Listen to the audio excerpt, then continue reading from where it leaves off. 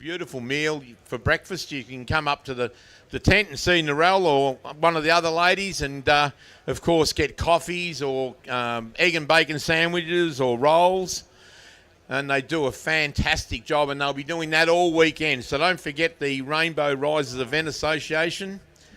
And we'll get a little bit of office work out of the way. We've got Ultimate Helicopters up here as well this weekend. And, of course, they're giving rides. And I've got a price list here. A short ride's about $80, and they're up here next to the food tent. So if you want to sign up for a short or a long helicopter ride, or even if you want to go and follow one of your cars, so you give the pilot your car number and he'll go out and find it for you and take you on a long ride around the circuit. So that's certainly exciting. We've also got our class sponsors, which we'd like to thank. We've got the ultimate class is Racer Imports. Class 1 is Nutrien AG Rainbow and Nutrien AG Nil are Class 2. Class 4 is Warrigal Machining and Mechanical, which is Peter Simpson. We know Peter. He's a competitor here this weekend. And Class 6, we've got promotional products and uniforms.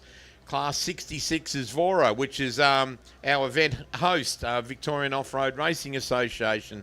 So they're sponsoring Class 66. And Class 7 is the Mallee Earth Moving. And then we've got Class 10 is Glendarren Auto Panels, and Class 11 is Brown's Gibson. So last night we had a great night in town, wasn't it, Glenn, in the town in the main street there with all the sausage sizzles and scrutineering. And, of course, we would have picked the best presented car, which was judged by the scrutineers, which will let everybody know tomorrow at the presentation after the race who won the best presented car. So there's a bit going on in town here this weekend. Yeah, and we've got Sandy Bowman here, of course, and he did a great job with the live feed last night in town, Sandy, and it's good to have you here, mate. Thank you and good morning. Good morning to everybody out there listening today. It's going to be a cracker event. We've got cars lining up on the start line. There's a few Class 7s off to start with, and some of the smaller Can-Ams, Yamahas, UTVs out there for their first run for the day. So welcome everybody to the ARB Australian Off-Road Racing Championship Round 1 out here at Rainbow at the ARB Big Desert 480. We're excited to be here. As Darren said, last night in town, the phenomenal amount of energy and effort put into those cars. They're all got a little bit of their first layer of dust on them this morning from their pre-run of the Prologue track. But when they came out last night, they were looking fantastic. Some of the cars, I have never seen such a high-end calibre of cars at a race in a while. So best presented car. What do you reckon? Who was it, Sandy? Last night. I'm going to put you on the spot, mate. Burrows. I still like Matty Hansen's car. Always comes out professional. The whole team is spot on all the time. I don't know. Of course, the Burrows team this weekend. Brand new car. Oh, and the whole Burrows family's racing this weekend. Yep. For the first time. Mark and his two boys. And he's got his brand new car out. He's been putting together for a little while. The old car, his son's in the old car, and they've taken the turbos off and dropped him back a class. I think that's to keep him away from the old man. Yeah, that's a good move. I'd do that too. And of course, and the other reason why Mark's done that is because you can't have your son beating you. Well, that's right. Yeah, there's no chance that's going to happen. Mark won't let that happen. We do have a couple of father-son teams out here this weekend. We've got Danny Brown and his father, Andy Brown. Certainly. And we've got a lot... it's all about family, isn't it? There's a massive family attendance here. I can't believe some... we saw it at Pines last year, the last round of the last season. I saw their Sibos had 4 generations out there. It was fantastic to see.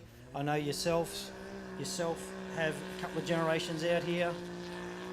We've And got our first... the Chapman, Clayton Chapman and Stuart Chapman from up in Queensland. Yep, both running Pro Class cars. So we've just missed the first car off the line Steve Chilby, in a Can-Am, X3 Rotax, 900cc. and although they're only little, with little engines, they have got some punch, and believe me, they keep up with some of the bigger cars quite easily. Well, the motor in those particular Can-Ams, they're a snowmobile engine. That's where they originated from, Sandy, and they're a really good engine and fast and four-wheel drive too. And I've got to tell you, there is zero snow out here this weekend. The temperature's meant to be mid to high 20s today. The dust so far on the first car off, I think they're running them, they said about a minute and a half, but that's the only car in that class, so they'll run off some Class 7s next. Looks like there's 3 Class 7s there, Sandy, and it looks like it's a minute and a half gap, which is excellent with the 60 cars we've got here this weekend, 60 class cars, that's for sure. And it looks like we've got 3 Class 7s, which we call basic standard four-wheel drives, don't we? Yeah, Class 7's like a performance-style four-wheel drive. So over on our right, anybody that's here, we do have our screenshot big screen over on the right. You can see all the action. We've got a few cameras out and around today. We'll have a few out in amongst the actual race throughout the day as well. So hopefully we can give you enough information for those watching at home and listening at home. And for those that are here, you can peer over to your right and be able to see pretty much everything that's going on. There'll be some spots we can miss, we may miss, but there's already a line of dust out there. We've got out there already. We've got 729 Connor Cooper and Daniel Oldacre from South Oldacre. Australia in the Nissan GQ Patrol, Sandy. And now we've got car 798, Norman Hank Parker and Mark Robinson, all the way from Queensland. So we've got a good array of competitors from all over Australia here this weekend. And the first car was New South, the second car was South Australia. Now the Tilson brothers are about to leave the line. I saw Yep. they towed Connor Cooper's that GQ Patrol in from the pre-run of the Prologue track. I'm not too sure what went wrong there, but they're back out there circulating, which is always good to see. A couple of young Bogan boys, they call themselves, from Mount Gambier area. As you see, the 76 wagon leave the line for his first lap. Turbo diesel, 4.5 litre 76 series Toyota.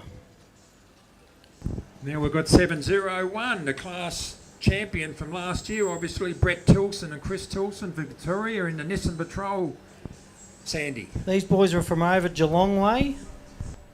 They've got, and amongst their little group this weekend, I think they've got 4 cars you'll see lined up back there. The three back down the back there from the Forsmans that have all got Ryco down the side. These guys have been just recently converted this car from a carby to a fuel-injected TB42. So basically standard patrols, pretty much everything. This is sort of what myself started off in, the GQ patrols. Still got a couple at home, but they're a good fun car, good entry-level car to go out and get started in. Well, they're basically standard bar suspension and a few tweaks to the engine and basically roll cage, of course, and full harness and seats, and that's about all, isn't it, Sandy? There's not too many other things you can do to these things. Well, there's safety equipment. You're still allowed to... You've got to retain one shock in the original position, but you can add a second shock absorber. You can add a hydraulic bump stop. There he goes, leaving the line. You're allowed to do some other bits and pieces like change gear ratios, etc., etc. Still be a long day in the office, Sandy, around a place like this, wouldn't it? One of those. Look at that one over there. It's pig rooting through the centre field. Yeah, Connor, they'll be a rough ride, especially when they get out the back tomorrow in those when they hit the edge of the desert. Those whoops out there, they're they're not spaced far enough that you can hit them with any speed in one of those cars, and they're quite deep, you know. So Sounds like you're talking from experience there, mate. I've had a fair bit of experience with getting thrown around a Class 7 or Class 8. Got our first buggy on the line now, car 133, which is Kurt Stephen and Mark Gray from South Australia. In the Tegel Excavations Martin Racing Truggy, and it's powered by a 3.5 litre Nissan VQ35. Very popular engine, the Nissan VQ35, 3.5 litre, normally aspirated. They're very popular, very powerful, and they certainly fit into the off-road scene very well, Darren. Mate, Kurt Stevens, Tegel Excavation, they're a good sponsor to have behind you. the guys that put it all on for us at the Pines at the end of the year. Let us use that, the quarry and the Pines event out there. They put a lot into the sport of themselves. Yeah, it's a great event. It's a great final event, and it's a good presentation night, isn't it? Because they present the trophies for the day or for the weekend, and they also do the championship 4-round as the first car comes through now. Car 614. He's completed his 8 kilometres of his qualifying prologue section. And as they go across the line, we'll be giving you some times as they come up to the commentary. All right, we'll have a little break between classes, which they do just so that the track can be clear for the next class to come through. The Tilson boys are fairly over on our right there. They're having a fair ride through the whoops, and I did the pre-run. I don't know if you fellas did the pre-run yesterday, but in a standard car, we went round our 200 series, and it was rough. It was, especially in the stadium here. This event is known to have a little bit of water on the track in previous years, and this year it's quite dry and quite hard. So I don't think you're going to see any of the track chopping out directly in front of us here, maybe out in the desert where the sand is, but in here it can be quite rough. And when you're in one of those smaller cars, like these Class 7s, you can really cop a fair crack. I see Heath Whedon's lined up there on the start line. We've raced directly side by side with Heath in the past. Here is 6684 Matt Lavis and Andrew Dans from New South Wales in the Yamaha YXZ 1000R. Side by side, there's the start line. So they mixed them up a little bit here. The next car, like you said, Sandy, is Heath Whedon and Michelle Whedon, which is strange. They normally run them all together. They do normally run in class order, so whether they've run off previous finish and start times, they're sometimes graded in vehicle speed times rather than classes. But just watching the buggy go through the infield, the first buggy of car 133, Kurt Stephen. It's a lot different to watching the standard four-wheel drives travel through there, where it really shows how rough it is. But the buggies make it look a lot smoother, and the trucks will make it look even more smoother, Sandy. I can tell you, the trucks are going to love it out here this weekend, these big guys. We've got Heath's down on the start line there. He's running a TB48 engine, a standard GU Patrol. Not much done to this car. I know he had a few engine issues last year, which we did mention last night, and he reckons he's got it sorted now. So we're hoping for him he can have a clean run this year. And as a Class 7 that I raced against, we tackled the championship a couple of years back in a Class 7, and side by side we were pretty much equal. So I know how fast this car is. Still running a manual 5-speed in it. So we've got the first time in from Steve Chilby, and he's done a 6-minute. I just saw it flash up on the screen. 6:35. So that's a good time. 6:35 for an 8-kilometre course. So it must be quite fast out there. So as the times come up to the box, we'll let you know. So 6 minute 35 for car number 614, which was the first vehicle off. Who we got lined up out there? Looks like we've got 2:10 on the start line now, guys. Brad Gerrity and Rod Berry. And Brad's from Northern Territory. That's interesting. And Rod's from New South Wales. I wonder how that all works. But in a Chambers, sponsored by Chambers Engineering and Thinkwater Alice Springs. And it's a tiny built GSX R4, and it's got a Suzuki Hayabusa 1340cc engine in it. Which sound amazing when they're on song out there. They're a fantastic sounding vehicle or engine. So it'll be good to see how that goes. Some of those smaller engine cars. And he's off the line. He's not real fast moving off the line, but Gee, they rev, don't they, those Yeah, little that- Suzukis. Look at that thing fantastic. revving. It's got a bit of momentum Now now into it's the first moving. corner. yeah, now that it's moving, it's well on its way. Here comes Connor Cooper's car. The Bogan boys in their GQ over the finish line for the finish of their first prologue. They'll be happy with that just to get to the finish so they can reassess how they're going to tackle the rest of the 400 and something kilometres. I tell you what, have a look at this blooming 76 wagon coming over the line. He's No got some cares. momentum. He's made up some time. There was He a minute has. and a half gap, and I reckon there's only 10 seconds now, Yeah. Sandy. So he's picked up probably A good minute. a good minute plus GST, I reckon. Hang But on. hold on, Hang the on. fire might have gone out. We I might reckon you're have right. might be the commentator's curse here. Oh, he's lost some gears, but it looks like he's going again now. We're currently watching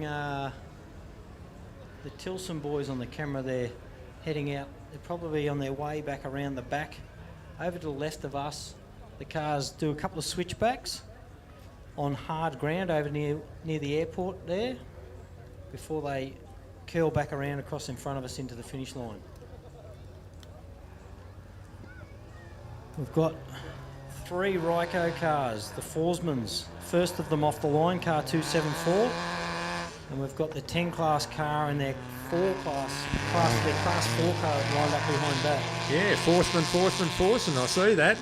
This is car 274, Brendan Forsman, navigated by Marcus Winton, in the Tickner Motorsport Rat Bag, powered by a 1600cc Toyota. They've got Ryco, Repco, NGK, Raptor, Karcher, Geelong Full Drive and Camping.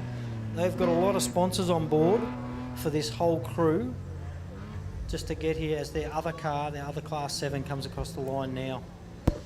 Well, we've just looked at the times now, and the first 3 are in, and we've got Steve Chilby done a 6:35. We've got Brett Tilson with an 8:25, and Norman Parker from Queensland an 8:33. Connor Cooper at a 9:46.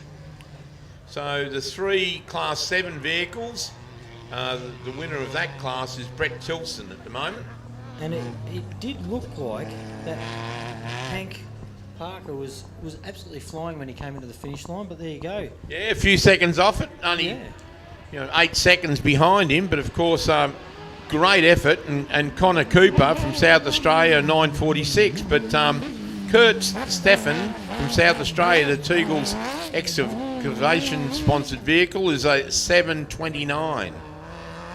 Yeah, and that 8-second gap you were talking about, there can be a lot of cars that will fit in between that after the prologue. So although you finish close to the cars in your class, by the end of prologue, you'll probably find that you've got 4 or 5 different classes in between you and your next competitor, which can help you or hinder you out there. Well, it just goes to show you that Steve Chilby in the Can-Am, very fast time. Super fast, mate. Yeah, 6:35. Gee, some of the buggies be hard tossed to beat that time. We'll see. I'm sure we're going to see some, I was going to say in the 5-minute bracket, and I reckon we will for some of these big guys, but we've got the first of one of the Class 4s lined up at the start. That's another Forsman car. Chevrolet Silverado, LS2 V8 6-litre powered. Super popular engine in these cars, 6-litre LSs. Don't get many many other flavours. Gartner's always run a Ford, so the odd Toyota and stuff out there, but it'll be interesting to see what engines, what survives and what doesn't. Hopefully the dust doesn't impact these cars this weekend as far as engines go. I know in the past sometimes we've had things like, you know, a real wet event where the mud will get into seals and kill CVs and CV seals and engine seals, etc. But sometimes the dust can get in past air cleaners and destroy them as well. Here we go with 6864 over the finish line. Little double bounce there as he comes in. You can see that. Matt Labus and Andrew Dance from New South Wales in 6684, Sandy. Oh, it's 6684. It was a double six going by my paperwork. And Of course, 6684 just did a 7:45. neat. 7:45, great time. Happy with that. Third fastest at the moment. Got our first 10 car on the start line now, boys. 1071, Thomas Forsman for Victoria on his own by the look of it, in the multi-sponsored Nissan SR20 buggy. He's actually already left the line. He's out the back there. Sorry. Yeah. We've got a tree. For those that aren't seeing what we're seeing, we've actually got a tree, right between us and where the cars are lining up on the start line. You're right. I tell you what, that tree mightn't be there tomorrow. I think maybe something might hit it. But It's in a good spot, isn't it, that tree? Yeah, we're looking for someone from the hardware to bring down a chainsaw. Yeah, but you're right. It's we've got 1082 to second of our Rod Stever and Jason Lavis from Queensland, Stiver, in the Southern Cross Mark V, powered by a 2.4 litre Honda. It's got some stick too. Look at that go. On grade grader hider, SWC Automotive and JL Industries, their sponsors, running a K24, which is seeing them popping up between a few different cars now. Yeah, really popular in the 10 class cars, Sandy. They can just bolt them in and put a computer and a few goodies on them, and they can get good power and bloody good reliability. Well, it's a new Class 2 class, really. All the guys that used to run Class 2 have moved up now to Class 10 purely because the engines are more available. You can go and buy a 2.4 Honda for $600, put it in the back of your car, come out and have a great weekend. That's what it's all about. So those cars, those 10 class cars used to be currently up to 2.5 litre. Yep. And the Class 2 cars were a 1650. That's right, but 1650 engines are not readily available now, yeah. Sandy. So, but the 2.4 Honda motors, there's plenty of them in the wrecking yard. So, and they're a good little goer. So, Class 10, there's a lot here this weekend. There's about 10 cars. Yeah. There's a 210 car comes through the finish line. Very popular class. 210, it'll be interesting to see his time. The first starting to get a few buggies rolling through. We've got 1007, Sean Ratcliffe from Victoria in another Honda 2.4 litre Potter. He was away buggy. like a jet. And I had a look at that car last night, scrutineering. Pretty well presented. Certainly was. Yeah, it's only a new car. It's his first race. Oh, really? Yeah. Their there you first go. race, yeah. So, no, it's the first race for that Shawnee vehicle. Ratcliffe looked good, yeah, it was a nice car. Yeah, I'd had a look at it myself and well presented. It looked short to me, so it'd be interesting to see what it, It does was, out the yeah, back. it was shorter in the wheelbase, no doubt. Yeah, about a 107-inch wheelbase, There you which go. is unusual to a bigger ultimate class buggy, which is about 120 in the wheelbase. There you go. The car number 210 is second now on time with a 720. That's Steve Shelby. Gee whiz, 635. He's holding on to it, mate. Absolutely. Maybe because he got some fresh air. Maybe, because- but then again, it's pretty good with a minute and a half gap, unless you're real fast and they're out of sequence a little bit and you catch somebody, which is always annoying in a prologue, isn't it? I've always said that those Can-Am turbos, four-wheel drive, hard to toss Yeah. on a short Yeah. track like we've got here today, 8 kilometres. They do handle that a little bit rougher. But the big boys haven't come out yet, Sandy. No. Wait for the big boys, mate. We've got the 14th car on the start line now, 10:38. Dave Groton and Jess Farrow from Victoria in another 2.4 litre Honda powered buggy.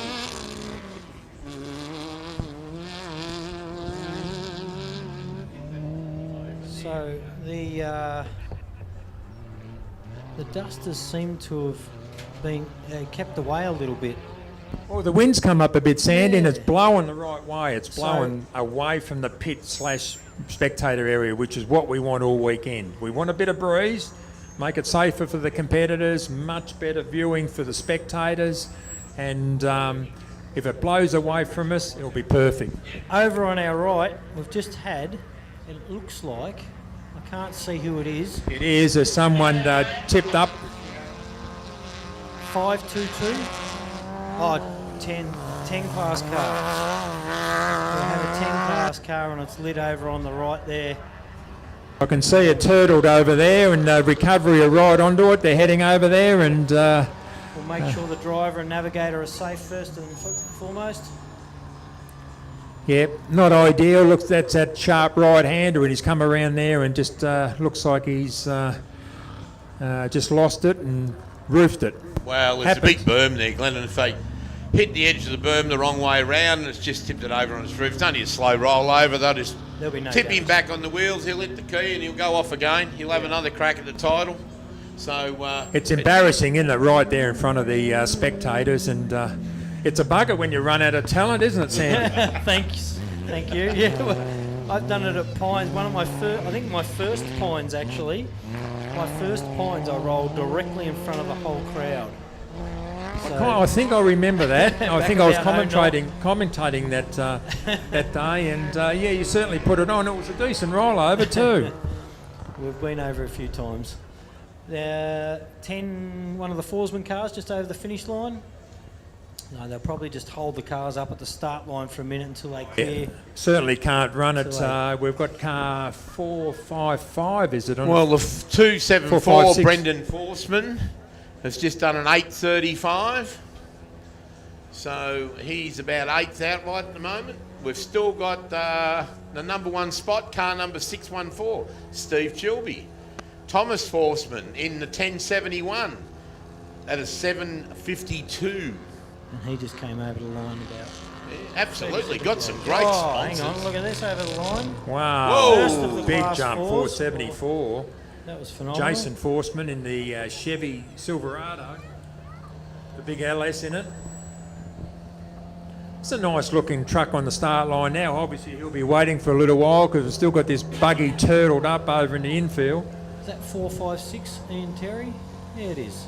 4-5 Ian Terry and Joel Kershaw. It looks pretty plain. Obviously they're looking for sponsors. It's a Ford F50 trophy truck. That Well, that, thing came out at Pines. It was orange last year. So they've changed it to a plain Jane white. Maybe he's trying to go undercover or something, but it looks pretty bare, like it needs some sponsors going on. We've just had Jason Forsman in the 474 truck Mate, up look to at that second time. outright at the moment with a 711. Still Steve Chilby's time. Gee whiz, that's He's nearly a 35 seconds faster than Well, we've everybody had 15 vehicles leave the start line, and our first vehicle in the side by side, he's still the fastest.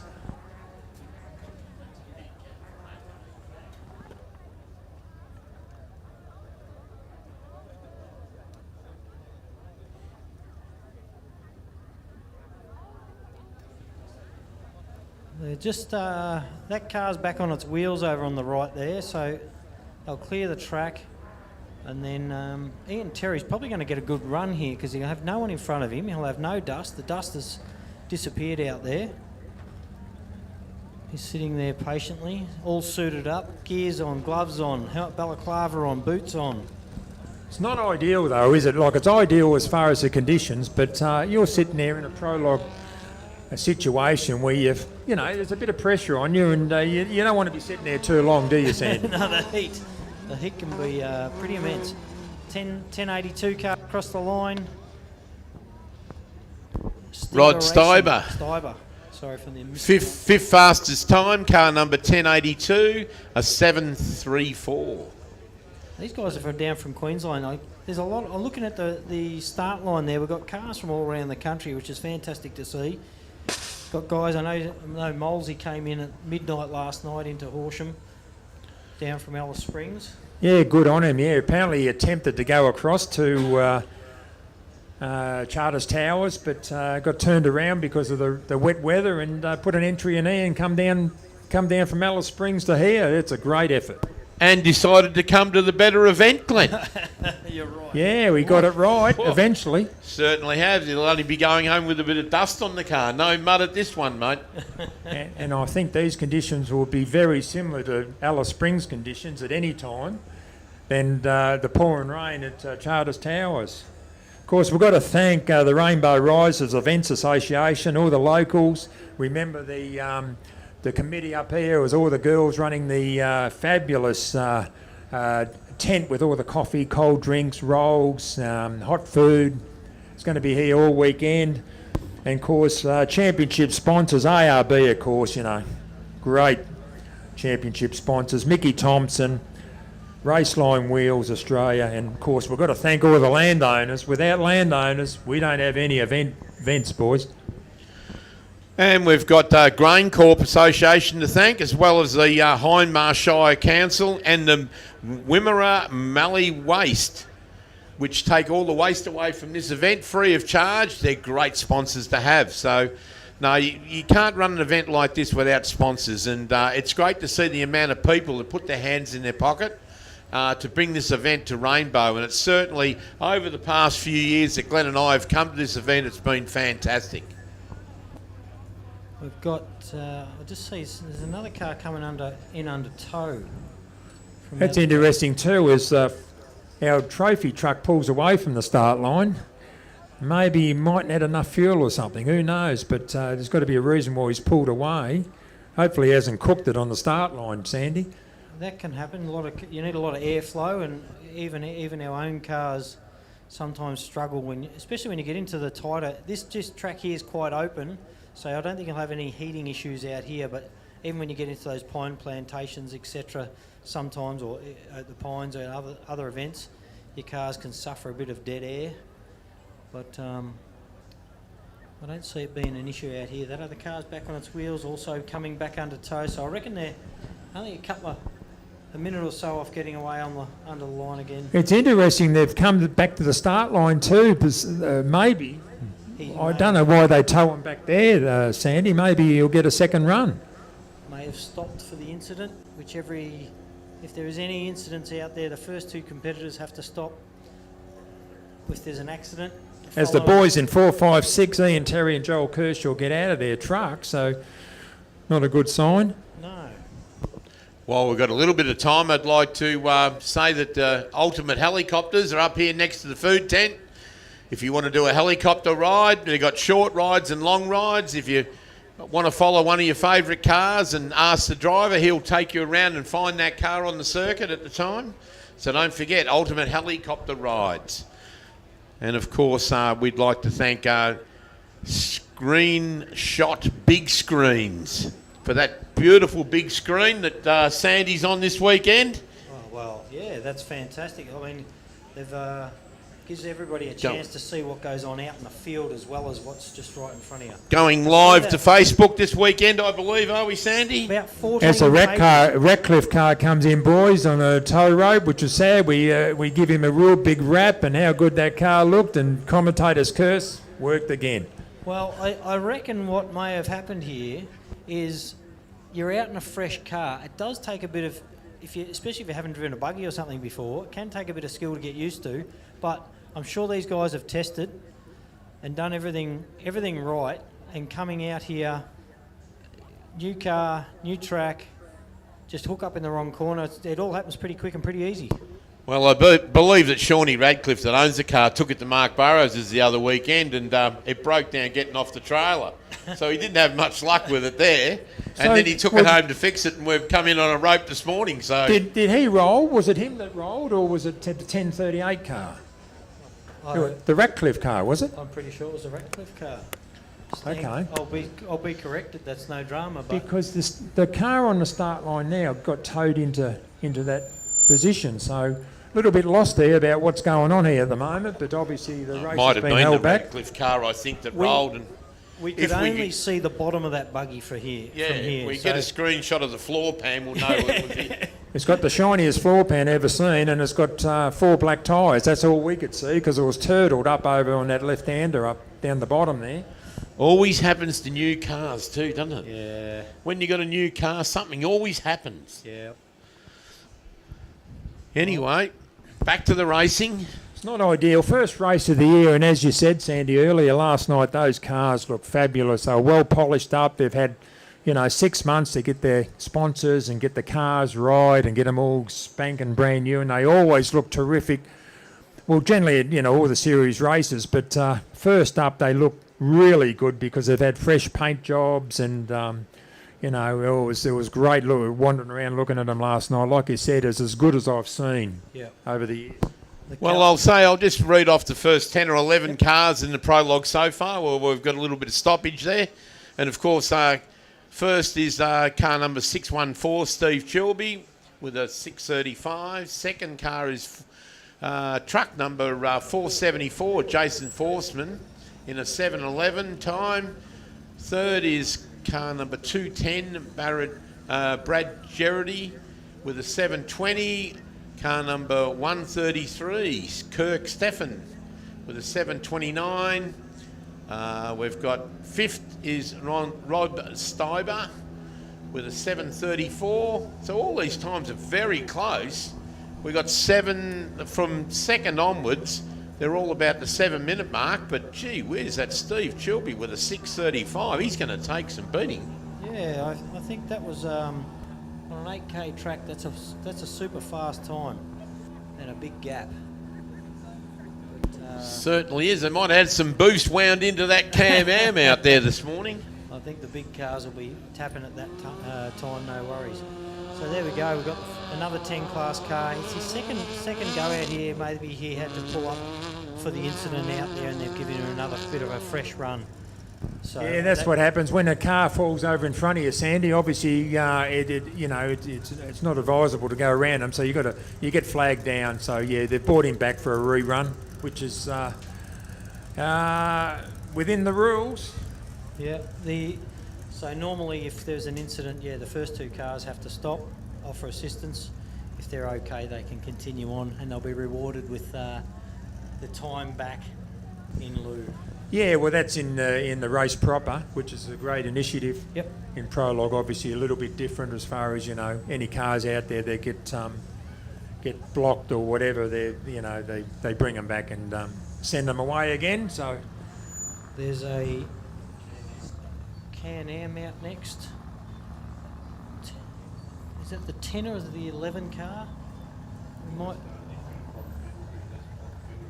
Brock Pendlebury's behind him. Pete Makem, 1122 car. I think I had a quick chat with him last night, and he's changed the front diff and a couple of bits, which has put him out of his regular class and put him into class 11. That's interesting. Class 11, right? Okay. Yeah. Can-Am Maverick X3 with a 900cc turbo Rotax. But a simple change like that against the rules and puts him into a different class. Yeah, and it's basically an open class. And it'd be I can see another one there. There looks like there's 2 of those. So it'll be interesting to see.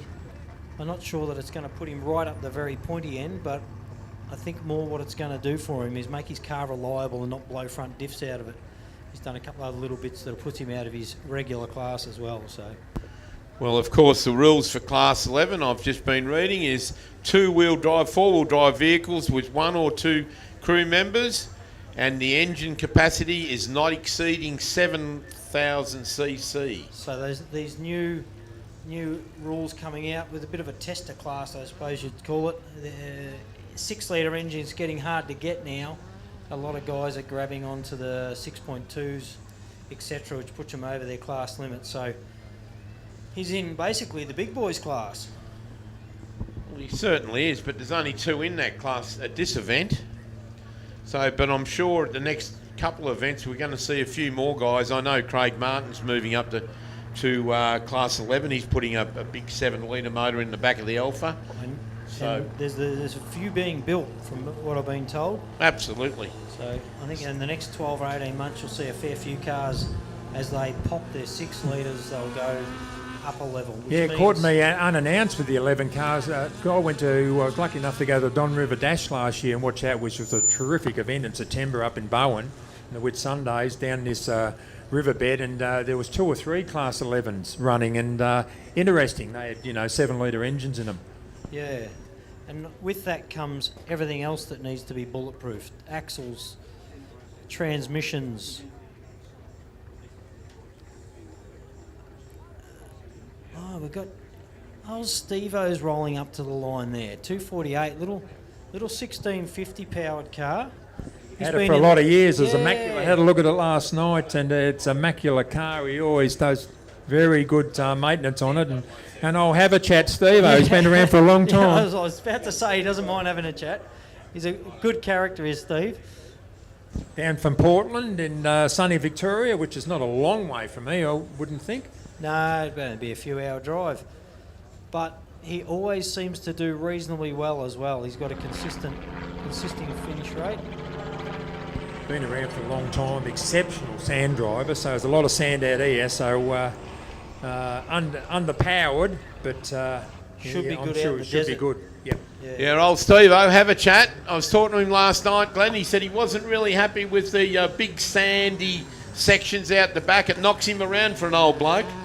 But pretty rough in that old Rivmaster, the old Hunter Rivmaster. Very capable, but obviously only a Class 2 car, so up to 1650cc, so it's a hard day in the office out of a place like this. But if anyone could steer it around safely around this place, it'd be Pete Stevenson, that's for sure. Now, we had, Darren, just word on what happened out there before, what cars went over and what cars... So the car that went over was Sean Radcliffe in the 1007. So that was the single-seater that we're looking at. No damage to Sean's car. And, of course, in the rules, as Glenn said earlier, the next car along had to stop and stop at the scene of the accident, so he got a rerun in the Prologue. Yeah, that's sort of what we thought was going on, but we didn't know who was upside down. Yep, no, it certainly was Sean Radcliffe. So he's had his first rollover, his first event. He made the third corner and stuck it on his roof. Hopefully he got it out of the way. Yeah, that's it. But the trouble is, things come in threes. Oh. The worst part about it is no numbers on the floor pan either, guys, so it's hard to pick when they're turtled, but that's the way it happens, and we've all been there. Several times. We should have 671 Scott Coulston up on the start line. In another Sean McQueen from Victoria. He's away. Gee, He's away. Don't they get going quickly, Sandy? They're just traction, 4-wheel drive, turbocharged 900cc, and they're pushing really not much. The heaviest part of those cars is the two blokes in it. I was going to say the two occupants. And of course, they're getting bigger and bigger, those cars too, and more power out of them. And it won't be long before we actually see a Can-Am or a Polaris win one of these events outright. We only need to get a little bit of mud out there, and with the 4-wheel drive, they're very nimble and agile, and they'll win. They'll take out first place in one of these events. Especially if it's tighter, Darren. If it's a bit tighter, because I only got a top speed of around, correct me if I'm wrong, around 130k. But they're just so quick through the corners and nimble, and you get a tight track, and you just won't beat one of these. Yeah, we can see the track on the screen, which has our layout. Bit interesting. And of course, we've got a couple of cameras out on the circuit on the Prologue track this morning. About 4 in total cameras. Beautiful. We've got a stoppage out there. Looks like there's a stoppage too. Oh, he's going again. The fire went out for a minute, but there's someone, looks like it's side by side. It's stopped out there on the screen, but he's just got going again. As now we've got some great footage of a car coming towards us as 411 leaves the start line. Fosters, great crew, great team, family-orientated team. Everything they have is purple. Kind of like everything I have, it seems to be orange. They've been at a few of the ARB Championship championship rounds in the past, and I think they're here to stay. Well, Mark Foster was, I think he got awarded the most travelled off-roader last year. There you go. He went to, I think, every off-road race that was around Australia last year. So he competed in every one. He's a die-hard competitor. He loves off-road racing. And that truck's certainly done a lot of work. That's been around a while. That's old Bernie's old car. Well, there wouldn't be much left of it. He's rebuilt the thing. You're right. Yeah, certainly great. And Talking about a competitor that's been around a long time, 1058, Class 10 car on the start line now. Kenny Holt and Jeremy Holt from Bendigo in the Raptor. Gee, Glenn, when I started racing back in 1978, I think Ken started racing. I'll have to get a sheet up on him, but I believe Ken started racing in about 75, and he's been around a long time. So he'd have to be well into his 60s, surely. But builds all his own cars. That car's got a 2.5 litre V6. I think it's a Mazda engine in the back with a Weddell 6-speed gearbox.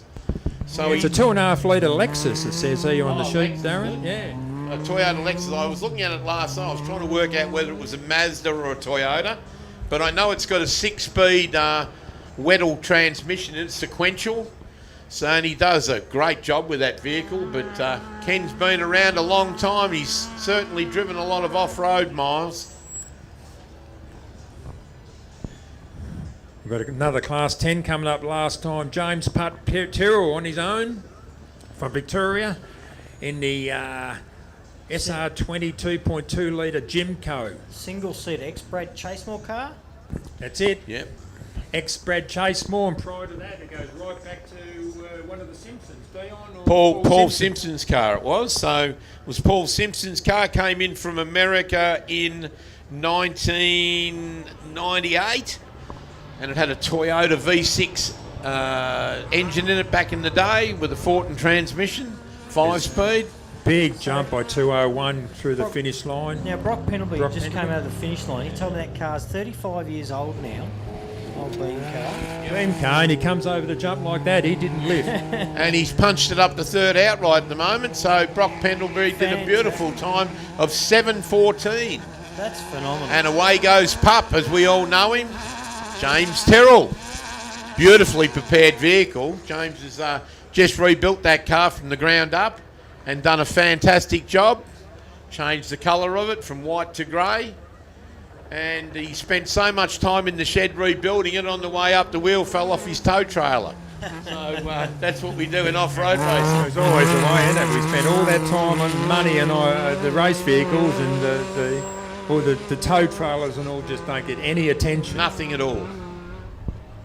It's like when you go out with your boat. You know, you go out with a boat, you work on your boat, and then the wheel falls off the trail of the boat.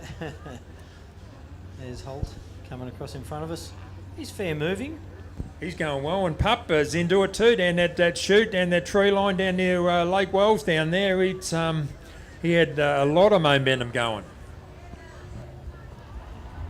Certainly. Great. Look at that view from up in the commentary box over that lake. Isn't it glistening, the water down there this morning? Phenomenal. I nearly went for a skinny dip down there this morning, mate. Did you bring your Speedos with you, mate? Not a good idea, I don't think, Sandy, because apparently it's loaded with all this brown stuff. Gee, Steve Chilby's time in that Can-Am is still 6:35. No one's near it. Here goes old Haverchat, Steve. Old Haverchat will give it a bit. And he's car number 248, Peter Stevenson, a 7:29, 5th overall. There's 408, Dean Miller and Joe Cassius from New South Wales in the Ursic Chevy LS2 6-litre trophy truck leaves the start line. So we've had Brock Pendlebury. He's on top of the Class 2 at the moment. He's 3rd overall with a 7:14. And then we've got Peter Stevenson. He's 5th with a 7:29. So there's three, the 3rd, 4th and 5th outright, all Class 2 cars. Interesting. They're not the biggest powered cars out there, but they're up the pointy end. So it'll be interesting to see what Now, the track's smaller in here, but it'll be interesting to see what happens out there tomorrow when they've actually really got to get out on those long roads on the way out to the desert, because there's some fair, I'm tipping the cars will be hitting well over 200k an hour on the way out to the desert tomorrow and on the way back in. Yeah, normally here we've got the local policeman, Tony. He goes out there and he gets his radar gun and he radios back to us. So more than likely, if he's not too busy, that might happen this weekend. And it's great getting the speeds that they're going down there. So we've got Trevor Chandler and Jake Williams on the start line in car 37, our first ultimate vehicle. He was entered for not St George. He's into it too. That's a Jaguar powered buggy. He was heading off to Queensland for the first round of the ARC, but again, the weather scared him off, so he's entered here.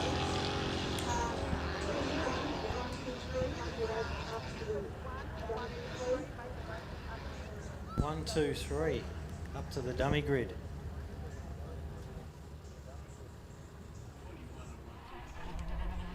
It seems like a Burrows car.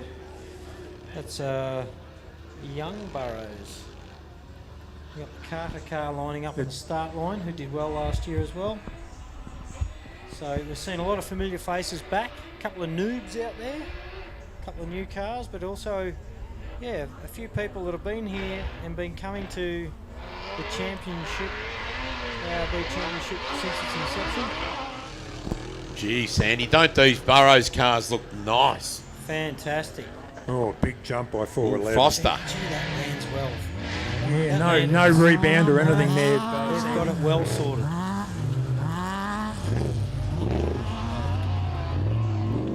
So we got the start line there. So Number 18, Mark Dean Carter and Brad Jacob from South Australia in the Razorback. 6-litre Chevy powered buggy. Ooh, Mark Foster back. He's up to second outright. Mark Foster must have been flying out there. He's done a 7:06. Yeah, that's not bad. Yeah, good time. 5 seconds puts him in second place. We've still only got one car in the 6 minutes, 6 minute 35. That's going to be a hard one to toss. Oh, big slide by Chandler. He's into it in the infield. Through the right-hander and over these series of jumps in the infield. And the King Chrome buggy.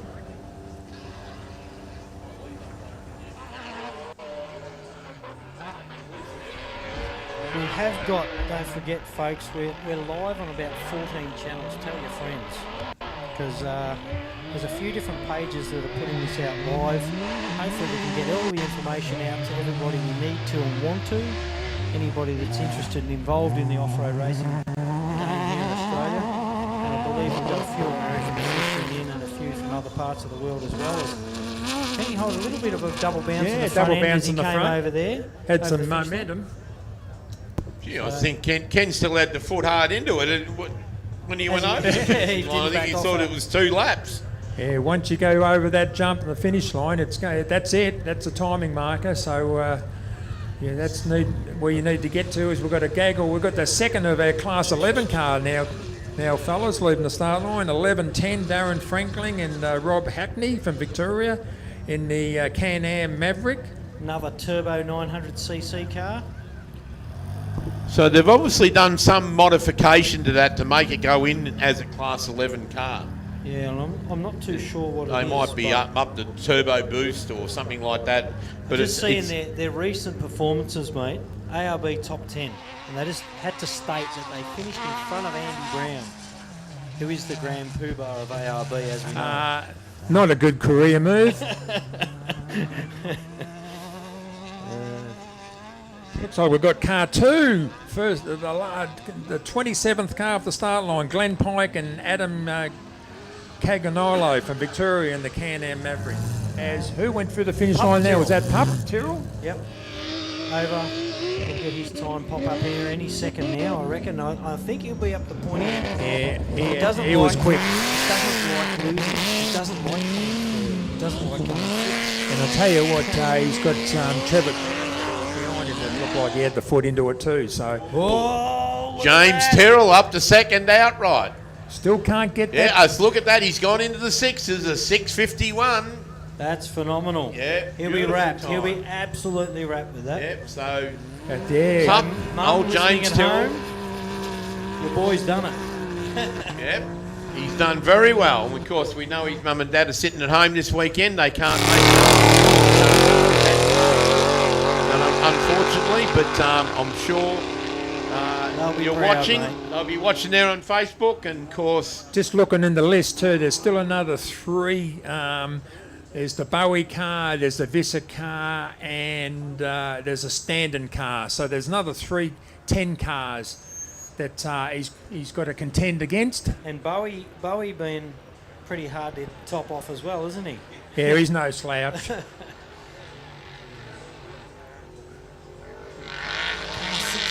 I think it's 690.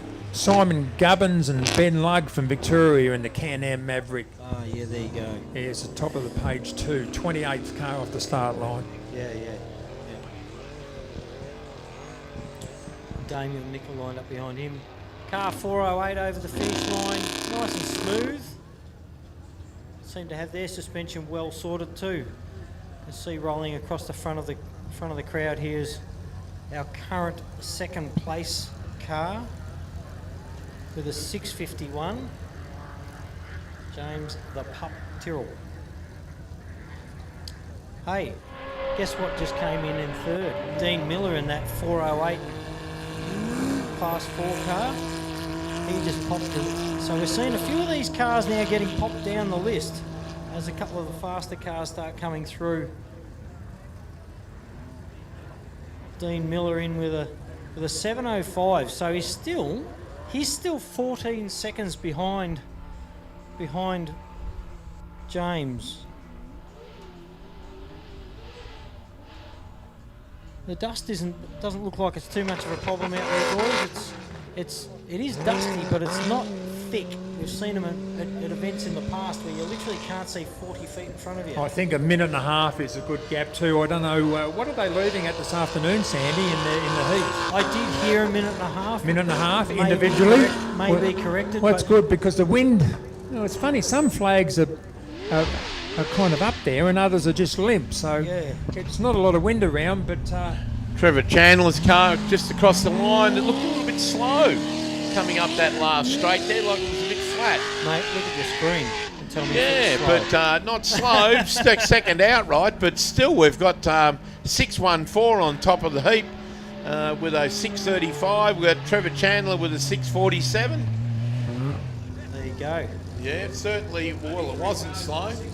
3 cars in the 6 is correct, yeah. Yeah, that's right. And we've got James Tyrrell, who's third outright at the moment. So, of course, they're all going for the Raceline Wheels Australia Prologue Trophy today. And, of course, straight after the Prologue, there'll be a presentation down there where the ARB flags are flying for first in the Prologue this morning. Damien Nickel and Cameron Percy, car 430 in the Nickel Off-Road Trophy truck with a 6-litre Chevy. I've raced against these guys side by side with these guys in the past too, and they don't mind a battle either. It's pretty quick. They've done a lot of that work on that car themselves. You don't give in too easy, though, do you, Sandy? I don't No. give in myself. Look at that beautiful jump. Who's going to win the longest jump of the weekend, we reckon? Oh, we all know Greg's got it. Yeah, Greg Gartner. Greg likes to have a crack, doesn't he? Class 4. Yeah, I tell you who else doesn't mind a big jump is Mick Mayer in the 482 car, was it 4? Yeah, Mick likes to have a big jump. Yeah. What we should do So- is step out and put a witch's hat there for today or tomorrow, so Give we him a little bit know. of a teaser. Yep, and we'll give a bottle of champagne to the longest jump of the weekend. It's all about What do you reckon? momentum, isn't it? It's all about speed leading up to it, and Greggy Gartner is probably as quick as we get. But a couple of those big boys might give it a bit of a shake. And don't forget, we've got new cars out here. Max Burrow's new car. We haven't even seen that jump yet, have we? No, you're right there. But So, you never know. we've got some nice awards for the weekend. Who we got off the line here, Glenn? 1092, Dale Standen and Craig Ball from New South Wales in the PPR Nissan SR20 powered buggy. Another class 10. Gee, that class is definitely growing. year by year, it's getting bigger and bigger since it was brought in just a few years ago. The Nickel boys out in front of us. Yeah, he's into it too. Yeah, the 10 class, that was the best initiative that they made for a long time, because as Darren said earlier, the 2 cars now with up to 1600, the motors are just so hard to get. And a lot of those drive lines will handle a 2.5 litre. Oh, so they correct. can just pull one motor out and upgrade without having the issue of blowing gearboxes and snapping CVs, etc. So Exactly it's kind of right. an easy upgrade class as such. Well, I'd like to thank Screenshot Big Screens for all the people who are sitting at home and watching this on Facebook and getting a live coverage coming from 4 cameras. And of course, we're going to have Sandy out a bit later on today, and Sandy's going to be roving around with the camera, interviewing a few drivers. Is that right, Sandy? Yeah, as they come in, we'll be out. We'll try and get down in the pits and show you how it all works down there. We've got a beautiful new big pit area, well laid out. We'll follow everybody and anybody we can. Might do a big long screen shot from the commentary here. Big jump. We're looking over the pits here. It's about 5 acres. The pit's all gravelled. It's just a sight to be seen, isn't it? As a Middlemiss car, Dave and Alice Middlemiss, 117, he's no slouch too in the Cougar 3.5 litre VQ35 powered buggy. I believe it'd be one of the fastest beam cars in Australia at the moment, Glenn. He'll have to be. He'll be. You watch him. He'll be into it. Your wife on board as a navigator, and he always goes very hard, David. Yeah, bottom half of the throttle everywhere. A great competitor. Tries family man, brings the family off. All his family put a tent up on the hill here, and they have a great weekend racing. Yeah, that is right, mate. The Middlemiss crew have been in the game for a fairly long time now too, haven't they? Oh, certainly have been from Ballarat. We've got, you said Sibbo coming out to the start line here. Of course, Glenn Pike just went through in the Can-Am. He 5th outright with a 6:56. Another great time, Sandy. Yeah, they're definitely getting well under the 7-minute bracket. So we've got a few under 6 minutes at the moment. So we've got 6:35, 6:39, 6:47, 6:51 and 6:56. The Transvent 433 car leading the line. These boys know about off-road. They've been doing all types of off-road for a very long time. Certainly have. The Simpson car driving around in front of us at the moment. The green weapon there, the truck. And of course, Peter only knows one speed, and that's flat out. So he's going to put on a good show for us here, ladies and gentlemen. Of course, if you just come to the circuit, you're watching the Prologue. This is our qualifying to see who's going to start this afternoon. In what order? Yeah, in what order? So at the moment, we've got car number 614, Steve Chilby. He's the fastest.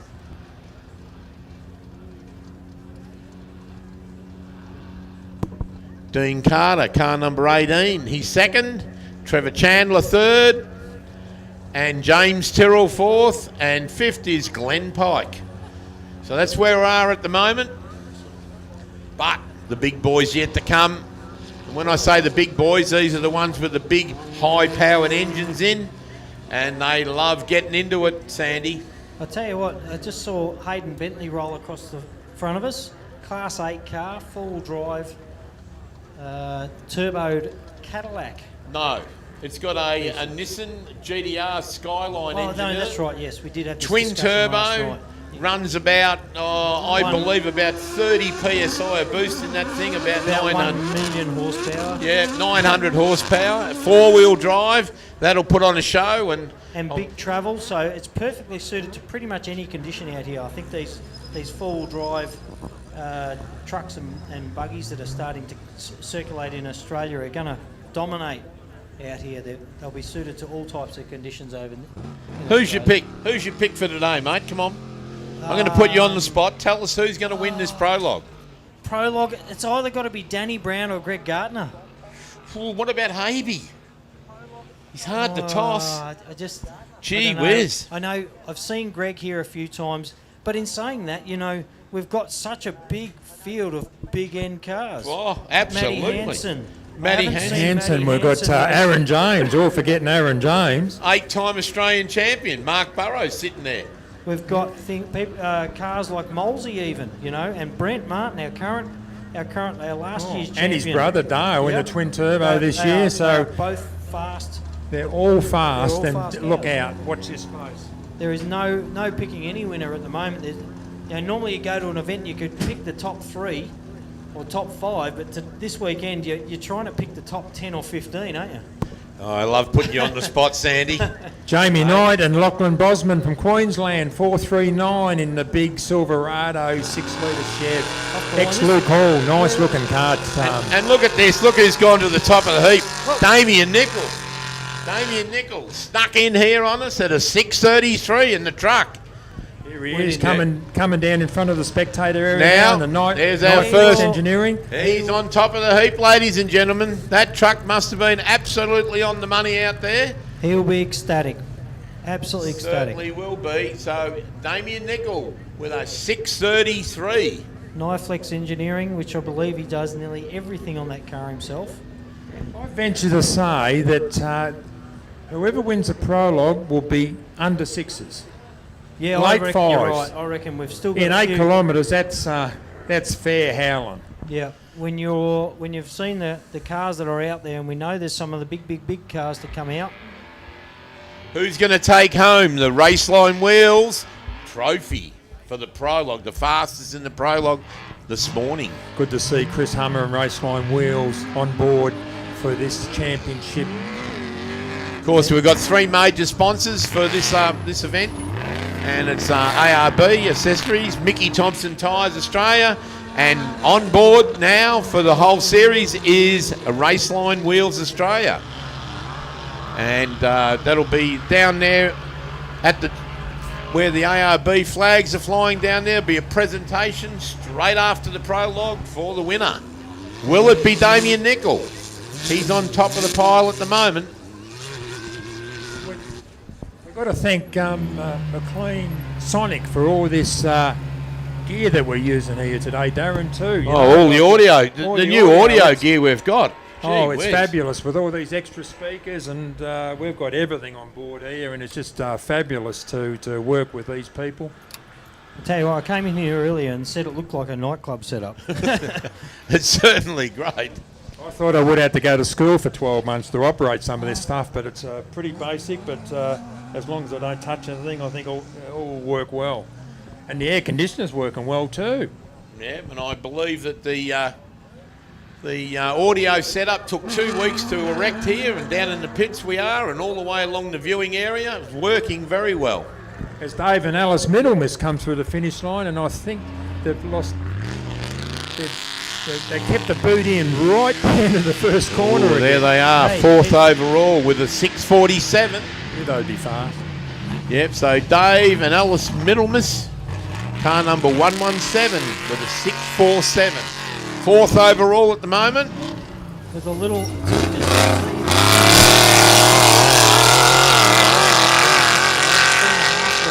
A 3-litre in that Jag, Trevor Chandler's car, and a little Rotax 900 turbo. For a 1057, Rod No. Visser and Cody Visser in the Lumacraft, powered by the, again, the 2.4 litre Honda.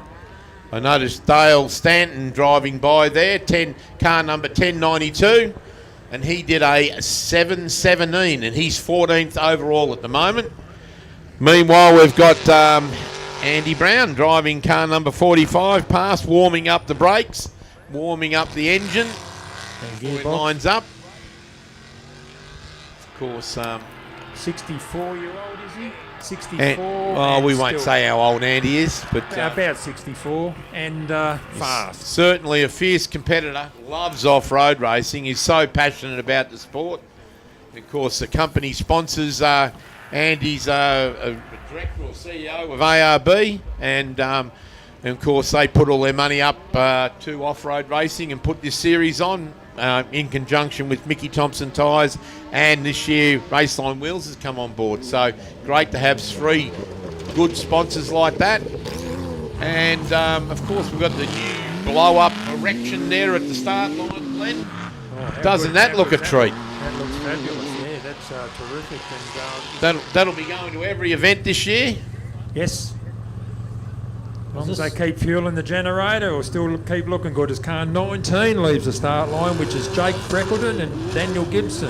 Apparently they're keeping that thing erected from all the hot air that's coming out of the commentary booth. Says you Oh, well, guys. it'll stay erected if that's the case. There's I just see Class 4, the Denham's car, 433 came over in 4th place, mate. 643. So we're starting to get a fair few more cars down the 6-minute bracket. Certainly are. That's a great effort. Of course, Michael Denham's been around a long time. Beautifully prepared truck. Looking Just at watching it it last going night down the front of main us street. now. It's, how good's that look? Look at That's that. giant What a trans fan. picture. Yep. That's Beautiful. a good looking truck. And he's competed all around the globe. Gets in around a off-road. bit, doesn't he? Yeah. As we've got Mark Burrows on the start line and Tom Burrows, all the Burrows clan out here this weekend for the first time in the brand new Monkfab MF101, which is the first one built. Buggy, powered by a 3.5 litre. Of course, Mark's our 8-time Australian champion. And in with him, his very, very first race is Mark's youngest son, Tommy. And Tom's about 17, I believe. And he's having his first navigator's job in with Dad, so he's going to enjoy the ride. He was telling me last night he just wants to navigate once before he takes over the right-hand side. Oh, is that Good luck with that. But how good's this car look? Oh, look at that. Plenty of grunt. Brand new car, first out, 8 times Australian champion. And it definitely hooked up off the line nicely. Wasn't messy, looked very smooth, and smooth as fast out here. Brand new car. They always look nice when they're new. Hopefully he has a good run. Good paint job on that car. Yeah, who did that? Glendarren Who Auto did that? Panels. Yeah, right. Yeah. Was that a freebie, was it? It's just going down. You see him on the screen there going, he's flying. He's He is going. on He's got the some gas, eh? momentum. Well, Wow. Here's your pick coming up. Look at this, Sandy. I love this car. I'll tell you what. I loved it. Greggy Gartner. yeah. I'd never seen it go that slow. There's a big jump by 439, which is Jamie Knight. All the way down from Queensland, Jamie. Knight. Yep, Yeah. and the ex-Luke Hall, Yokohama-sponsored car. It's good to see. Got the Yokies on board. And I believe Jamie Knight is the president of the Gundawindi Off-Road Car Club. Yeah. The Off-Road Racing Car Indeed. Club. Now we've got Andrew Moles and Tegan Moles all the way from Alice Springs in the Northern Territory on the start line now. Now they were going to the other event which was being run in Queensland. Listen to this. They got turned around and they've come, I think they've done about 4,000 Ks to get here. This thing is fast, loud and he is strong. Sounds phenomenal. It's powered by a BMW S65 3.5 litre, but this bloke, he gives it heaps. Everything. Now, while we were looking at that vehicle, Jamie Knight went across the line with a car number 439, and he's presently 8th overall with a 654. Good time. Still 20 seconds off the lead though, mate. Absolutely. Nobody's got up near Damien Nicol. Of course, we've pushed Steve Chilby back to second, which isn't a bad effort. Still. And here phenomenal. comes 43 over the finish line. He's got plenty of momentum too. Is it 43 or 23? I see 42 rolling across. Son of Andy. Yeah. Young DB, Danny Brown and George Apted. Been together in the car for a fair while. How good's Back that look, from, Sandy? That is a nice look. Yeah. That is. Runs a Mate. V6 If you twin can get turbo GDR Skyline engine in that. Built in America in San Diego, the same as his dad's car, and that is what we call a hamburger with a lot. Yeah. Well presented. Beautiful car. Puts Those- out about 900 horsepower at the tread, so he's got plenty under his foot. He's come a long way from when he started back in Little Rodeo. Certainly did. I remember him in go-karts. But last year here, down that home straight, 237 kilometres an hour, and it ripped the tread off, Sandy. Yeah, wow. Matthew Burrows just left the line. Of course, Matthew, son of Mark Mark Burrows. and Sharon. Yep. And driving the Jimco, and he's had one season last year, done a very, very good job. It's got Jay Mitchell in with him, and it's got the 3.5 litre Holden powered engine in the back of it. Tell you who's doing a good job, Molesy. Oh, Gee, yeah. that thing's fast over on the left there. Oh, that's Visser. He looked strong too. Interesting whether we can knock over Pup Terrell in the Class 10. Well, Rod Vizza moved up to third overall with a 6:39, so that's car 10:57. He's third overall So in the put Pup confab. at first 10 car, is it? Just put Pup back to Yes. second in class. has he? Push Pup back a little bit, but James Terrell's down to 9th overall at the moment. But still, that's a great effort. Phenomenal. See 9:32 car on the camera there. They're up there fluffing around the back of the car. We've got 41 on the start line now. Is it 40? No, it's 95, sorry. It's Brett Rogers and Brett Richardson from South Australia in the 6 litre powered buggy. It's got a bit of stick too, Sandy. It seems to get going all right as well, hey? Pick the front wheels up. Burrows car. Keep your eye on that Burrows car straight out in front of us, folks. It's fresh And fast. and fast. And I'll tell you what, his dad was going pretty well too when he went through the infield. As we've got the Freckleton car coming through the finish line now, he's got some pace going. Big jump. Wow. Oh, and he's There's a lost wheel. the front left-hand wheel. And not only that wheel, Wow, we'll be how able to lucky. stop that wheel before the road, to be honest. I can see it. I'm gonna Man, go- that wheel is just, that front left-hand wheel is bright. I reckon he's lost the stub, Darren, and That wheel is heading down pit lane into the old pits. Hopefully, I'm just watching it go behind the silage pile, and it's probably going to end up just on the road. I tell you what, Sandy, you done well to save it because that could have got real ugly. Yep, I've seen that happen before, and it can certainly be dangerous when you see one of those things coming in. Well, they're Seems to certainly have too stopped. expensive to lose. You don't want to lose a wheel like that because, you know, it's probably about $1,000 worth of wheel and tyre. Yep, definitely. It's More than likely, there's a stub axle that's gone with it, I'd say, and I doubt whether the wheel would have come. Well, the wheel is certainly come off the car, but whether it's got a stub axle attached to it or not, I don't know. I don't know. We'll send a recovery crew or something down there to pick up that wheel. Hey, have a look at the finish line. Here it is. First finish. Nice jump for Mark Burrows. jump. We'll see where he moves up. We'll have the time very shortly. Car 21. Fresh car. Brand new car, just finished the pro. Oh, on top. Right up on top. Mark There you Burrows with a 619, ladies and gentlemen. 619. Car number 21. He's Smooth on and top fast. of the heap. First out for smooth and fast. 14 seconds ahead of anybody. So we're getting closer to the 5-minute bracket, but he's one of the top chargers out here this weekend. So you'll probably, I reckon we'll struggle to see much better than that. Of course, that is a brand new car, Sandy. It's its first outing. Hadn't turned a wheel, and it's gone out there, and he's put it on top of the heap.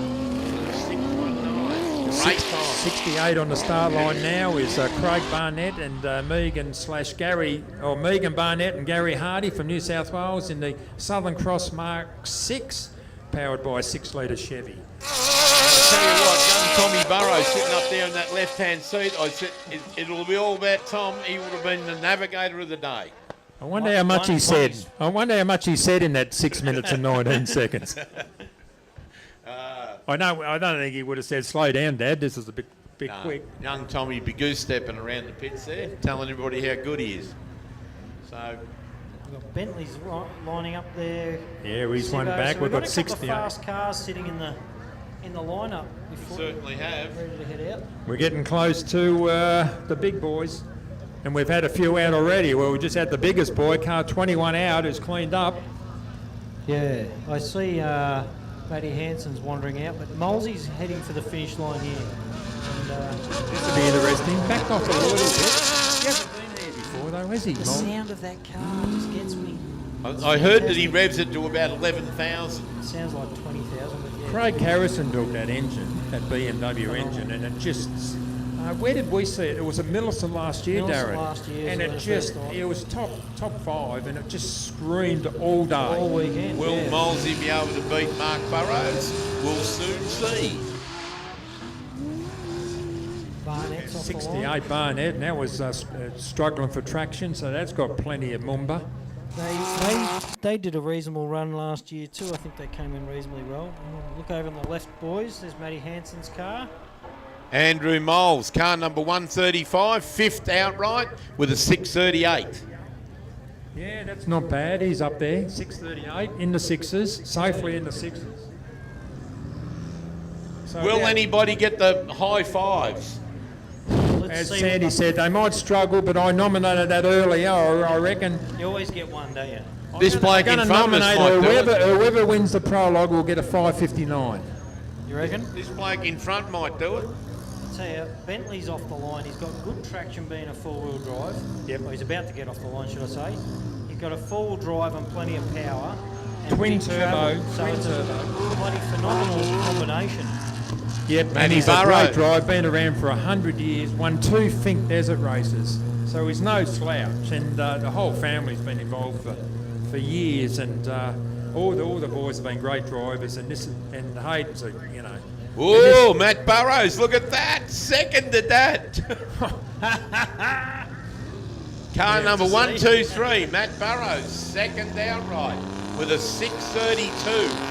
13 Watch out for this 6:51 car on the start off line now that just left 818 in the Racer Trophy truck powered by a twin turbo Nissan 3.5 litre engine.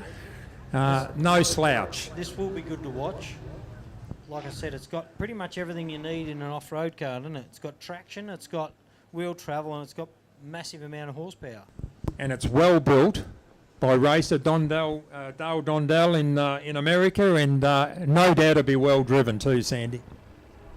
Yeah, we've got...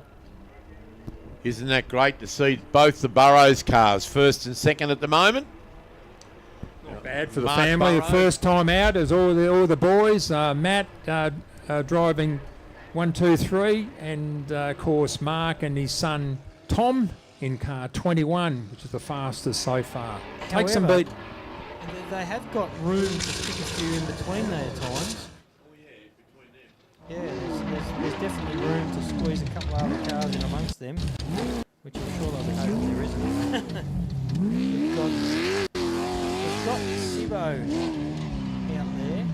See, there's a couple of big trucks coming out now. We're starting to see those times definitely all coming out. We're getting a lot of times down the 6-minute bracket now. We've got 23 there, which is Craig Krog and Tony Faloba. Talking to Tony before, yeah, he's navigating for the first time. He said it's a bit easy, his car's not quite ready, and they're from Queensland in the Razorback 6-litre Chevy. So, you know, there's a bit of talent in that car. Certainly is. While we've got a little bit of a break, don't forget to come up to the tent up here and see the Rainbow Riders Event Association. All the ladies in the tent putting on a great meal. You get egg and bacon and hamburgers and coffees. So just come up and see them while you're sitting on the hill. If you want something to eat, pop into the tent and grab it. See Narelle there and all the other ladies. They do a fantastic job. I just see car 95, Brett Rogers has slipped in between the Burrows family.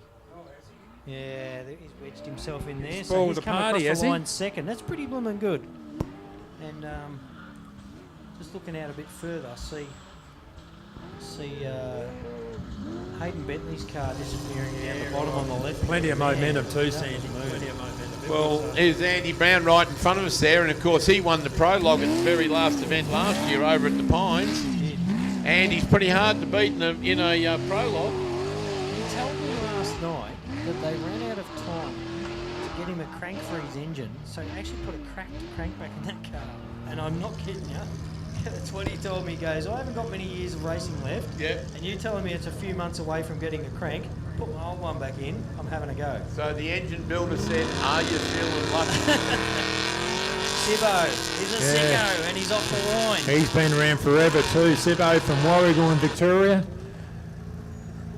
Of course, got D, his wife, in with him in the Richard Bennett trophy truck, and it's got another LS2 6-litre Chevy powered motor up the front. They've been out here, out and about for years now, hey, in that car. Sibbo was last in that little Baja bug. That's right. Raced it for years. He's been racing as long as I can remember, and sort of Peter started racing, I think, in about 1978, 79. So he's been was off-road still in racing a nappies, long mate. time. Were you? Oh, I can just remember. I was just out of nappies. I'm surprised you were born. But no, Pete's been around a long time. By gee, doesn't he love off-road racing? And he met Dee, married Dee. She loves off-road racing. She navigates for him. They have ripper time together. I saw last year at the Pines, they had 4 generations there, which was fantastic to see. Yeah. People coming on here now, 1 or 2 and even 3 generations out here. The Browns have got 3 generations out here this weekend as well. As we've got 482 on the start line, immaculate prepared car. It's Mick Maher and Ray Farrell from Victoria in the TSCO Aussie Spec twin turbo Tesco. TT Dugan's Chevy. It's got a Dugan 6-litre Chevy in it. Man, that's shifting a bit of dirt too. Yeah, it is, isn't it? He certainly loves it. He bought that car in a few years ago from America, and it was built by a company over there called Tesco. They build a great trophy truck, and certainly Mick knows how to punt it around, and it was shifting a heap of dirt there off the start line. And of course, we've got Peter Simpson going through the infield. Oh, it's riding well too. It just shows you how rough it is for that infield. Look at that thing. Yeah. That's got good suspension travel, and that is dancing around all over. Oh, massive bump by 68. Craig Barnett, Megan Barnett from New South Wales and the Southern Cross Mark 6. They had plenty of momentum. Be interesting to see how they go. Oh, they're 10th overall. Craig Barnett with a 640. That's not a bad finish. That's not a bad finish at all. Oh, anything in the 6s is good, Sandy. Anything in the 6s is very good. Look at this bloke We've got out a lot in of front. big boys playing out the front in front of us now. Oh, Got I reckon Havey. Haby's going to be hard to toss. Browns, Yeah, I can the see the Brown Browns. boys. Yeah, I can see Hanson was out there. I see our current number 1 champion from last year. Yeah, look out for those Martin boys. Brent Dale and Martin. Brent. Yeah. Look out. Dale's also out there lining up. So we've got a fair few of these guys that we were talking about that could quite easily take it out overall. Look at the pace of Look this at this. trophy truck. Man, Gee look whiz. at Mick Mayer.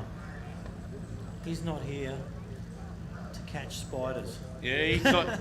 I don't think he wants second place trophy looking Nah, at that. Not at all. Gee whiz. Whoa, stutter on its nose. Fantastic. Look at that way that truck's handling. I don't think he's Sounds lifted. amazing. Look at it. I don't think he's lifted. In off-road language, that thing is dancing. That is phenomenal. Good to listen to, good to watch. I tell you what, good to watch. I'm glad I'm not in it. I got to say, it's more comfortable in Like- that thing than a Class 7 or 8. Is it so I'd really? be rather gladly be in that than my cars. Tell you what, it all looks easy for me, doesn't it, Sandy? But it Sit ain't. back up here. It ain't easy. Got a little room in front of you. I tell you what, you know. These cars, it's good to see the cars come back nice and clean, though. When it's raining out here, Oh. you get cars and they all look brown. You Brown, can't see yeah. a blooming thing. They all start looking the same. But today, we've got perfect off-road conditions. How good's that? We've got a little bit of breeze. It's stopped at the moment, but, you know, the dust Moving is the dropping. dust away. Yeah. And certainly the cars are coming back as clean as they went out. And creating a safer race condition so you're not, when you do catch somebody, This is one way to bring a broken car back. This is the Freckleton car that lost the wheel. He's hooked up to an excavator. Not an excavator, it's a Front-end telehandler, a front end loader. so I've actually had the toe of shame very similar to that myself. Now let's look to see whether the stub is missing, which it looks like from like it here. is. Yeah, I reckon it's lost the whole stub assembly, come wheel. And who knows, I think that might be in the IGA in centre of town as we speak, the wheel, because that was fair travelling. Yeah, definitely left the stadium, and I tell you what, it would have been frightening too, Sandy, because he didn't lift. It come down nice. And all of a sudden, front left-hand wheel parts, and he was only a passenger. There's a lot of trees there. Like if he got out of, out of whack. shape quick. Oh, As he scary. does. You see Mick Maher on the screen there, still holding it flat. But that car will be easy to fix. If you've got the parts in the pits, he'll be there. Well, you're going to need a brake line, you need a stub. He's You obviously... need to find your wheel. Oh, well, he's got one. Right, yeah, he's once got you one find the strapped wheel. on the back. That's a good start. But I certainly wouldn't look in the general area. I'd be starting to look a couple of K away. It's gone. It took off. His See, old Mick. Sibbo's over on our left doing his U-turn, so about to head back around.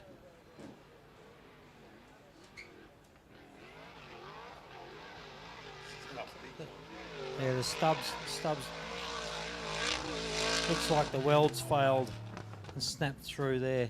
I can see Sibbo coming up to the finish line. D and Pete been going a long time. Wide open, big jump. It's good just to stop for a second and listen to those engines, isn't it?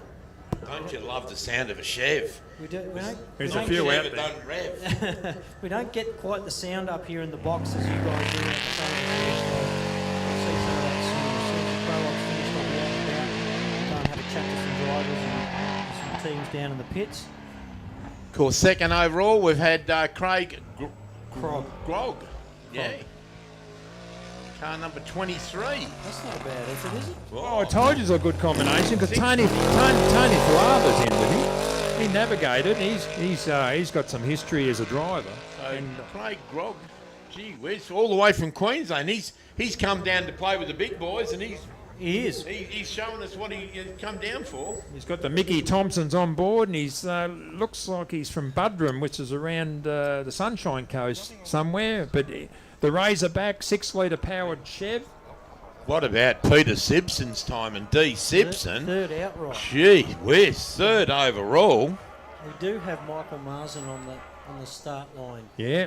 So Michael probably gonna Marson see and a Chris couple get hopped Colburn, all the way down from Ayr, near Townsville in North Queensland. Look at this. Great oh, big jump. Oh, man, that was the biggest I've seen so far. Hey, Mick guess Maher. what, mate? Top of the list. He's just blowing everyone Mick Maher away. has popped at 482 car across the line with a 619.595. Popped Mark Burrows. By at what? 619.836. So they are literally 2,000 2/10 of the team. Mate, that's how. And not only that, these guys might finish this 480k race and still only be that far apart. I've seen it and done it myself before. You do a 300 or 400 k's. That shows you how good our timing is here, ladies and gentlemen. 2/10. Julie Rogers and Murray Rogers down there in the timing trailer run a tight system that measures us down to 2,000ths of a second, which has put Mick Maher on top of the list. Mark Burrows second. It There's didn't look nothing like in it. Mick Maher was going out to come third though. Oh, no. He definitely showed it the bottom of the throttle everywhere around there. Gee whiz, when he went past the front of us here, in front of the com box, that thing was dancing all the way through there. Phenomenal. We've got an incident over the back by the looks, folks. I see a couple of cars heading out there and we haven't seen much dust for a little bit, so they might just be holding up the start. Mick Marsden hasn't left the line yet, but Michael Marson, he's just come back from the States. Him and Talbot Cox ran a trophy truck over there. He loves it over there. And were they over at King of Hammers? yes, Yeah. King of Hammers. And So he loves his off-road racing, and they do a great job too, Sandy. I went to the Don River Dash up at Bowen last year, and I'm going back this year. And they compete, but they've got a lot of they're in the organising committee, and they do a great job up there. And I think he's president of the North Queensland Off-Road Association or thereabouts, him and Talbot, but they certainly run a good ship up there. Yeah. Michael Good to see him Marson, here. He'd be one of the most travelled off-roaders that we've got, coming all the way from the top end of Queensland, all the way down here. Oh, for yeah, this, Townsville, and he North goes Queensland. to Alice Springs, and Yeah, we see him everywhere. at a lot of races. See see, you just saw Sibbo there before going across the screen. He's still sitting in fourth, so that's pretty good effort for Sibbo's truck. It's That's not a great effort. It's not really what we would say is the pinnacle of trucks out here, but it's definitely sticking to its own. Geez, he drives it hard though. He drives it really hard. We're just now currently right across in front of your screen there, the current leader with a 619 595 TSCO truck, phenomenal looking bit of gear, coming back into the pits. We've got Chris Hummer up in the box. Let's have a word with him. How are you, From Chris? Raceline Wheels. Oh, absolutely, Chris. And you're one of our new sponsors, mate. What do you think about this event? Oh, it's going great so far. Really pleased to be involved. I mean, it's a great series. Been running for a couple of years now, and look, we're rapt to be on board, along with Mickey Thompson and ARB. You're getting a lot of interest in your wheels and Raceline wheels? Yeah, look, Raceline's been, in the off-road racing scene for probably 26 years now, but not that popular here in Australia, and they're really big in the US, and with the Score racing over there, and obviously Ultra 4 as well. So, look, I'm sure. At the end of this year, though, you want to see 48 They're out gonna of be 60 popular by the end of cars this year. on Raceline wheels. Is that right? Wow, that'd be lovely, wouldn't it? Just And I want to thank you very much for bringing the trophy up this weekend to present it to the winner of the Prologue. Yeah, well, I think Mark Burrows is leading it at the moment. No. Is that right? No? Mick Mayer been just rolled knocked past. off by 2/1000ths of a second. Well, I was going to say, Mark probably doesn't need any more trophies in the cabinet. Oh, but, no, he can't fit them in down now. I've been to his house. Yeah. Mick could be looking for one, though, I reckon. Might be his first Prologue trophy. Well, it'd be nice to see a Raceline trophy on his cabinet, I reckon. Yeah, that's right, mate. No, you have a great weekend. And look, thanks very much for coming up. And thanks also for being a series sponsor, mate. Thank you. Glad to be on board. Well, there you go. We've just heard from Raceline Wheels, and that was Chris Hummer One of doing our a great newest job. Big sponsors to the championship. Oh, yeah, it certainly is. And we've only got three. We've got ARB Accessories, Mickey Thompson Tyres, and Raceline Wheels this weekend. And also, don't forget the Ultimate Helicopters out the back here, near the food tent. They're giving rides. I haven't seen the helicopter kicking around here today, but they came in, the pilot came in before and said, we can do anything for you. We can service any type of ride. We can give you just a quick ride around, or we can chase the car around that you're up here supporting. So jump on a helicopter ride this afternoon, ladies and gentlemen.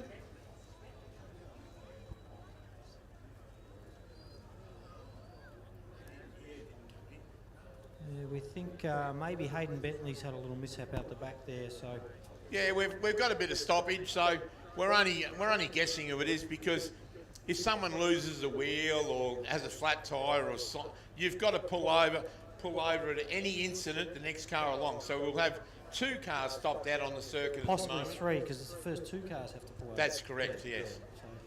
So So that's why we're looking at a bit of a stoppage now. But of course, if you just walked into the track, come in, and what you're looking at here, ladies and gentlemen, is the qualifying. We call it the Prologue. So we put 60 cars out on an 8-kilometre circuit, and then the fastest car starts first this afternoon. We have 2 laps this afternoon, 70k and 70k. And so whoever wins this wins the Raceline Wheels trophy for the fastest in the Prologue, and they get to start first. So if you can start first out there this afternoon, it is a big, what would I say, bonus, because you're you not get sucking no dust. Yeah. No dust. And Sandy will tell you, he's been driving a Class 8 car all his life, and he knows what it's like to suck dust. Yeah, because we're never really up the front in a Class 8. Bentley seems like he's tried to jump down the very back there, Daniel's hole, and didn't work. So it seems like it might be a fairly big hit out the back there. I know I went through that yesterday on the pre-run, and it's a fair dip out there, and it's just over to our left. There's a couple of spots out in this track so it'll catch you out. Yeah, my young bloke went in that hole last year, Sandy, and Daniel Wells went in it last year, and he cracked 3 vertebrae in his back. So he didn't come out of that nicely. So Yeah. hence that's why he's not racing here today. But I can assure you that Daniel's on the mend. He's back at work and he's all healed up again. And on doctor's orders, he's got to have about between 12 and 18 months off, and then he'll be back in the saddle again, back racing. I'll try not to get lost.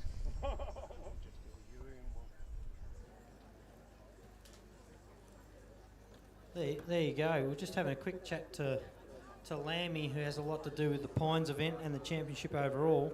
This is actually the 10th year the ARB championship has been motoring along, and with a lot of momentum now. We're seeing a lot of the high-end cars coming over, competing, and not only that, we're seeing a lot of newbies coming into this sport as well, which is bloody awesome to see. You can get into one of these cars, one of these, I would call them a stepper car. You're stepping up from an entry-level car as such, and you can get into something pretty cheaply, like 15. You can go and buy a Can-Am or a Polaris. Or even one of the little Class 2 or something. Yeah, that's right, Class 2 car. There's a lot of cars hidden away in people's garages. Buy them cheap. Get the whole family 10, 15 grand. Yep. Get your safety gear. Don't by any means think it's a cheap sport, but it'll get you into it.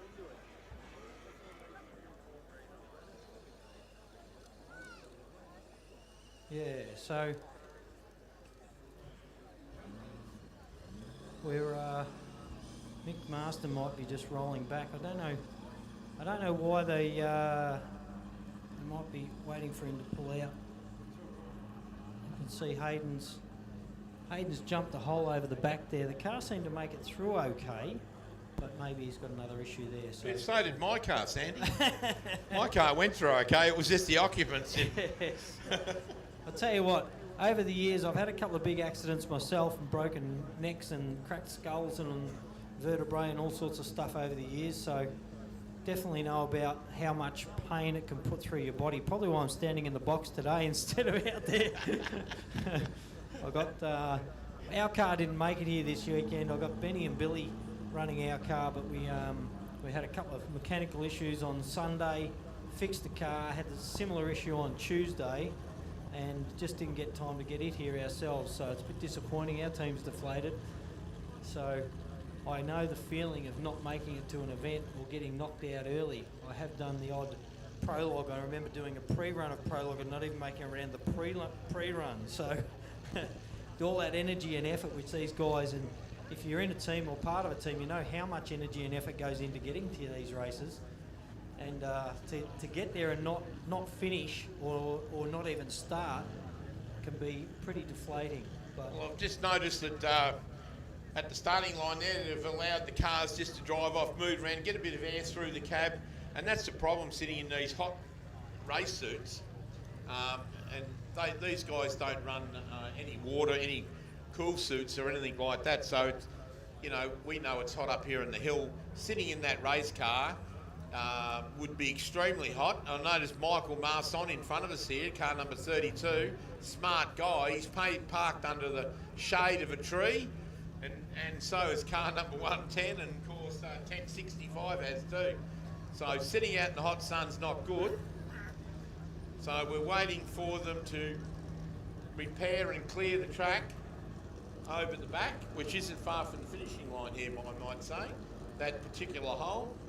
And I just saw the incident. He's gone through a big hole. It's gone through all right, but he's pulled over, so I don't know whether it's... But Hayden looks all right, so, I don't know what's happened there, but time will tell, but it's nothing serious. so we will, although the action's slowed down there, we might just try and go down and catch up with a couple of teams in the crowd here and have a yap and see how they're feeling about the weekend, how they're feeling about their cars. I know these boys have swung around into some shade, because when you're wrapped up in a triple layer suit with your gear on,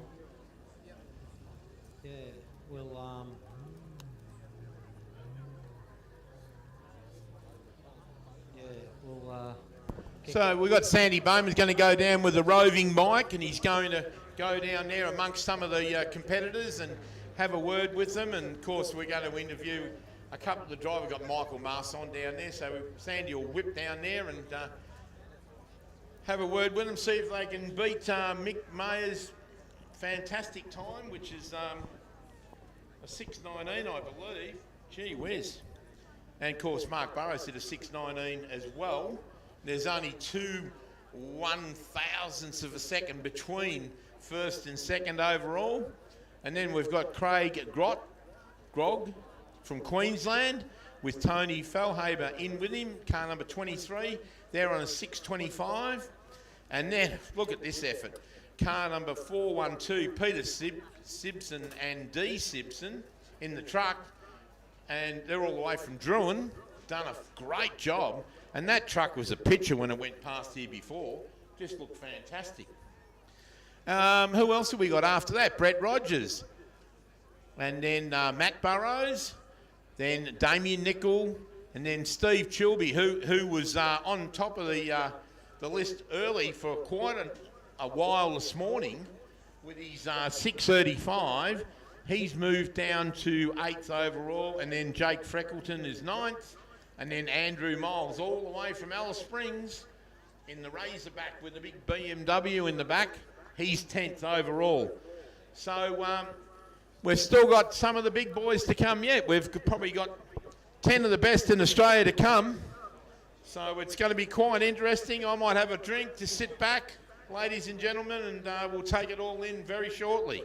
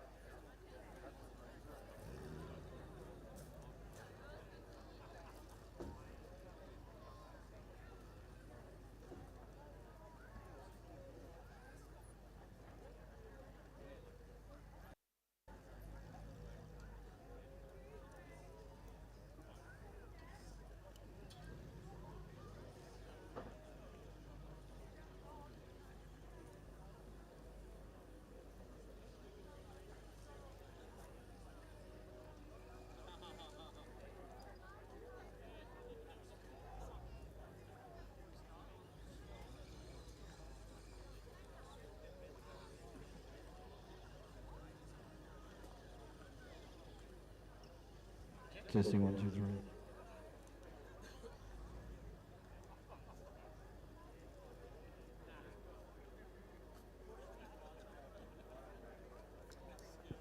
Well, folks, while we take a break, we're just going to do a little wander, waiting for a camera to get out here, which won't be long, but we just see down the front here, we've got the wheel, the roaming wheel that left the chat earlier, just getting wheeled back to the pits. Looks like a cracked weld on it. They're wheeling that and the hub back. We've got some of the guys sitting in the shade up here just to take a break before they get sent out for their prologue round. It's a different view from down here, quite a good crowd today.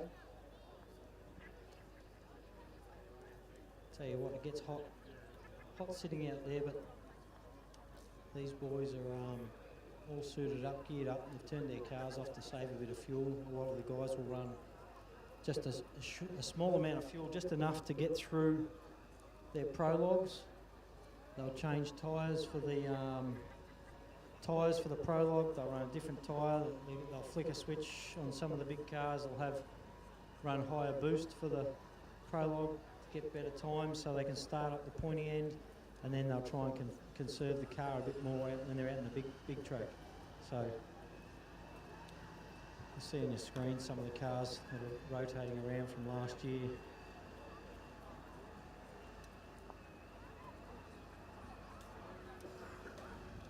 I'm not too sure how far our microphone goes from the start line, but I'll have a wander. I'll catch some of these drivers out here, and then we'll try and get back and have a quick chat with some of the teams, some of the guys that are finished. I'm going to go out here and get the feel for what some of these guys are looking ahead at, whether it be even just getting out and about in the cars for the first time this season. Just passing Andy Brown here, the main man. Been pulled in just to get out of the car and get some fresh air and cool off already. You've only been in there 2 minutes, haven't even had a run yet. I feel like I've had a run. It's freaking hot in there. Mate, there's some fast cars out here. We saw one of the very first cars to pop the 6-minute bracket was a little Polaris Can-Am. I think it was a Can-Am. Got down to the 6:35, and then the two Burrows car, Mark's, the new car, came out with like a 6:19. So he doesn't have a cracked crank either. No, he probably doesn't. Knowing Mark, he definitely doesn't. He's done well around there with that new car. That's fantastic. Yeah, new car, fresh out the box. So it'll be interesting to see what these guys can do. Good luck, mate. Thanks, Andy. We've got the Martin's car, another fresh car, first down here on your right, car 5. It's their first run this year. AJ sitting in the passenger seat. These guys are hydrating. Tell you what, when you sit out here in the AAA suits, you can sweat like crazy and get dehydrated pretty quick. Most of these guys have got camel packs in here, so they can have a sip. How's the car feel, AJ? Yeah, no, it feels strong. We don't really know yet. We'll get out there and do a few laps and learn what it's like. How have you had a run in the car? Had it out the farm? Had any sort of run in it yet? No, unfortunately not. We tried to have a run at the end of last year, but it was too wet. We tried to go to Moyston and a few other places, but we got washed out. And we've had a little run in the paddock, but it doesn't really show you too much in the paddock. It's not really indicative of what's out here. So No, definitely not. So it looks a bit rough out in this first prologue section, but anyway, good luck, mate. Seems like there's a fair bit of competition this year. There's about the top 10 or 15 cars. Anyone could take this. no, there's some amazing cars here. It's a great turnout. Yeah, it's going to be very interesting.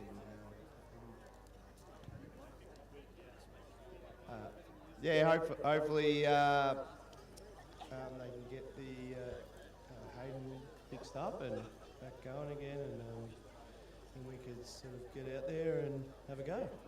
All right, mate, enjoy. That's AJ navigating in with Dale Martin in their current car that they have only just got going for this championship. So Chappie's car 15, this is the 2JZ powered car. I don't know where they've disappeared to, but all these folks have just jumped out. They've jumped out just to get a bit of shade and cool off a bit. So I don't think it'll be too much longer before we start lining back up again. Just come in for a quick. They're all pretty relaxed out here at the moment. I've got to tell you, in about 5 or 10 minutes when we're back out there, the adrenaline will be pumping. So these guys haven't run yet. These are all the cars that are yet to go. We can see over on my left, there's last year's championship winner of the ARB Australian Off-Road Racing Championship, Brent Martin, Andre De Simone. Fantastic team, well presented. Papa Martin has been in the game for a long time. Sons are here. Andre loves to chat, so how are you feeling about this year, mate? Pretty excited, actually. We had such a good ending to last year and came away with one position and Australian champion, so we're pretty happy about it. Car's been really good. We took it all apart and put it back together, and we're happy to have a new motor, but short of parts and stuff like that. So. Seemed like you didn't even need a new motor last year. Dan, tell me what, from the navigator's seat, because a lot of people don't know what navigators are they're a bit of overlooked in the off-road racing game. It's all about the driver and the car, isn't it? But I've got to tell you, without a navigator, it can be hard work. Tell us what really goes on in here. Apart from just yelling and screaming different directions, you've got screens, you've got buttons, you've got all that sort of stuff to contend with. You're probably looking at oil temps, water temps, what's going on with the car on the computer. Yep. Yeah, constantly look behind. I'm always looking at my GPS, trying to look ahead of what's coming. Obviously, rally safe. We pass a lot of cars broken down. You make sure they're okay. But generally, just watching the track and seeing if anything's changed. Normally, by the sort of last 2 laps, Brent's really got the track already dialed in, but I just reassure him with the calls. And Yeah, that's a big thing. Hey, I mean, as I've been a driver for a long time, but when you're out there, and even if you see, even if as a driver, if you see something, it's always good to know that your navigator's just, seen it and just confirming what you've seen. It makes a big difference in the car. Definitely. I think even sometimes when you see him slowing down, you go, it's a hard left coming up, and then he just goes through it. Yeah, it gives him more confidence. Yeah. You know, but like I said, by the last 2 laps, he knows it almost better than me. You know, so hang on and tell him he's doing a great job. All right, well, good luck to you. Good luck, Brent. Brent's hiding over on the left here, out of camera. Bit camera shy, I think. Hasn't done his hair properly. He's got helmet hair. But good luck, fellas. Wish you all the best and well done on the last championship. They're running the number 1 on top of the roof, so we're wandering over. We've got a few of the other big guns out here. Greggy Gartner's car, it's been around a little while, running 40-inch tyres on it, which, are they needed, Greg? Big suspension, big tyres, big horsepower. What do you think of the Prologue track so far? We ready? Yeah, we're ready. The Prologue track's very similar to it has been over the years. We don't come at this time of year when it's dry like this. I was about to say, it's a bit drier than normal, but It's usually pretty slippery, which we don't mind. Well, we don't mind it a bit slippery, but sometimes a bit over the top. But, the dry will be good, I reckon, and it's different because it's a different slippery because it's actually quite skatey. So, I think we're ready to go. We haven't raced since the Pines, and we haven't done much of the truck since the Pines either, to be honest. change the oil, I presume. Yeah, actually, we refreshed the engine and only got it back this week. So the boys have done a good job putting the engine in, and that's about all we've done. Yeah, nice. So any other things you're chasing the championship this year? Yeah, look, we like the ARB where the rounds are this year, so we'll try and do all the ARB, and we always slot the think in. I mean, that's something that we like to go up and have a bit of a break, and the think's just the think. You race yourself against the think to try and finish. So we enjoy that. We had some success and a lot of disappointment up there, but no. I think everyone's had success and disappointment up there. Plenty of it, and it's a logistical nightmare, to be honest, so when you do break down. But yeah, look, Ben will take the CJM truck up there as well, so we'll take 2 trucks up there this year, and my old truck should have been here this weekend, but the pistons, that we just wanted to refresh that engine too, and unfortunately the parts didn't come for that one, so disappointing. Yeah, awesome. That's good to see. All right, mate. Good luck for the season. Cheers. Habe, Mr. Habe, we spoke to last night. He's ready to go. Once again, lined up. I see some quick times under the 6-minute bracket that are at the lower end of the 6-minute bracket now. It's going to be a hard push out there. I was watching that Mick Mayer's truck go down there, and man, there's going to be some pushing to get times up like that again. Oh, definitely. That's a pretty gnarly section through there, but at the end of the day, you've got a good car, so we'll see what happens. But hold down, sir. Good luck. Have fun. See you at the end. Righto. We'll wander back through the crowd here. We've got several different cars, several different class cars down here still to run.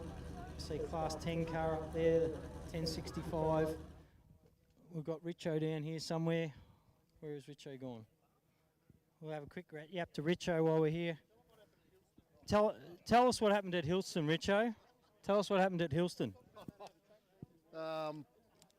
Mate, you're already dusty. We haven't done anything yet. Well, that was in reconnaissance, mate. Hillston was just, drive wherever. Going a little bit hard. But anyway, that happens. Back with any changes to the car? Tell us about the car. Not really. Same package. Just had lunch last week, and that's about it. Ready to go. Nice. Let's see, we're not far off getting the track cleared, I hope, so hopefully we can get back and up and into it. You ready? What do you think of the Prologue track? Bit rough, too rough, not rough enough? No, it's good. Yeah, no, I come down last year and did the short course and the ARB one, and yeah, no, it was good. I enjoyed it. Really good. So, don't know about the sand out the back, but anyway, we'll just tack through that, and that's about it. So. The sand can get quite, as soon as you get into the desert, we were on a corner out the very back at the halfway mark, and as soon as you get into the desert, those ruts, they'll get down to a metre and a half deep, so that starts affecting your car. Yeah. Last year I just thought, am I the only one out of control through here, bouncing around? But yeah, come back and talk to everyone, everyone's the same, so yeah, it's all good. All right, mate, good luck for the weekend, good luck for Prologue. You got to go for, someone's got to try and win this trophy too, yeah? So, once again, thanks to the sponsors, as we wanted back, thanks to the sponsors, ARB 4x4 accessories, they've been on since the inception, like we said, 10 years ago.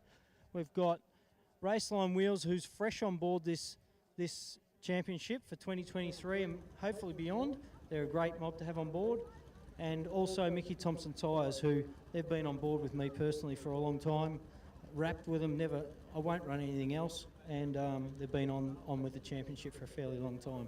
Look at these two smooth cats. Hey mate, how you going? I'm great, thank you. Feeling positive about the weekend? Positive as can be for something unknown, but we'll be right, we'll have a crack. Previously out of a Class 1 car and now into Ultimate. How are you feeling about that? It was always going to happen, wasn't it? But, we've got to remember what the plan was, to get a bit more roll cage, a bit more room around us. It wasn't all about horsepower, it was about outgrowing the old car, and we're going pretty quick now, and going pretty quick in that other car, so we wanted to get something a bit stronger. So yeah, so that was the main move. So it was a bit of a learning exercise today. We'll see what happens. And trying to take out this boy next to you, Danny Brown, in car 42. How you feeling about it? Yeah, well, he almost took me out with his little motor, so he doesn't need anything bigger, does he? Yeah, no, we're feeling good. It's a bit hot in the sun, but yeah, we'll just wait till we get back going again and circulate and go out this afternoon and have some fun. Now, I've been asked several times, who's your pick for the weekend, apart from yourselves? Who's your pick for the weekend? Prologue, I reckon, Aaron James. And probably for the weekend, Habe or Gardner. Yeah, right. How about you, mate? I think that Andy Brown is a bloody good qualifier. That's Danny's dad, yeah? I've been in the car with him, and he has a way of just switching it on. He's a very good qualifier, so if that thing goes, I think we could be interesting, and hopefully he has a good run. It's been a few years for Andy, so yeah. Yeah, very interesting. It's good to hear the drivers' thoughts on what's going on. Thanks, boys. Good luck for the weekend. So there you go, Dale Martin and Danny Brown. Dale Martin's come from a Pro Light. They've always had spectacularly presented cars, and always been at the high end, over outright. So they've normally been in a 3.5 litre, and Brent's still in his 3.5 litre, but they'll, like I said, it'll be good to see where they go for the weekend. We've sort of run out of cars here for the minute, but we might go and wander up and see if we can have a look at chat to some of the drivers while we wait. Up in the pits, some of the guys that have finished, but even if we can, maybe Wellesley can fill us in on some of the sponsors for a minute while we wait, make our way back up there. Thanks, Andy. You're doing a great job down there, mate. And Thank you, maybe buddy. you move up there to Michael Marson sitting in his car up there at the pointy end, mate. I'll make you walk a long way. Good on you. You might have a sweat up when you get back to the box. But I'd also like to say all the people are sitting out there in the sun. Why don't you go up and see the ladies from the Rainbow Risers event tent up here, and they've got nice cool drinks, plenty of food. Being cooked, egg and bacon, steak sandwiches, the whole lot. And of course, we got to thank the sponsors, don't we, Glenn? So, of course, without sponsors, and I was just looking at the IGA sign on the fence there. They have been long-term sponsors of this event. Of course, IGA in town. They always put their hand in their pocket, and they're the first sign hanging on the fence down there. Great job. And Mickey Thompson Tyres and ARB, and of course Raceline Wheels. Who else have we got? Who are the class sponsors? Oh, of course, we've got Nutrient AG Rainbow in Class 1. We've got Racer Imports at the Ultimate Class. Class 2 is also Nutrient AG Nil. Class 4 is Warrigal Machining and Mechanical Repairs, which is Peter Sibson, which is a competitor out here today. Class 6, we've got Promotional Products and Uniforms. Class 66, we've got VORA, Victorian Off-Road Racing Association. Class 7, we've got Mallee Earth Moving. Class 8, we've got Small Air Proprietary Limited. Class 10, we've got Glendarren Auto Panels, little brother here with me. He's chipped in. And in Class 11, we've got Brown's Gypsum. So we've got Best Presented Car, which we'll announce probably tomorrow, judged by the scrutineers on Friday night, which we've got to present, which we don't even know. And of course, now we've got Sandy. He's up there with Michael Marson. Yeah, Have a few Michael's words with down him. here, mate. He's suited up. He's probably sweating like nothing else. I've got to say, you guys have just come back from America and run King of the Hammers. How was that over there? And are you looking forward to what you're seeing out there on the pre-run this weekend? Yeah, g'day, Sandy. Yeah, no, it's really looking forward to this weekend. Believe it or not, it's actually not that hot in here because I come from North Queensland, so it's actually quite nice, mate. I'm just sitting here enjoying the shade. So yeah, we had a good trip over to Hammers, Talbot, Cox and myself, and a bunch of guys from Australia. So it's been a good month and tough month to get everything sort of ready after being away from home for a bit, but really looking forward to it. First time at Rainbow, so you know, amazing effort by Tony and his whole crew, the whole Rainbow Risers organisation, and you know, look, I organise races as well, and when I come into venues, that's what I look at. I go, wow, look what they've done here, and oh, look what they've done there. So Yeah, definitely. The facilities have come a long way down here. And yeah, running races, I've done a few in the past myself, and it can be a high-stress job. It doesn't go unnoticed. The car, tell me about the car. Tell us any changes to the car, anything else that's come about for this season. no, not really. Still running the same mild 6-litre Ford Windsor in it. Nothing's really changed in this car in 10 years, except the driver and the co-driver have got a lot older. Well, you say that. I reckon my eyesight's starting to go. So travelling at speed, that can be an issue as well. I know old man Brown out there, he has to slip on a set of glasses now. So we've got a lot of new competitors coming through. So hopefully we get a new sets of eyeballs and stuff are coming into the sport as well. But yeah, as we all get older, we take on different jobs to keep the whole off-road game and off-road community going. And I don't know, we're looking forward to seeing some action this weekend. We shouldn't be too far off a start, I would hope. About 5 minutes, Murray's telling me here. We've just been told 5 minutes, so stay cool, stay focused, and good luck. Yeah, just want to say good luck to the Queenslanders that have come down as well, and bit of a shout out to one of my good mates, John Barbagallo, who pretty much is the only sponsor in the car now, and who does my engine.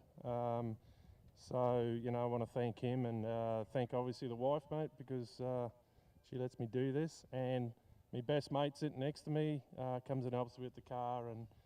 And yeah, so look, you know, we really enjoy travelling, and good luck to everyone else and everyone that's running, mate. And we've got to stay safe out there. Oh, definitely. All right, thank you, guys. Good luck. Yeah, and as he said, you know, there's a huge amount of energy that goes on. I know just with our own team, we're not a big team. We're not billionaires, especially after the last couple of weeks. But you know, we get in the shed, we spend hours upon hours, a group of four or five of us, getting our car prepped, and for us to not make it here this weekend was pretty gutting as well. So you know, the energy, the camaraderie and the good times that you have in the shed, they can also relate to good times out in the field. So, Simon Tucker. How are you feeling, mate? Oh, a little bit warm. Yes, you're getting a bit cosy there sitting in the sun, but yeah, the shade's nice. A bit more breeze would be good. You like the sandy sections out the back? We didn't last year in a little class 2. It's a real mission. You come out of a real sharp corner and there's a fairly sharp, steep hill to get up once you come out of that corner. That tested us out. I had 2 attempts at that in my car on the pre-run myself, so... Yeah, look, anyone that doesn't let their tyres down on the recon, yeah, you're asking for trouble on that one for sure. Yeah, well, we're only a few minutes coming off the start line. New car to you. Tell me about it. I don't know much about the car, to be honest. Yeah, it is a new car to us. Look, we got it mid last year, done 3 races in it, just to get a bit of seat time, and Southern Cross Next Gen, Nissan VQ35 with the Album Sequential gearbox. Good little package. Look, to be honest, we're still learning how to drive it. It's got a fair bit to offer, and we're just trying to treat it with a bit of respect for now. Well, you have to do that, otherwise it can bite you, as we've seen a couple of times out there already. All right, good luck, mate.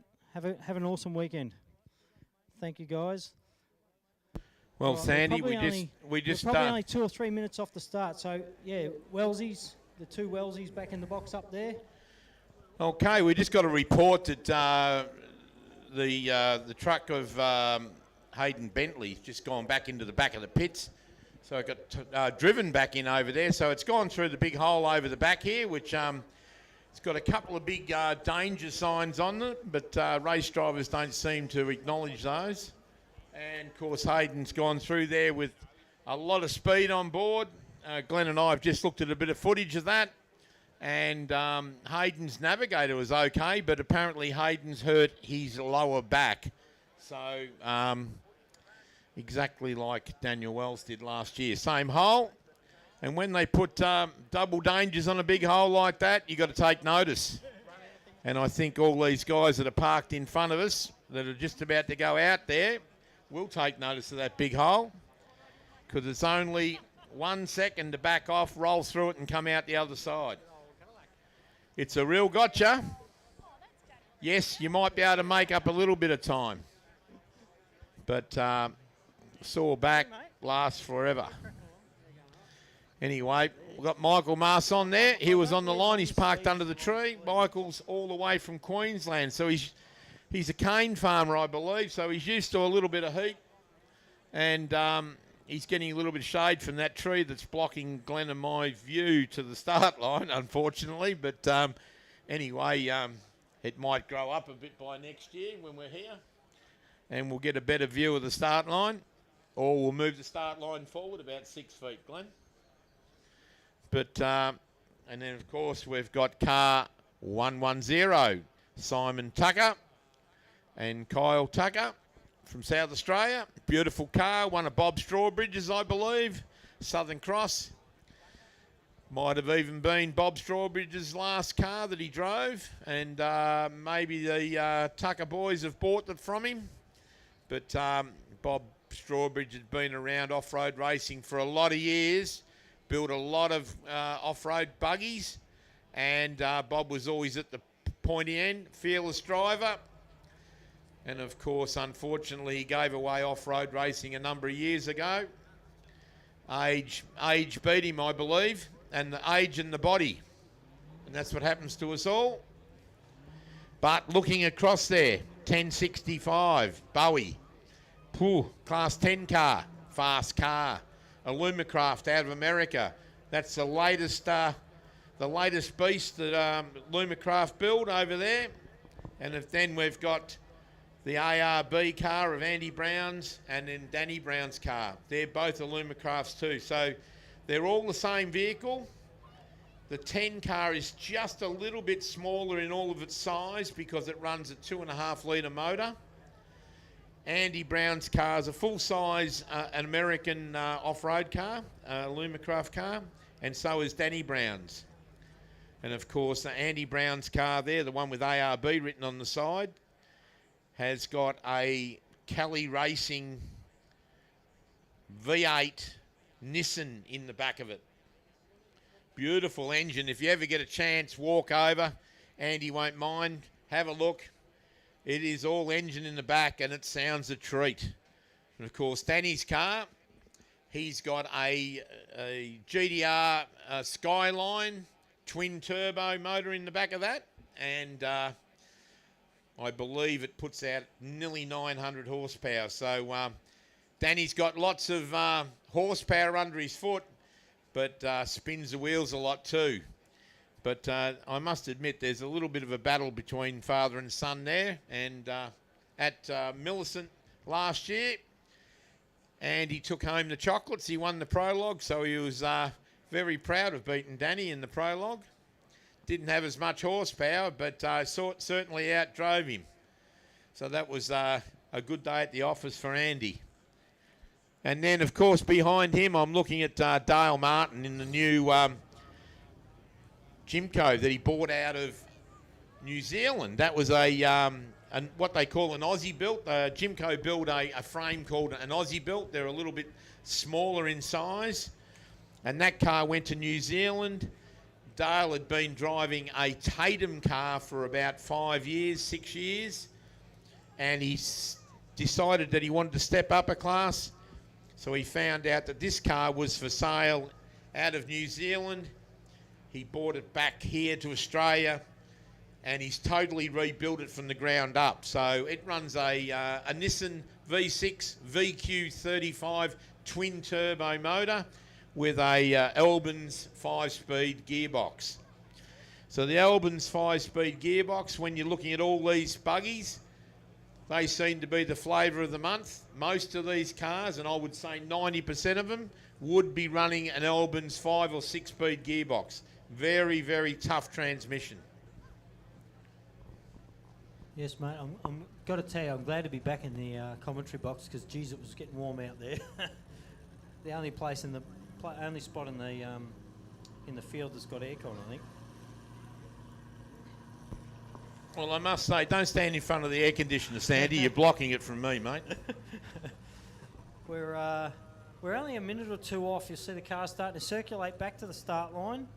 Mick Marson is the first one off after this little hiatus. But they're starting to roll up to the start line now, so we're nearly back into the action. It's good to have a quick chat with some of the drivers down there. You know, Andy Brown, he's a flatliner to me. He doesn't change. He doesn't get excited. He doesn't get scared. He doesn't change his vibe, you know. He's always the same. And also with the Martins sort of, you know, whereas you go and speak to Clayton Chapman, he is always excited. He can't wait to get out. Can't wait to get out. So, and Stuart Chapman. Yep. Look at him. Stuart's got the new. He's got a point to prove in that new Cheneth Millennium car, and he bought that probably 2 years ago now. Stuart's done a few races in it. He's had a few sorting out problems with it. I believe it's got a Mitsubishi Evo motor in the back of it, turbo. Correct. And they do a great job. Both the Chapman brothers. I'm sure there's a bit of rivalry there between them. You're going to got brothers, haven't you? There wouldn't not be. In the brothers Martin, the two Martins. Yep. We've got Brent Martin and Dale Martin. There's rivalry there.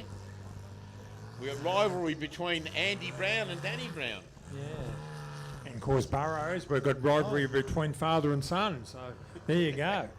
But all the big boys have come out to play, and this will be interesting the next half an hour. That's an interesting car going past now. 2JZ powered Chapman car. Absolutely, which is a 6-cylinder. You don't see many straight six cylinders in the back of a buggy. But Andy Ryan had one a couple of years ago. It's absolute demon. Yep. I think that was an alumina car frame, from memory. Yes, but had a bit of trouble keeping it together. He ran too much boost in it. Yeah. And of course, as we all know in this industry, boost kills engines. Gives you plenty of horsepower. Sometimes for a short period of time. Sometimes drivers just can't help themselves and turn that knob up and get some extra horsepower at the back wheels for a very short time. A lot of them turn up just for Prologue. So they'll put on maybe a smaller tyre sometimes for Prologue and wind the boost up just so they can get a bit more speed out of it, and that'll get them up the pointy end so that they've got a cleaner run and they're not getting overtaken or rounded up. Spare wheels off too, you know, the buggies, a lot of them take the spare wheels off because that's extra weight, you know, low on fuel. So, you know, they look at every alternative to try to get a good time. I see Brent's warming up the brakes over on our left. No spare wheel. And if you're out the back now, it'd be a good chance to come up and get some good viewing because we've got all the big boys that come out to play, and the next half hour is going to be really interesting to see who takes out the Raceline wheels. Just goes to show the ones who are serious, Glenn. I see Brent Martin driving past in the Mickey Thompson-sponsored Jimco with the number 1 plate on the roof, spare wheels laying in the pits. And then, of course, Habe car, Aaron Habe's green car just drove past, spare wheels laying in the pits. Now, they do that for a weight factor, because I'll also possibly balance if they're... I think it's more about weight, mate. If you grabbed hold of that wheel and jogged around the pits, I'm sure it's pretty heavy. Yeah, not happy. I wouldn't be doing actually, it. they're probably 60 or 70 kilos, and if you're running a 39, you're probably up around 80 or 90 Danny kilos. Brown in 42, he's left his on the back. Unfortunately, with Danny Brown and Andy Brown, they normally leave their wheels on, and I know for a fact that the cars are all set up in the suspension components to carry that weight. And they've got plenty of horsepower on board, so they can pull it around. Here goes Michael Masson. That 6-litre Ford from JB Automotive in Brisbane. It just makes ground. Shifts some dirt. She's a ground shaker, that's for sure. And Michael Marson's one of the very few that run a Ford V8 engine in the back. They aren't common at all. No, not really. I don't know of another buggy that runs a Ford Windsor V8, but it certainly sounds nice. You watch this running along the bottom there on the tree line. Certainly makes time. Come down from near Townsville, North Queensland. Fast competitor, just come back from the States, but you'll hear that thing just roaring down the back straight. And he's never been here before, so this is a bit of a look around for Michael, but I'm sure he can handle it very well. He definitely knows off-road racing, mate, so even though he hasn't been here before, I'm sure he's going to get the job done just as good as any other out there at the moment. Got 110 on the start line, Simon Tucker and Cole Tucker from South Australia in the Nissan-powered Southern Cross buggy, which is the Class 1 car, which is one class down from the Ultimate. And they just told me they came up from a Class 2 car last year. Ah, very good. Okay, good step up. So they just come up a class or 2. Gee, when you look back through the field here, we've got some guns there, haven't we? Yeah, it's going to be exciting. And away with the Tucker boys. And of course, 1065, next one on the line. Mr. Bowie, all the way from Griffith. And I believe he would be the class champion from last year, I think. I'm not sure, but... either him or McGinley from Griffith. Yeah. Were up the pointy end last year. I know both names very well. And this car here is a very, very good car. He had a little bit of an engine issue when he's had to put a different engine in. But still a Honda, is it? Yeah, it's a 2.5 Honda, like something out of an Accord. And they tell me it's a wrecker engine. But I'm struggling to believe that. But anyway, Class 10. it certainly goes very well for a standard 2.5 litre Honda engine. Up to 2.5 litre, so he's right on the limit. Normally aspirated, but it's got all the bits. And he drives it very hard, as you're about to see. Well, this particular class 10, you're not allowed to exceed 2.5 litres. I just had a quick look at sort of the last 8 or 10 cars. Man, there is some horsepower in amongst that. Some ground shakers. There's Stu Chapman, Andy Brown, Dale Martin, Craig Chapman. Some big horsepower cars. And the last couple of cars is Matty Hansen, who's always done extremely well in the prologues. And he's had a couple of little issues, but has always finished at the very point end as well. Really fast prologue, Matty Hansen. Hasn't had a lot of seat time or a lot of luck in the last few years, but when he's on, look out.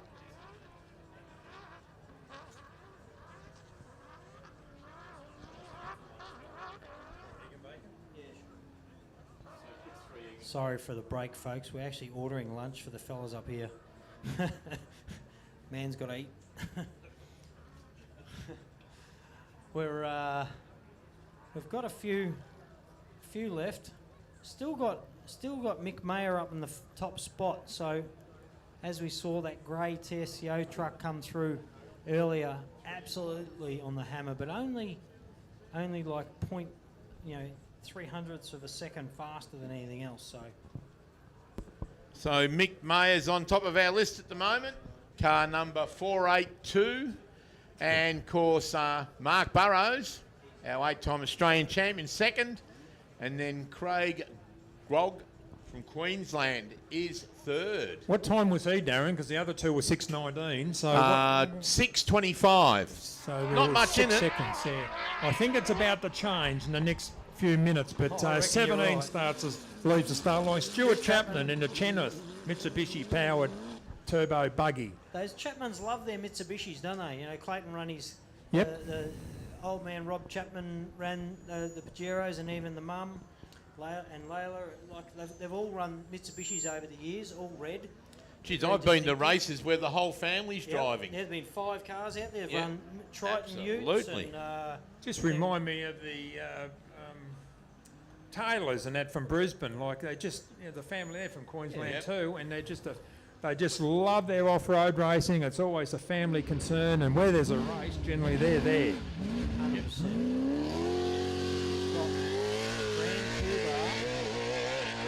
On the line. Danny Brown's dad.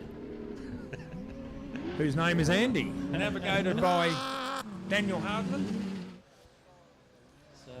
Expect fireworks here, Danny. Andy's, mid-60s, but he knows what he's doing. And, Good operator. Good operator.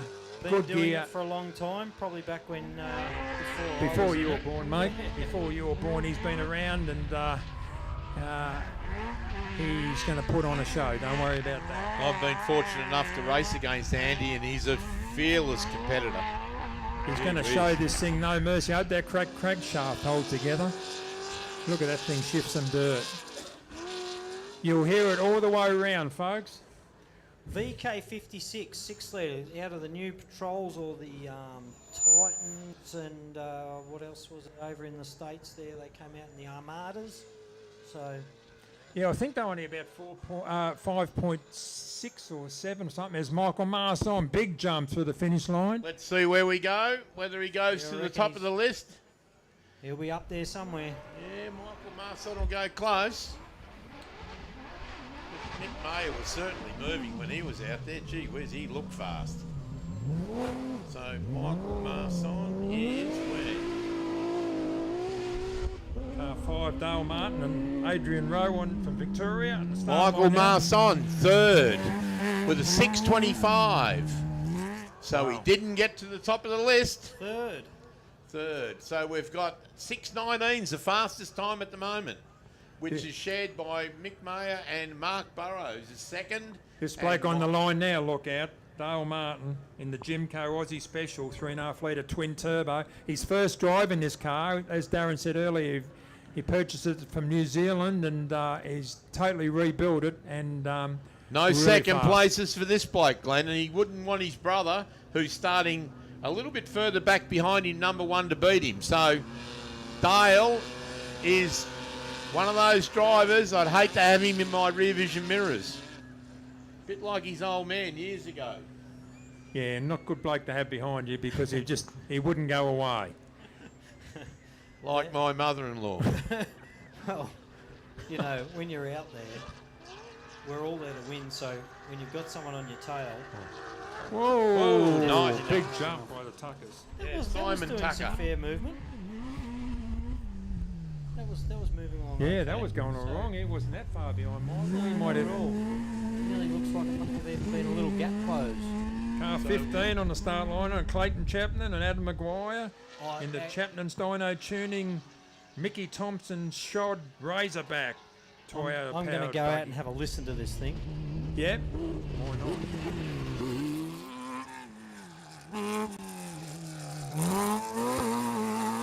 Simon Tucker's up to 5th overall, car number 110, and he did a 6:25. Gee, 6:25's the flavour of the month at the moment. We've got Michael Marson in 3rd with a 6:25, Craig Grog with a 6:25, and Simon Tucker with a 6:25. Of course, at the top of the stack, Mick Mayer. I have been corrected, mate. It's Mick Ma. Mick So Ma. let's Okay, all we'll correct call him Mick ourselves. Ma today. Mick Ma. And he's on Yep. top of the list. All I've been depends what called school you went worse. to. There goes Chappie in the 2JZ powered 15 car. As Bowie Man. comes through the finish line. Here Look he at that comes. class Big 10. jump from Bowie. Beautiful. That Illumicraft just does a lovely job, doesn't it? Of course, he'll be up there, old Bowie. Look at Dale Martin through the infield. He's into it. And we'll see what Bowie did. Guess what, Tens. mate? Have a look at your screen. Oh, Bowie with the 10 car. Look at this. Oh, On no. the top. Surely 2 not. seconds faster than Mick Ma. What, a 17 in a 10 car? Gee, that standard wrecker motor's good, isn't it? Just happened there. Yeah. What just happened there? What wrecking yard did he buy that engine from? Because I'm Bowie. going there tomorrow. Can we make sure Bowie did the whole course, because that's phenomenal. No, that is 2 unbelievable. seconds faster than Mick And I'm Ma. looking at the That's screen now. crazy. Jeez. Is that Andy Brown on the screen? He's Looks moving. like it, Yeah, absolutely moving. But We're going to move her on the start line now. 119, Jason Richo Richards and Charlie Richards from New South Wales. This bloke is fast. A Cheneth Millennium powered by a 3.5 litre V6 Nissan. Look out for him. Generally, Prologue's quite quick, but in the race tomorrow, he'll be a real contender. This bloke just puts in hard laps, fast laps all day. Doesn't give up. Never gives up. And as I said, ladies and gentlemen, we're probably looking at one of the winners now on the starting line for the Prologue Raceline Wheels Australia Prologue Trophy, which will be handed out straight after. Look at this. Big Backed jump. off a little bit, Chapo. Stu Chapman. Stuart Chapman. See Andy Brown, just look at the rally safe here. Andy Brown's coming back around below us down in the airport there. He'll probably be going through over where Aidan Bentley had his little mishap earlier. Right, that's just at the back here. It's not far away. It's about the 6K mark, I believe, of the 8K track. Oh, Stuart Chapman, a 6:22. He's up to 4th overall. Car number 17. Oh, Great good drive. Good drive. Kick the footage now on the big screen of Sandy. He's showing that thing, no mercy. There's only one part of the accelerator pedal he's using, Darren. That's the bottom part. And if you look at the Absolutely. rally safe, fellas, car 5, I don't know if it's not updated yet. We have a little bit of issue keeping a clean update going on these cars. Dale Martin. Yep. Dale Martin's been fair moving out there too. Yep. Expect that. Expect that. Yeah, we're going to see, I reckon, the winner out of these last 10 cars of the Prologue today. We've had Bowie Graham move up.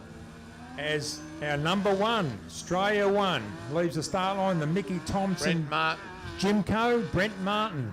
Look at this. Current Look at Andy Australian Brown. champion. Andy Brown, look out. Oh, Massive big jump. Well, the crank held together. That's good to see. So good. Just got it stopped in time. Stu Chapman came in with 4th, and Andy Brown Oh, On he's the up. top. the top, the Grand Poobah. Have a look on at this, top. a 6:13. Oh. Man, a that's 4 6:13. seconds faster than Bowie. These times are getting crazy. Wow. No one's down in the 5s yet, but we've got Andy Brown at a 6:13. Look out for this bloke on the start line now. He just knows one speed, and that's flat out. That's Greggy Gartner. He's won this event a couple of times. Greggy Gartner in the big truck. Listen to it. 410, Craig Harrison race engine. It's a Ford, and it's fast. And it's a Ford 150 in appearance, and it's got a 6-litre Ford in it. And this bloke is fast. He's about to shift a lot of dirt. We've seen him here before. He's been out here a few times, but he's usually, like we all know, it's been a bit drier this year rather than previous times. So the dust isn't too bad. It's moving away from the track, which is still giving every driver at the moment currently a nice clean run. Look at him. Gartner's off the line. Going easy on it, is he? Yeah, looks like it. I wouldn't like to come back as an engine that Greg Gartner is driving. Yeah. Right, we're watching. Andy It's a bit hard Brown. on the bloomin'. It's a bit hard on the screen, folks. You're Sometimes never it's too old, are you? 65-year-old Andy Brown, bang. top of the list.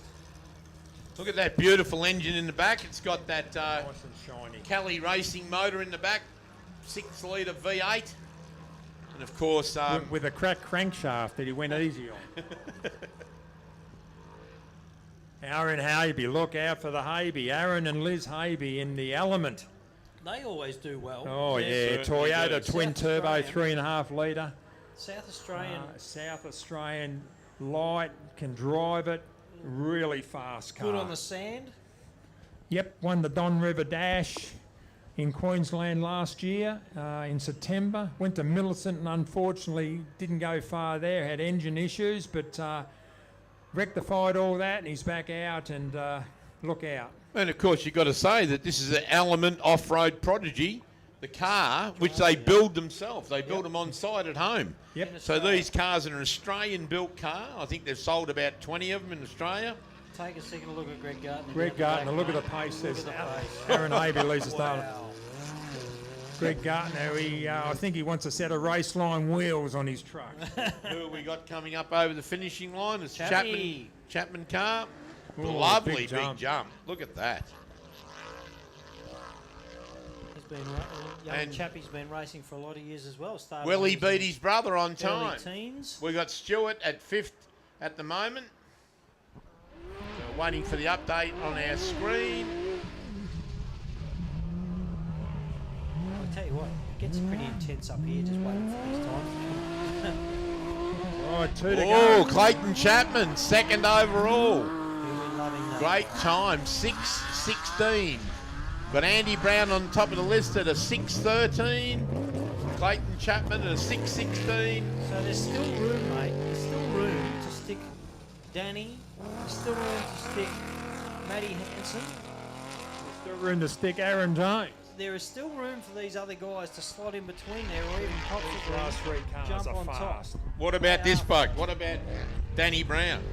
Yeah, this car is seriously fast. And a seasoned team. These guys have been together for what? How long? Oh, 10 or 15, number of 10 years. or 12 yeah. years or something. Number of years. And he knows his way Since you had around that here. little Chenoweth. He was second, correct me if I'm wrong, I think he was second outright here last year. But, you know,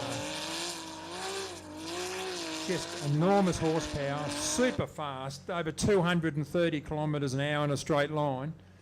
And look out for Danny. The Chapman's going through. Clayton Chapman, car number 15. He'd be proud. He's come all the way down from Queensland and he's put her in 2nd spot. So Current champion on the screen out there. Aaron Haby's got plenty of pace for the infield too, Darren. certainly has. But it's all about smooth and fast without making a mistake, isn't it? You make a mistake in this situation and bang, you've done 10 seconds or more and you're done. You literally want to spin out on the corner. Starting 20th, aren't you? Half a rotation in the corner and you've dropped 4 seconds, you're back down the stack. So we're looking at Andy Brown. He has not made a mistake out there. We've got a 50-year-old on the start line now. Matty Hansen just celebrated his 50th birthday, and this bloke is super fast. It's Smooth a fast operator, car. very smooth operator. It's a Shane Wilson built a Ford Echo Boost in the back of it, twin turbo, plenty of power, and this bloke hasn't a lot of luck lately or a lot of seat time, but if he's on, look out. Very Look fast who's behind and him, Aaron James. Gee Look whiz. at this Milwaukee. Look at bloke the there, Milwaukee Danny car. Brown. My God. Man, that Look is at front of us. seriously fast. There is three of the As- fastest here we go. cars. Oh, As Brenton Martin goes for the finish Brent Martin. line. Did Brent Martin beat Andy Brown's time? Let's see. Or Wouldn't Clayton Chapman. surprise me. Would not surprise me in Yeah, the he least. got that number 1 on the roof, but Brent's... I don't know whether he's a good prologuer, but by gee, he's good in the race. He'll be there at the end of the day tomorrow. I'll give you the heads up. no, Brent no. Martin's gone to the top of the stack. You believe Wow, that?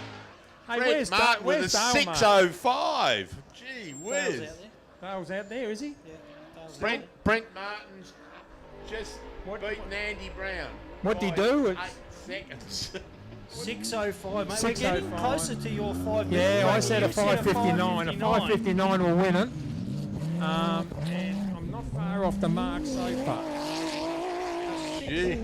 It's just You know, when moving we saw fast. that- And remember, he's in a Class 1 car. It's not an ultimate car. Oh, yeah, So no, Brent he's only got Martin is about just- 400 odd horsepower under his boot. Certainly a smooth operator. But I tell you what, Danny That's Brown, he had some momentum through that infield, Sandy. Yeah, he sure did. We just see him. Where's Dale's I on can hear around the back? Gardner. I can hear Greg. Gardner coming around the final corner. This is going to be huge, folks. So keep your eyes peeled to your left. Here he is. Just listen to it.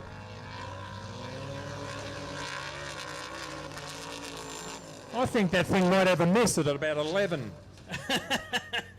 Yeah, a little bit of valve bounce. But look at that. Brent Martin's driving through, and he would be smiling like a Cheshire cat. He's just super fast. 6:05.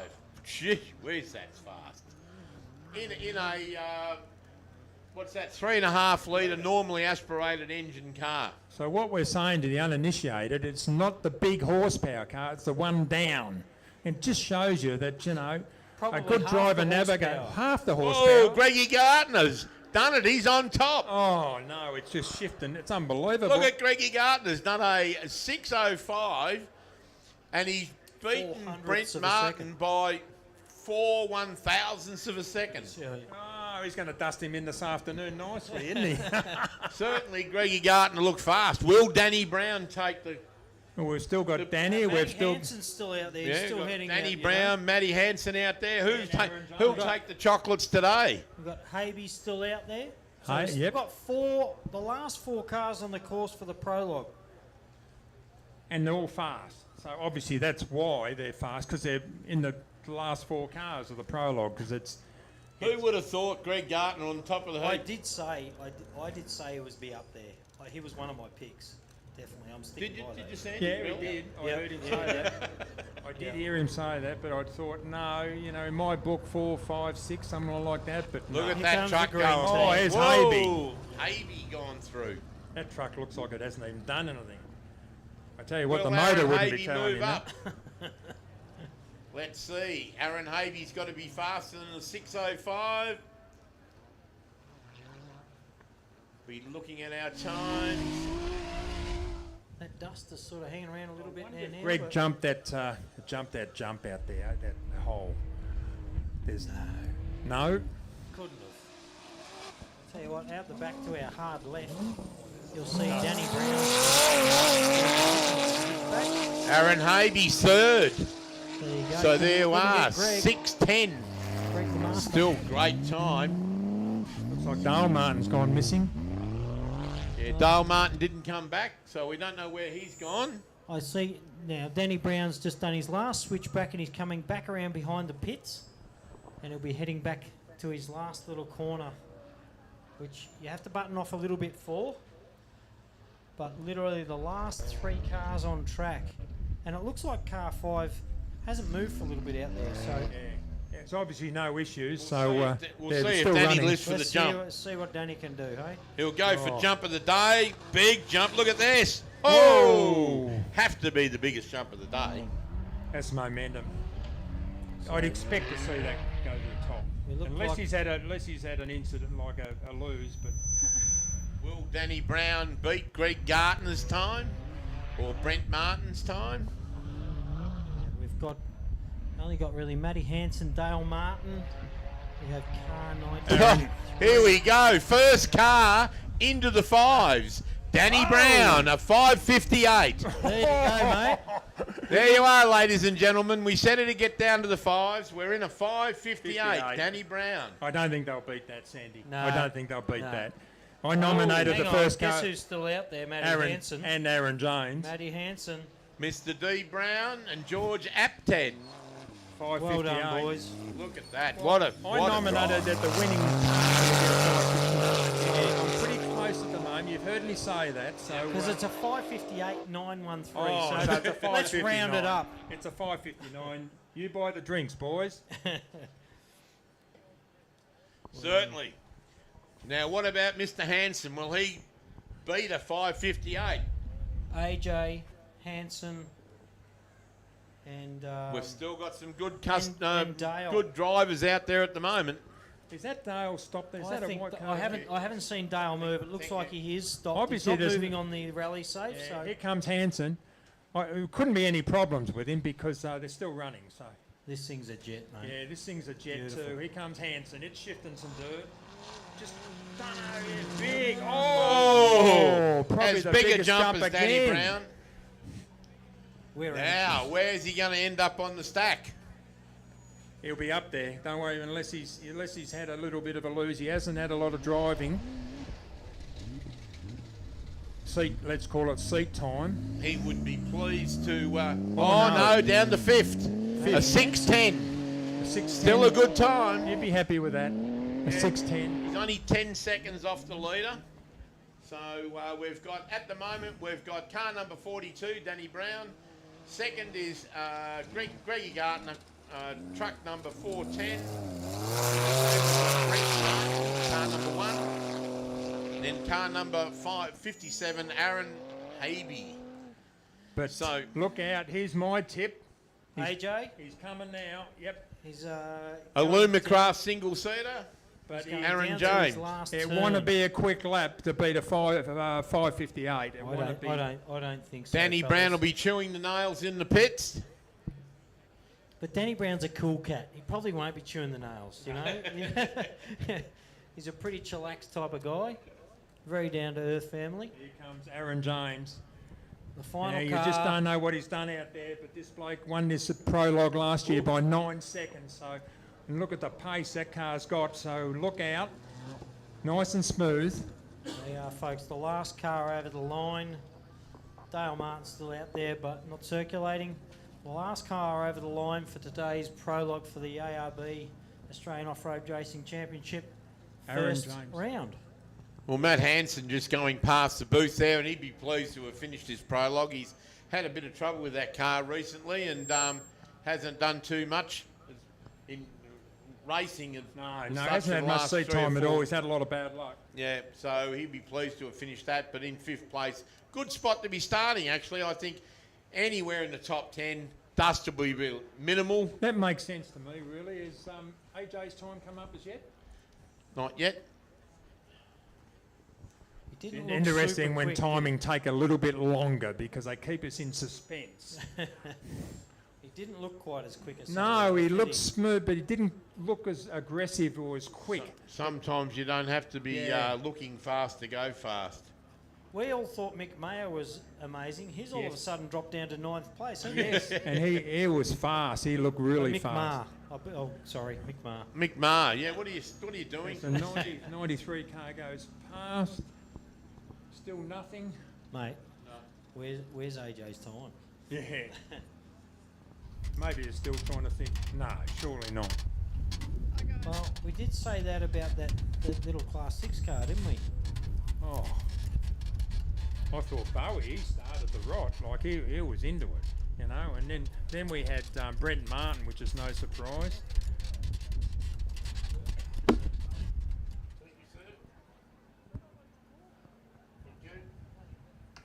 Well, they're all rolling back into the pits.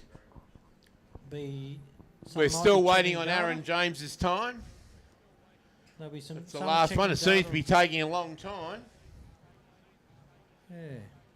He might not have had a transponder on there. Well, everyone has a transponder, and that silver beam over the finish line has a signal that has a little transponder on every vehicle, and it'll show you what times are where.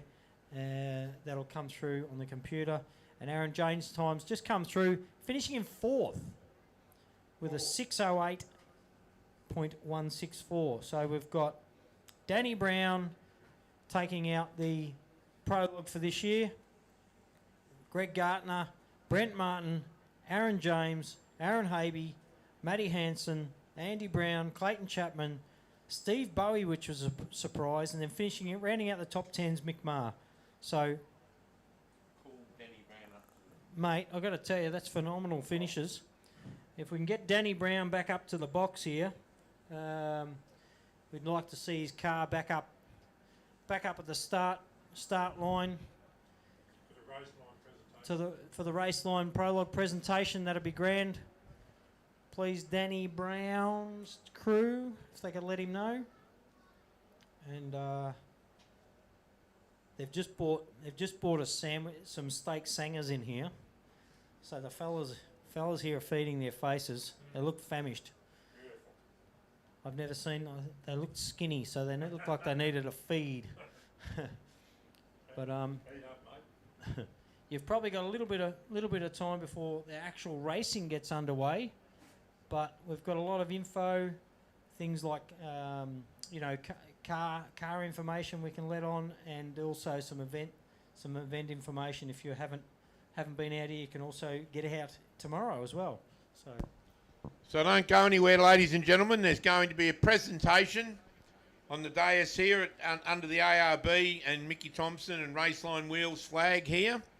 And that'll be Danny Brown. So we need Danny Brown and George Apted up to the start finishing area. And of course we're going to get Chris Hummer from Raceline Wheels. He's got a really big trophy that he's brought in for the winner of the Prologue this year. So normally we don't give trophies out for the Prologue, but Chris was good enough to sponsor he wanted to sponsor the Prologue this year, so he's had a trophy made and for the winner of the Prologue, and of course that's Danny Brown. Not only the Prologue, mate, the whole championship, which is fantastic. And I see Danny Brown and George walking back up from down in the pits there. I'm tipping their car needs to be prepped and serviced, and quick set of eyes run over. They check wheel nut torques. They'll check for any, maybe cracked fuel lines, or if they had any issues out there, they might have had a miss. They'll be checking for plugs and leads, and actually he'll run coil packs. So any of that sort of gear, they'll be checking tyre pressures, even checking tyre temperatures. When they come in, to make sure all the tyres are correct temperatures and not got a hot spot somewhere in the car. If they've got a really hot right-hand rear tyre, they might have a dragging caliper, or they might have something along those lines. So.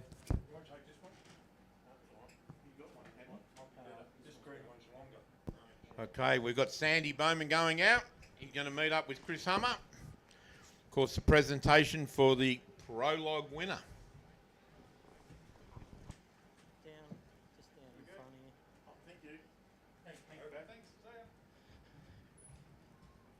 Thank you, mate. I'm just wandering down here with Chris Hummer from Raceline Wheels, who's been ever so gratefully sponsoring, or is starting and just jumped on board to sponsor the whole ARB Championship this year.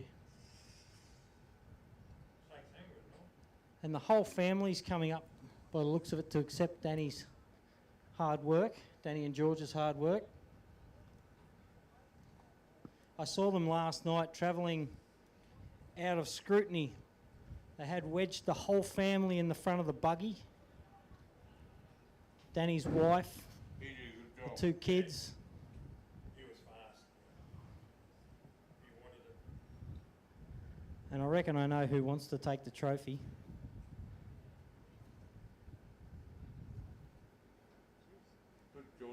Well done, Danny. Good time, mate.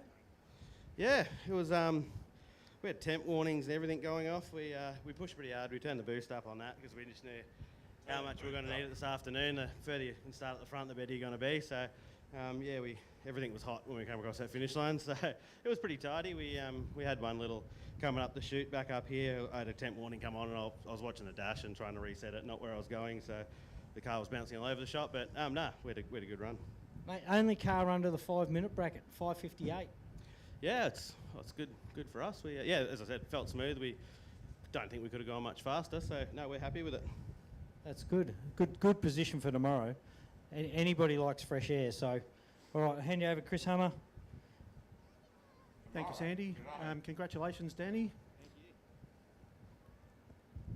Nice little Raceline trophy there, and this is the inaugural Prologue trophy from Raceline. So well done to you both. Well done, George. Have an awesome run out there. Hey, quick check over the car. And Probably a quick bite to eat.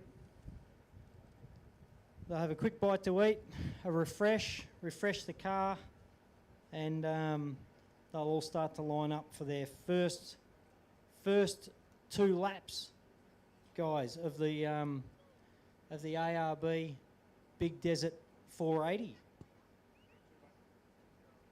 They've got 2 laps today, and they'll do another, I think it's 4 laps tomorrow with a break in between. Thank you, Chris. Thanks for being on board. And well done to Danny and George in car 42. So there you go, folks. They're your first car off the line this afternoon. In the next hour or so, you'll see all the action happening. So, and the boys are probably feeding their faces back up there, so I'm going to go up and get a bite to eat myself. But we've got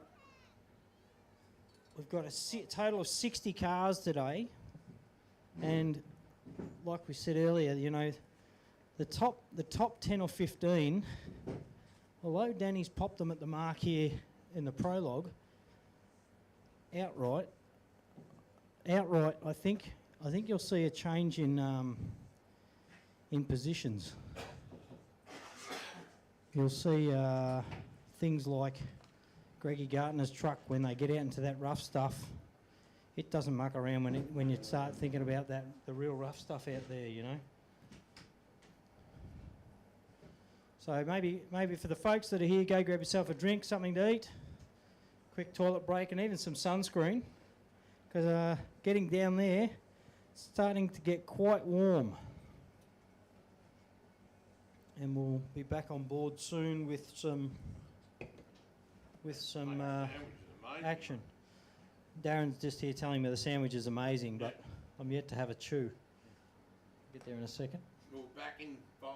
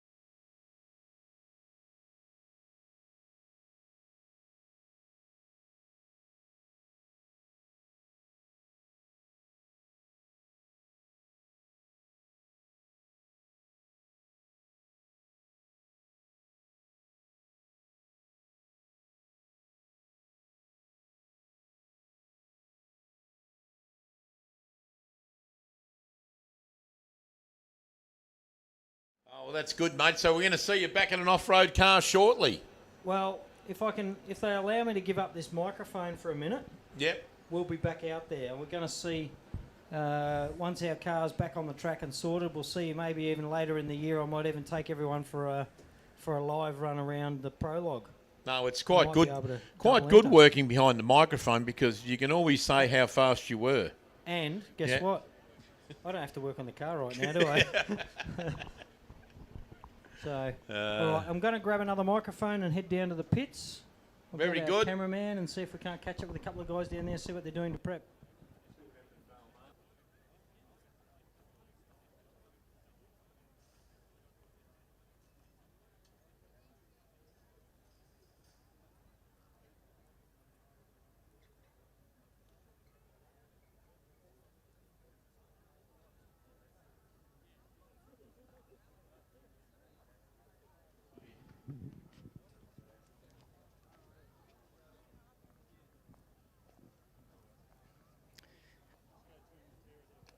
So most of our recovery crews will be getting out into position out around the desert, prepping themselves. Some will be camping out overnight. We've got first aid points out around there. We've got recovery guys. We've got guys on motorbikes riding backwards and forwards, just scouting to see if there's anyone broken down or if there's anyone in trouble. But we're not far off now.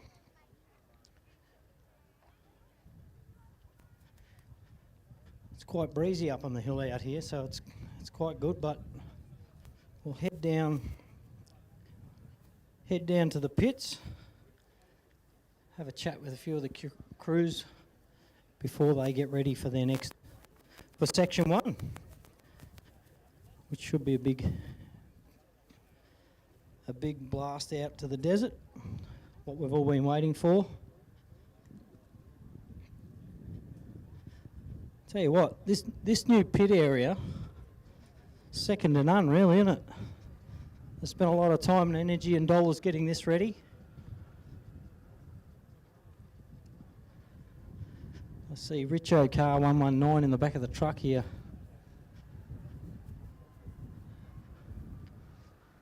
Doesn't look like he's going to be heading back out. Everyone's very relaxed in the pits down here, I've got to tell you. Having a snooze in while they wait. I don't know how far we can reach down here with our pits, but we might as well call into the chappies. The chappies love a chat. Let's get Papa Chapman. Rob. Mate, I've got Rob Chapman here. That's probably not a good thing. Is or isn't a good thing, I'm not sure, mate. You've travelled a long way. You've put your heart and soul into off-road racing, you and the boys. The boys are doing well. I see Clayton had a really good prologue. Stu's obviously still getting used to the car a little bit in some way, I'll say. But even still, up the top end, which is good to see. Yeah. No, they're happy with where they're at, eh? They've never been here before, so that's just all a bit of a feeling and see how you go and all that sort of stuff. So the first lap will probably be a bit tentative, and then after that, hopefully they'll get into it. It'll be all good.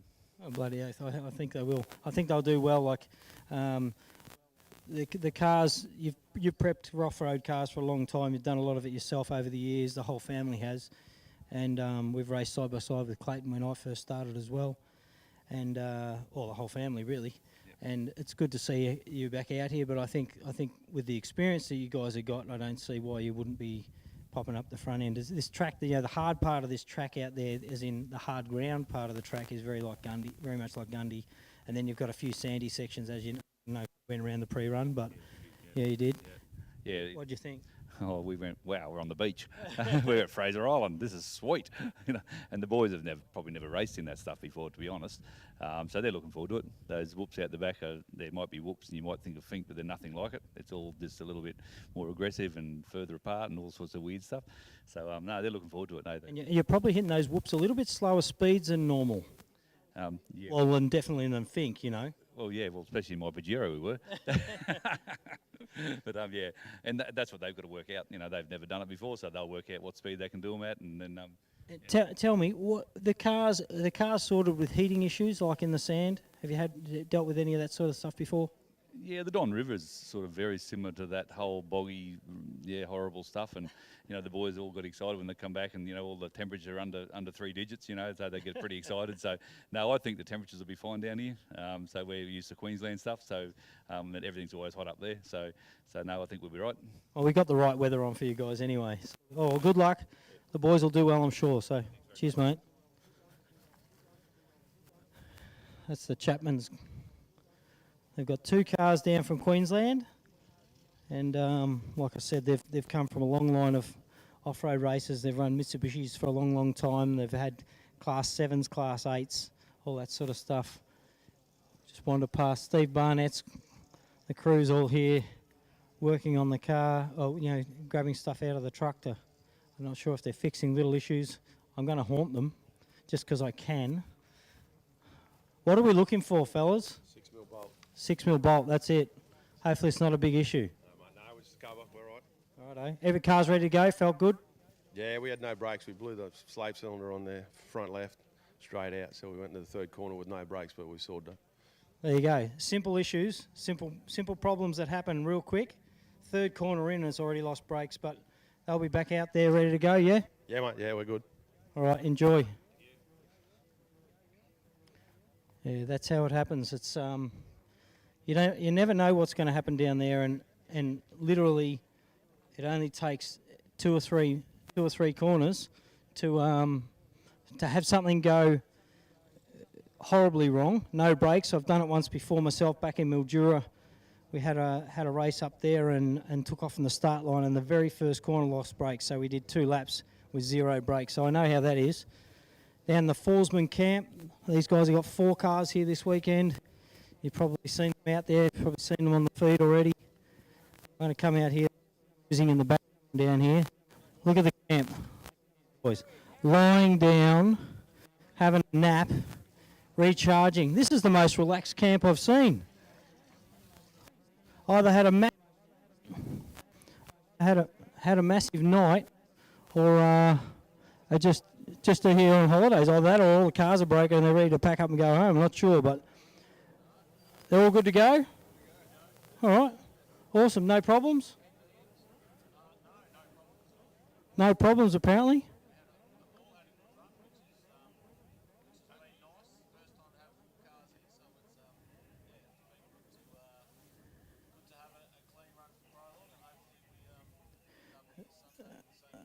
There you go. I've just been told they all have a clean run. All the vehicles are still in good shape. So we it seems that we can't go much further out than this because of the range. But all the Forsman, the 4 cars, Ian Terry's car, they're ready to go back out. Everyone's fueled. Just having a bit of a wind down time before start time. And I haven't been officially told what time we're back out there, but it shouldn't be too long. I'm not sure if you guys up there can hear me, but it'd be nice to find out when we're ready to fire off.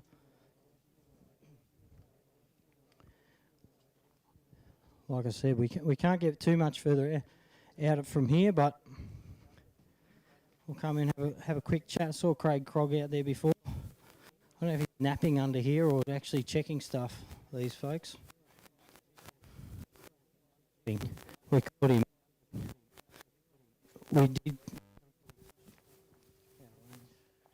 We did catch him napping. Nice and relaxed, I take it, ready for the start of the first round. How'd you go in Prologue? Yeah, we did pretty well. Relatively new to it, so we just be there at the end of the weekend and playing it safe, Yep. Car feels good, no problems? Yeah, car's good. Got a good little team with us here, putting it together. Great Navi, giving me a tap on the shoulder every now and then. So yeah, great to be here. All right, awesome.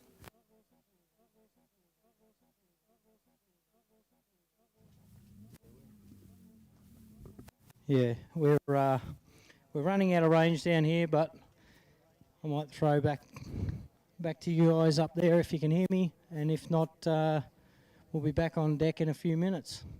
But the crews all look super relaxed down here, and I think they're ready to get going. I hear a couple of cars starting up out there, so be interesting to see how they all fare out.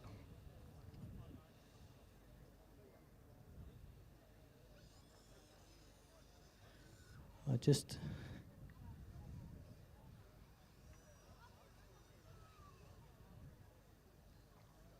get our official timer on the line. She might be able to let us know.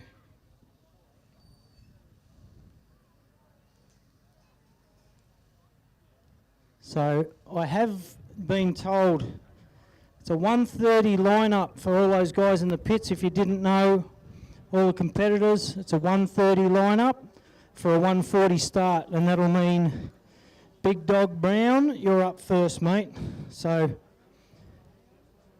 get all your gear ready. We're not too far off, folks, for those who are sitting up on the hill. Grab a drink, go for a quick toilet break, and get ready for the action that's about to start within about 13 or 14 minutes. We should see the first of the cars away for the long course of the ARB Big Desert 480.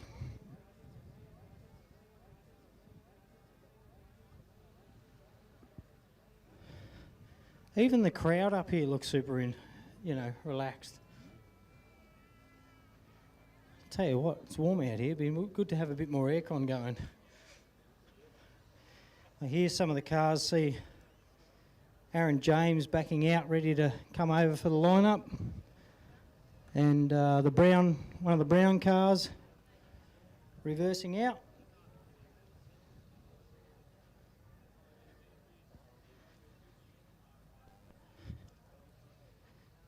So yeah, we're about 10 minutes off start, folks, and we've got the first of the cars starting to work their way up now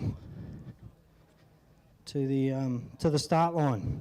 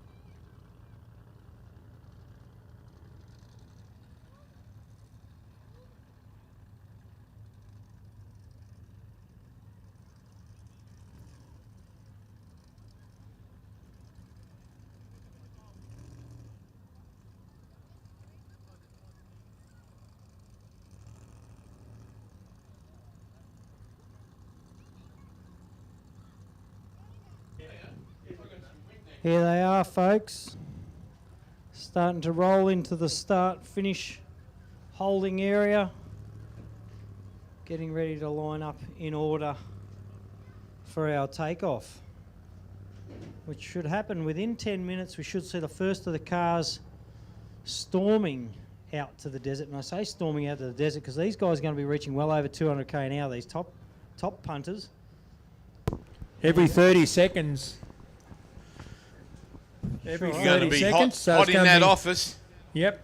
It'll be hot to trot. There'll be a lot of dust early too. I reckon we'll be dusted in here within the next 15 minutes. Who will be the first car back after lap 1? Danny Brown, Greg Gartner, Brent Martin, Aaron James. So I presume, what intervals are we starting at here, 30 Glenn? seconds. 30 seconds. 30 seconds. Ooh, That's you're right thick on and the fast. dust drop. Yeah, right on the dust drop. Yeah, 30 seconds. So in off-road terminology, we always work on about a 30-second dust drop. So that's to the car in front. And when you're following somebody, you hope that the dust drops down so you can get up onto the back of them. And in the situation when you're chasing someone down a road or down a fence line, you hope the little bit of breeze that we have blows the dust away from the back of the car and in front, and you can get up and go round them. But I don't think there's too many people looking at that list. We'll be passing Danny Brown while he's going. What do you think, Sandy? Definitely not in the first little section, mate. I think you'll find maybe a little bit further on you might see some overtaking, but it's surprising on how fast they'll wind up behind you. And, you know, we know Greg Gartner's been out here a few times and pulled some good results in the past as well. So, yeah, he certainly. While we're looking at our big screen over there, I'd like to thank the people from Screenshot Big Screens that supplied that screen for the weekend. They've done a fantastic job setting it up, and of course Sandy with the roving microphone, and it's coming up and it's going live to Facebook. What a great job this weekend, Sandy. It brings off-road racing into the lounge rooms, doesn't it? yeah, and we've got a lot of competitors that can't make it this weekend for whatever reason, and a lot of followers. The industry's quite big in Australia and growing, and a lot of people like to sit at home and at least know what's going on minute by minute. So I'm sure in the next few minutes they're going to know what's going on, mate, because there's some big blooming cars lining up there. Well, they're certainly the best cars in Australia. We've got probably 90% of the best cars in Australia at this off-road race. And of course, as we all know, it's a 4-round championship race, and this is the first round, the Big Desert 480, and then of course we move on to the next one, which is at a place called Hillston in New South Wales, the second round, and then from then on we move up to Gundawindi up in Queensland, which is the home of the Gundawindi Grey, and then back down for the last round of the championship, which is over at Millicent in South Australia, which of course we have the race, and then we have the big season presentation evening also there, and the big trophy presentation at the end of it all, and we crown the Australian off-road champion for the year. So it's a great season, isn't it, Sandy? Looking forward to it, mate. I can't wait. Can't wait.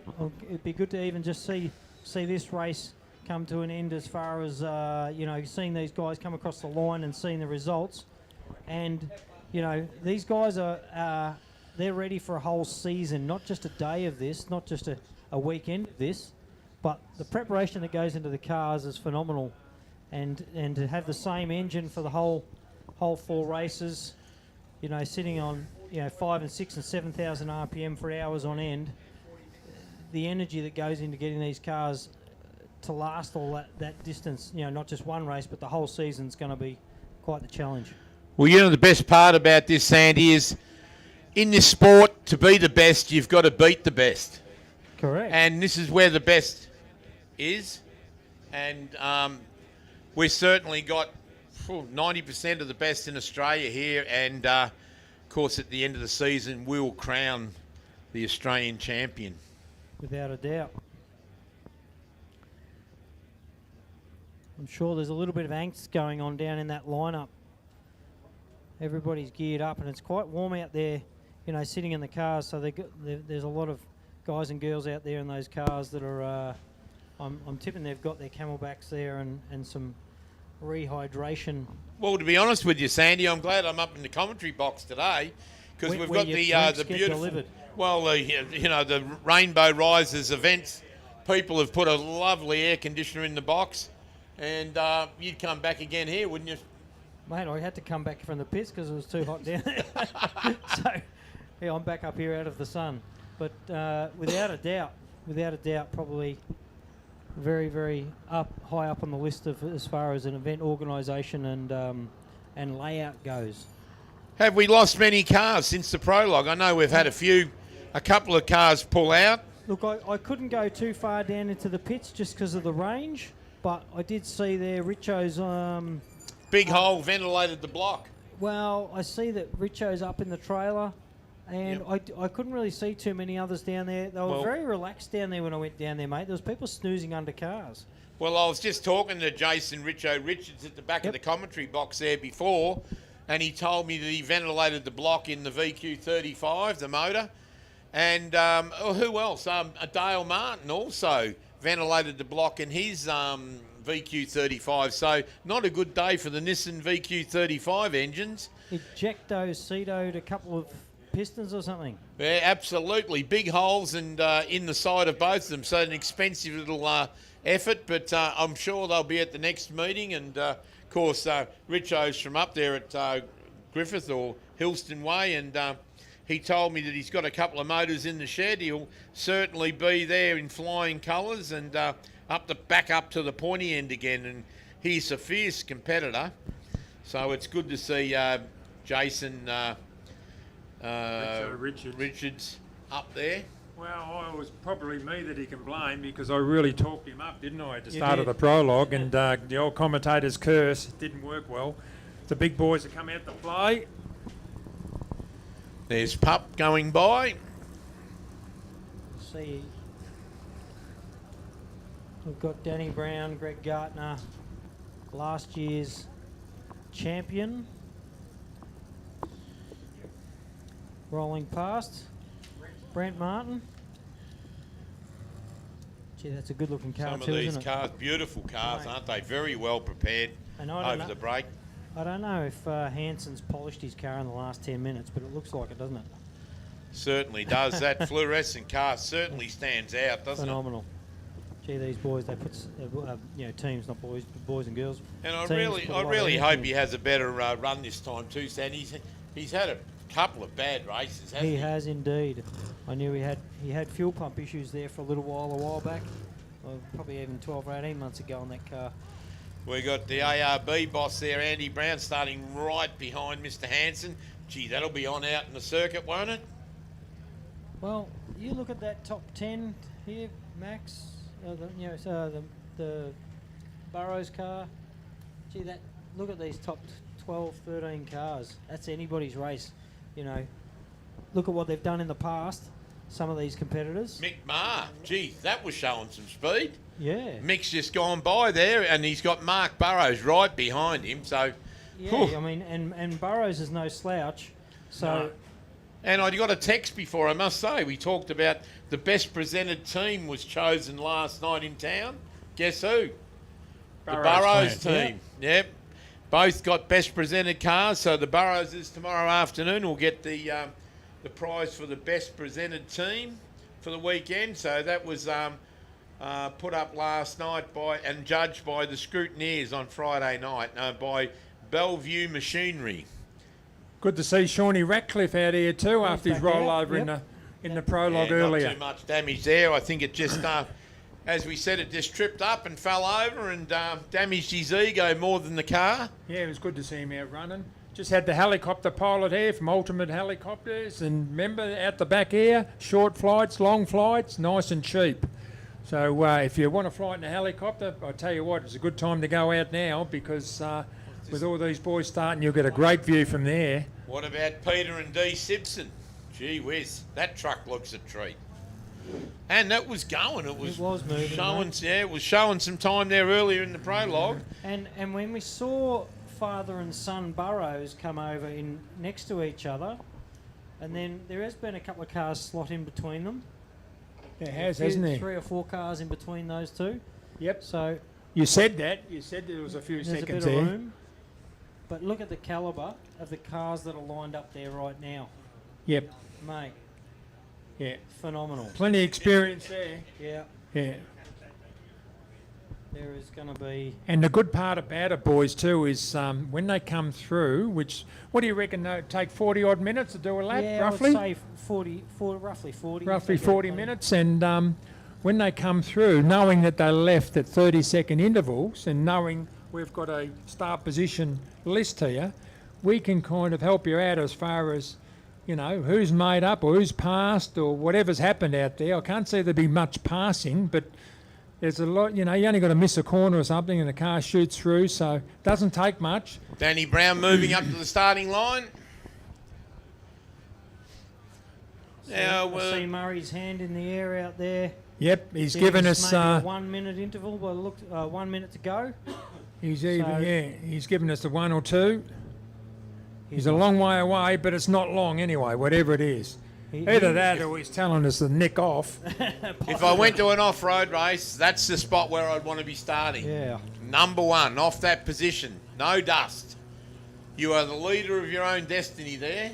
Definitely, Yep, mate. you set your own pace. Yep, exactly right. You can control Mate, the hey, whole you're field not- behind you there. You're not setting your own pace when you've got Greg Gartner behind you. Yeah, exactly. Yeah. Yeah, you don't want to be in a buggy. You don't want to be looking in the mirror and seeing a big blue you see that trophy thing truck. coming at ya. Yeah.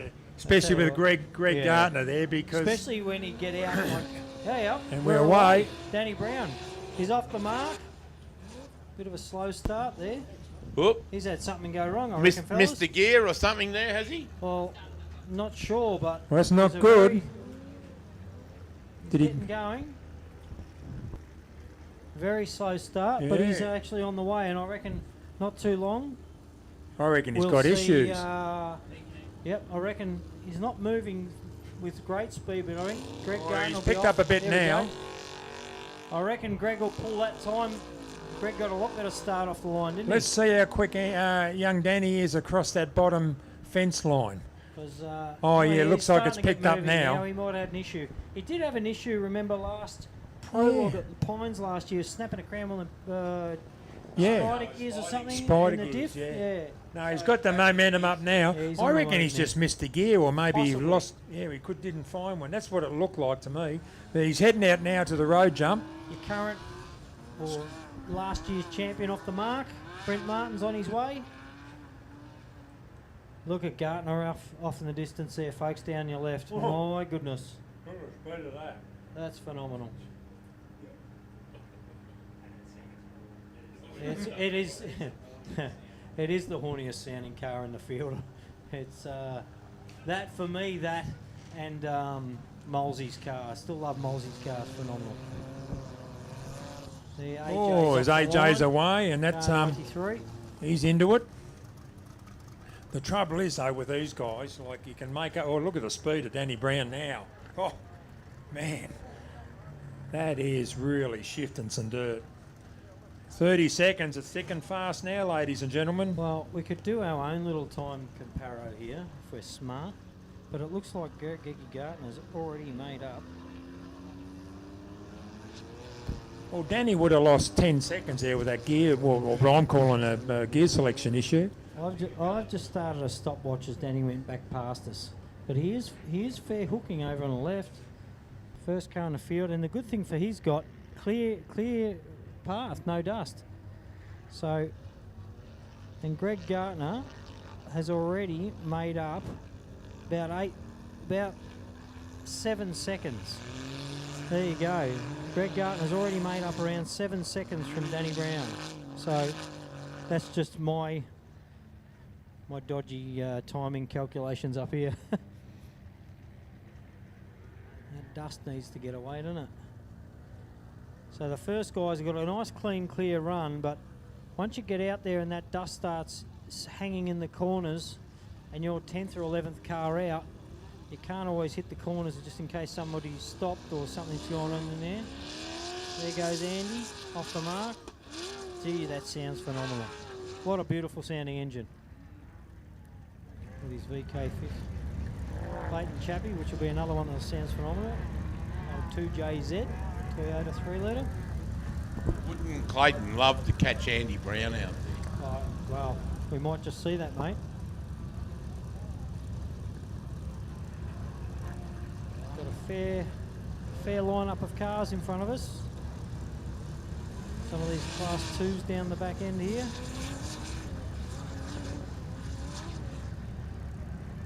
Oh, yeah. Bowie Graham there's got that TSCO truck of Mick Mars behind him, so well, he might do all right until he gets out there, but once he gets into that big rough stuff, that truck's going to stomp up his bum end real quick. Oh, he'll be all over him like a bad suit. There's no slouch either, as we saw earlier in the prologue. No, he gets into it. Of course, and right behind Mick Maher, we've got Mark Burrows. Which, and then we've got Stuart Chapman. We say that about Mick Maher up the back end of Bowie, but look who he's behind him as well, you know. So they might see a fair few changes in that first lap, hey? Yeah, I don't know whether the dust is going to slow us up as far as passing goes. I think, you know, hold back a bit of passing opportunities. Looks like Hansen's got issues in the infield. He's slowed right up. He's only just idling. Really? He is too. Yep. Yeah, one's gone past him already. No, his Andy, hands. looks like Andy might have gone around. Yeah, him Andy's now. gone around him. He's got issues.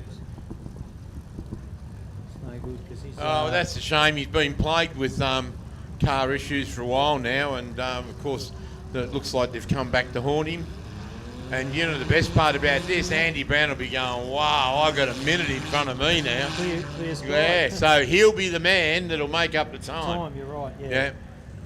Especially on the way out to the desert. So looks like Matt Hansen's cruising back to the pits. Unfortunately, the gremlins have come back to get him. He had a few wiring issues. He said he was sorting out over the. It's no good really. He went to Fink last year and had a lot of gremlins with the car and thought he'd got over all those. He'd been on the dyno for about a week trying to sort all that out, and he said, yeah, we're on top of it all, but now he's idling back. So there's obviously issues there. See the second of the Chapman cars off, Stu. Single-seater. Stewie goes good too. Yeah, I'm very, very impressed with Stewie in that single-seater. The Millennium car, it's a good car. Well, Evo motor in the back, puts in, and look at that. Have a look at look at Michael Maher out there in that truck. My goodness. Could be worse. We could be in that thing. Yeah, you're right. That is certainly shifting some soil. Have a look at the suspension travel as it comes back across the front of us. See the wheels drop when it's in the air. And that's carrying 300 litres of fuel, by the way. Yeah, it certainly is. And I'm tipping that's closing in on nearly 3 tonne of car out there, or somewhere around the 3 tonne mark. Look at the speed it of certainly Burrows. would be. Burrows have got some speed going through that infield too. Yeah, we're looking at 60 of the best off-roaders in the country. And we've got a race happening. We've got 2 70k laps in front of us now. So she's 70 kilometres straight through the finishing line and then another 70 continuous today.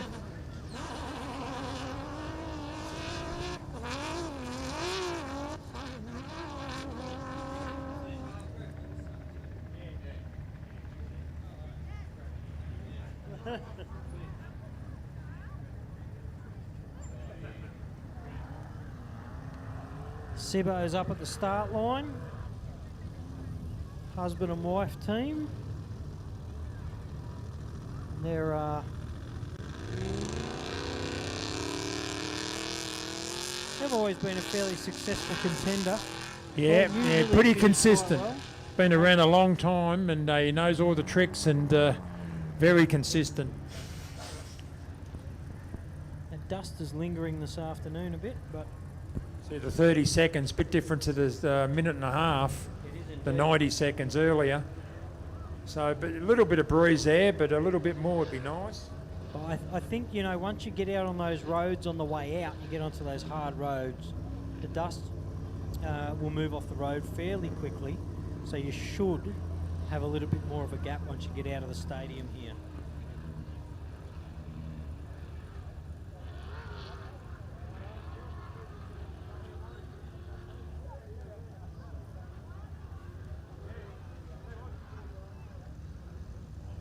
Yeah, any of the spectators out there can visit the live streaming. Just being reminded of that ourselves. Excuse me. There is a QR code in your booklet that you can download to follow the online, the live streaming, also rally safe, everything like that. So if you go and open up your program, you'll see the offroadracing.com.au live timing, should I say, not live timing, and that will tell you when everybody comes across the line, etc. So there's just a QR code there. Click on that, and you'll be able to see more about what's going on yourselves. Cannot even see what car that is. That's Steve Kilby, I believe. Oh, is it? Yep. In the Can-Am X3, this was the guy that was leading the Prologue up until the big boys went out this morning. Yeah. But And of course, he's off the mark quick. very impressive time this morning. Jake Freckleton's the next one off, and then Andrew Moles all the way from Alice Springs. Well, Molesy's off next, mate. Yeah, Freckleton's disappeared. He's the guy that lost the front wheel, so I don't think he's able to repair it. If Freckleton lost a wheel. No, doesn't look like he had a spare stuff. There's Molesy, the BMW V8. There's 11,000 RPM. Rod Vizzer in the new Illumicraft from America. You got this in a couple of years ago. Got a 2.5 litre Honda in the back of it with a AGB Albans gearbox and his son on board, Cody Vizzer. They're out there working together as a family, having a bit of fun for the weekend. Love their off-road racing, Rod does. Now, mate, I've just had a quick refresh of the live stream here. Looks like 410 is way up the front. But guess who in front? Brent Martin. So it looks like maybe Brent has overtaken, unless this feed needs a refresh every now and then, just from where we are. But Brent Martin has overtaken, from the looks of it, Greggy Gartner. What a demon.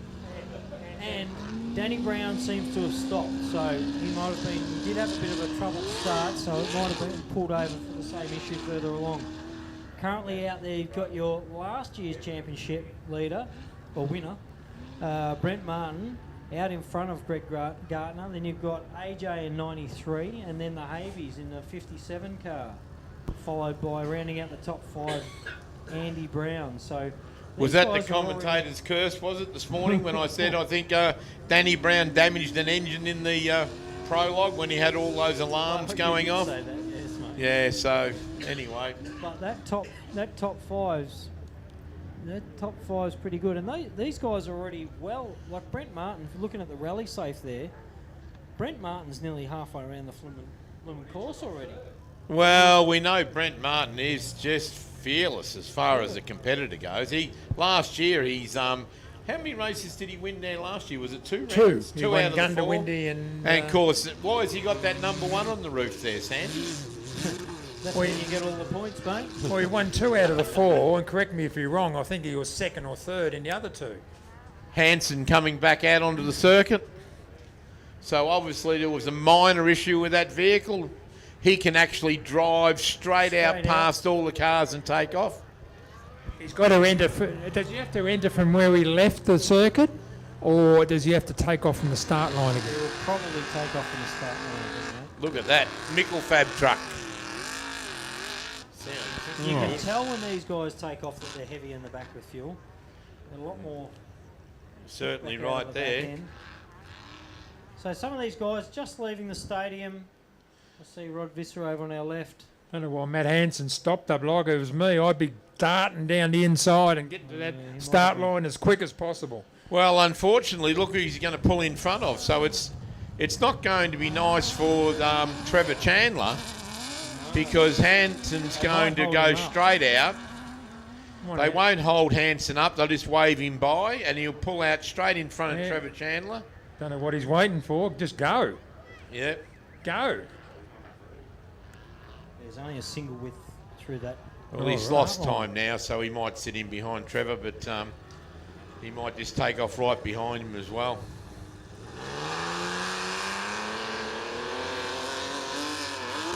It won't take Matty Hanson long to get around that thing. No. If he can see it. Yeah, well.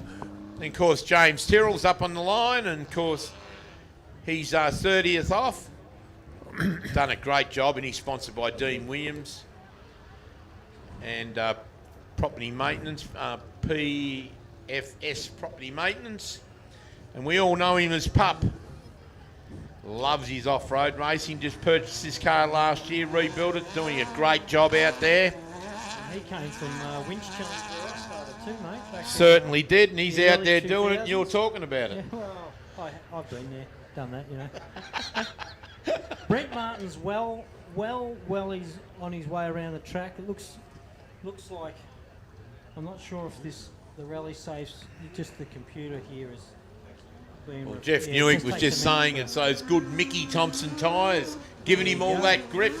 But what I'm seeing here, I don't actually know who of the two is in front between Gartner and Brent, because 1 minute the rally safe showing me one's in front, but it sometimes does take a minute. Yeah, we noticed that last year too. It great dates. Yeah. It kind of it was all over the place as far as but for Brett Martin to get around Greg, that'd be nearly impossible if Greg was going.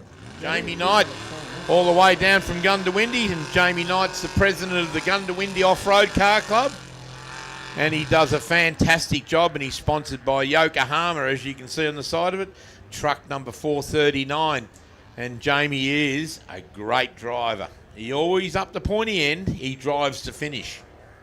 Yeah, Matty Hanson's on the move again, fellas, straight in front of us.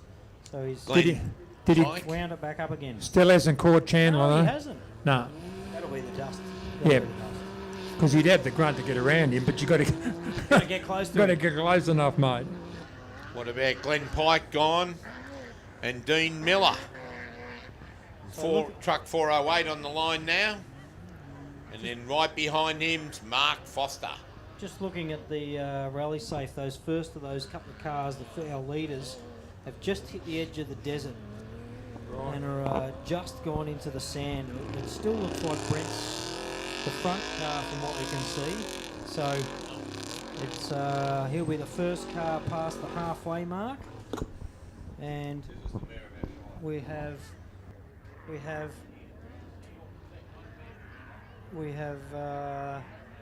Brent Martin, Greg Gartner, and Andy Brown is still third position with a big gap between, from what we can see, a big gap between Greg Gartner and Andy Brown. So a lot of cars are still circulating. There's a couple there that haven't moved for a little while, and one of those is Danny Brown, unfortunately, by the looks of it. Car 42 has got an orange thing. It's got an orange, sorry, a yellow line around his number, so he might be, a caution on your screen for those that are the navigators.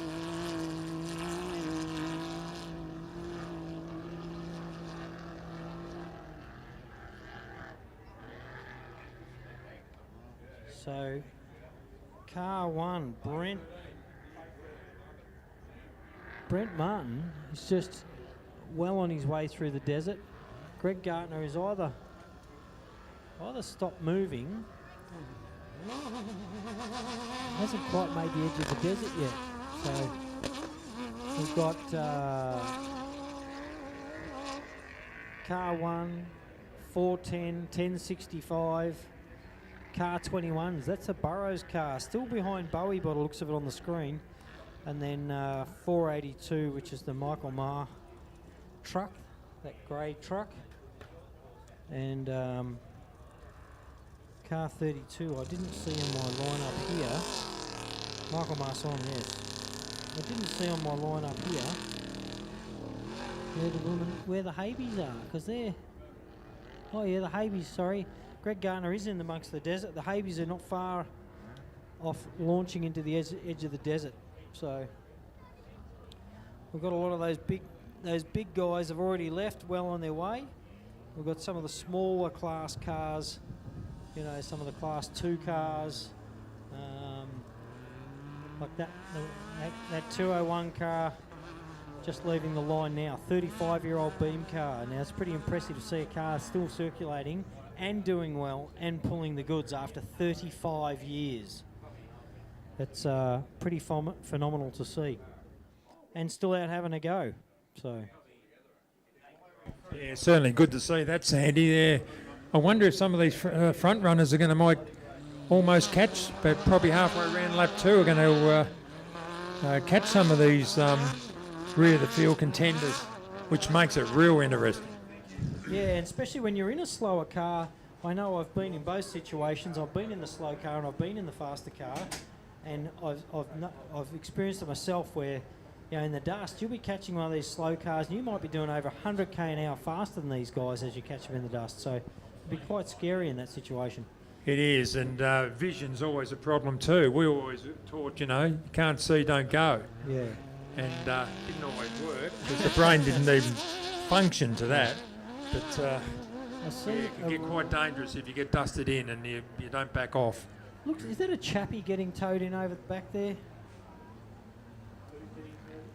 I see a red buggy. I can't quite focus on it. Getting towed in over the back. No, it looks like possibly one of the Chapmans.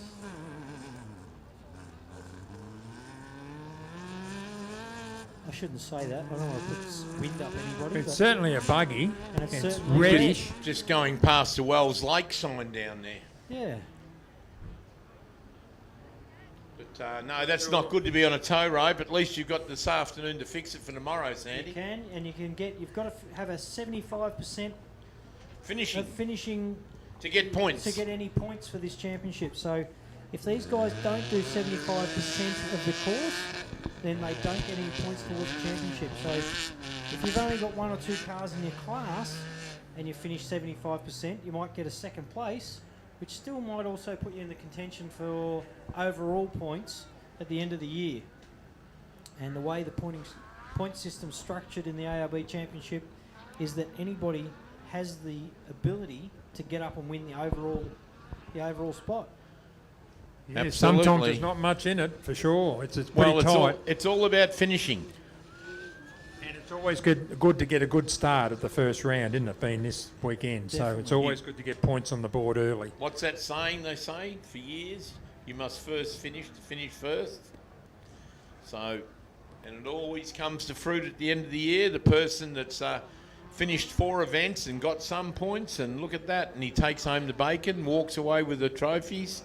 The end of the year we have some beautiful trophies too. Phenomenal. Yeah. Best 1082 off the line. We're down in the some of the class 10 cars. 684 by the looks of it lining up over there.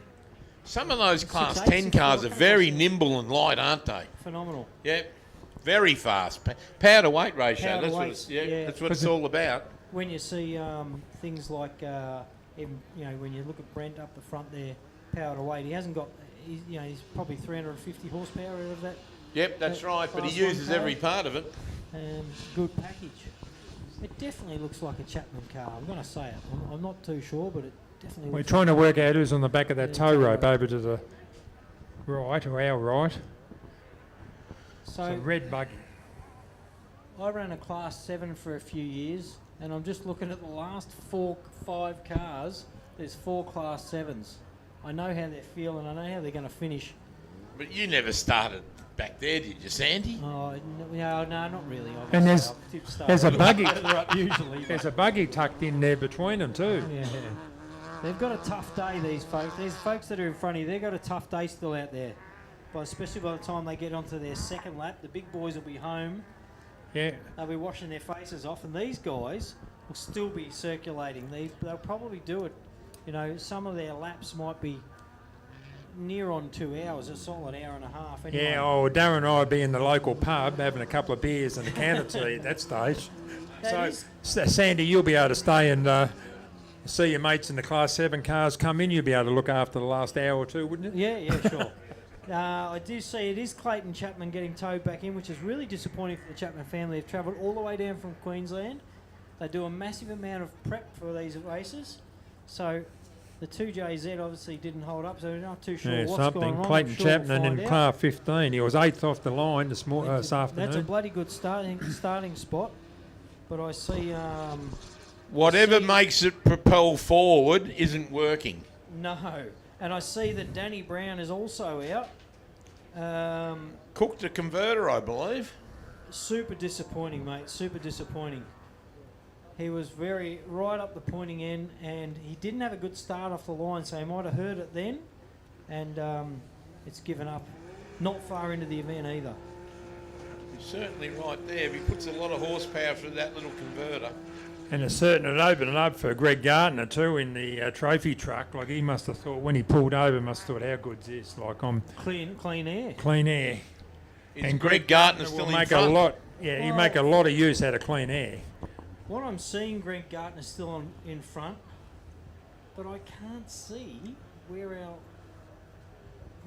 number one guy is. Where is he? Where's Brent? It's not showing up at the moment, but we've still got out there. Oh, there he is. We've still got Greg Gardner, then Brent, then Carl Habe, then Aaron Bowie. Oh, sorry, Aaron Habe. Sorry. And then Bowie sitting in 4th in front of the Burrows car. How's that happening? He's on dust. Dust? You got to think about the dust factors. What about Yeah, the but skill Bowie factor? took off 9th. No, it's risk takers. Risk takers. You know, do you take risks on Saturday or do you take risks on the last lap Sunday? Yeah. You know, I'm a great believer in you got to be there Sunday afternoon to win the race. But Bowie was 2 cars in front of Mark Burrows when they left the start line. That's a minute.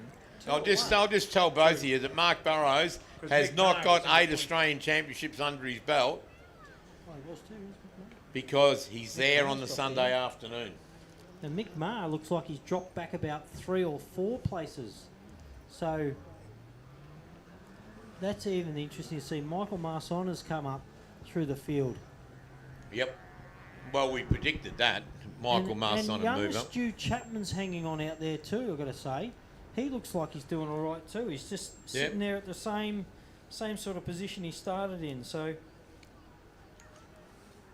can't see any more other cars out there. You know, usually you'll see a couple of cars stopped early. Well, I had a couple of drivers ask me, what would you do out there? Well, I said, just shift gears and be there tomorrow afternoon, Sandy. And Totally agree with that. Yeah, you just got to shift gears, put up with the dust. Don't do anything stupid. Be there tomorrow afternoon. And then have a crack on the last lap. And it's funny you say that because, you know, sometimes when you look at the lap times from now and the lap times till... when you look at the lap times now and you look at the lap times on the final lap, you'll be surprised some of the final lap times are actually faster than their first lap times on a cut-up track. And the track is just a mess. Lot rougher, yeah.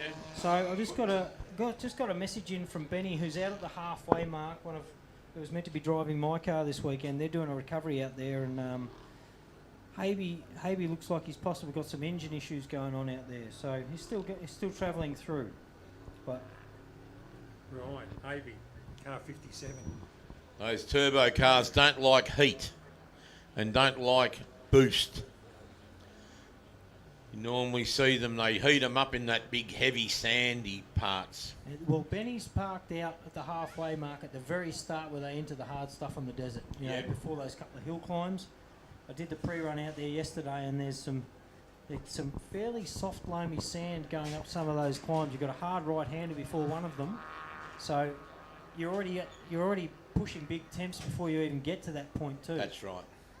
And you start putting big temperatures through the turbocharged engines. They don't like it. That's why they run big intercoolers. It still doesn't cool it down. And big temps in the converters, as Danny Brown found out.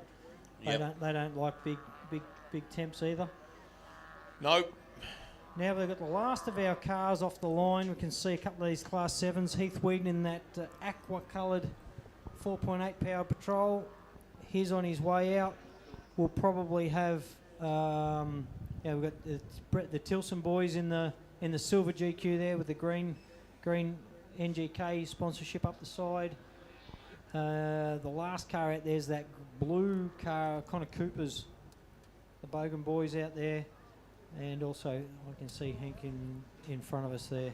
But you'll probably have a break of about 10 or 15, 10 so minutes before you see these big boys starting to swing back into the arena. What time did the first car leave there, Sandy? 1:30 the first car was off. Oh no, it's 1:40, sorry, 1:40. 1:30 was the lineup.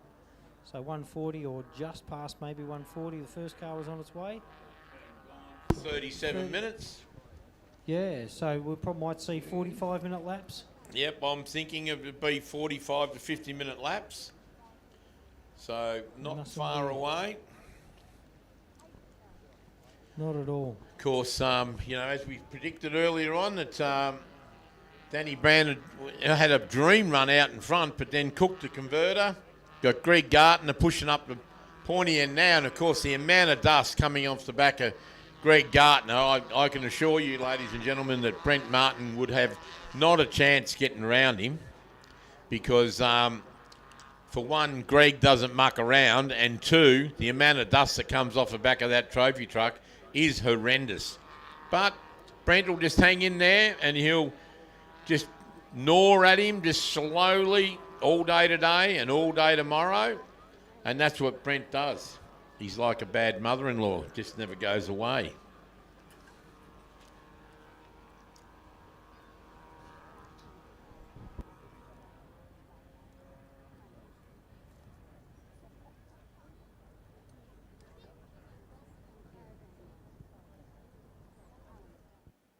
Connor's on his way out of the stadium, and these guys are going to be wrecked by the end of it. Couple of happy fellas, these guys. They're new into the sport. They only bought this car late last year. They did, I think, one small short round at Mumbana. Then they did the Pines, had a go, and now they're back out here for this round. I reckon they want to chase the whole championship, but they're going to do it. It's hard work. I did in the same Class 7 as that I did the Pines a few years ago, or very similar Class 7 car, and we worked hard. We came in, I don't even know if I was last car on track, mate, but it felt like I was last car on track, but it was down the bottom end. Still finished though, and that's all we needed to do, and I think we got it secured us first in the championship as our other car was broken. So the off-roader's friend has picked up. Look at those flags. Oh yes, I see that. And look at the dust. As you see the cars down on your right-hand side, I don't know if people down there can see, down on the hard right-hand side, you'll see the cars disappearing over the road, jumping out to the right. That Class 7 76 Series Toyota Parker's car, that's on its way out there. And the wind blowing that dust away, which is why I say it's the off-roader's friend. When you come up to pass another car, if you can get it with a cross breeze, it blows the dust away from the back of the car and you can drive right up on the back of them. And then you've got an opportunity to get round. Certainly have. But when it's still, it's a nightmare. But I still say I'd sooner have a little bit of dust and mud. Of course, over the years here, we've seen muddy weekends and it's been atrocious. But today, perfect conditions. All the cars have been out, done their prologue, come back in. They all still look nice and shiny. And gone back out again. You've done a race at Rainbow. You've gone home after this race. You just give them a light wash and ready for the next one. Doesn't work that easy though, does it, Sam? It would be nice if it worked that easy. That's for sure. I know the amount of hours, like I said, even the amount of hours we put into prep, and we didn't even make it here with our car. So it's not just about looking good, but having everything underneath tuned in, dialed in, tested. Yep. And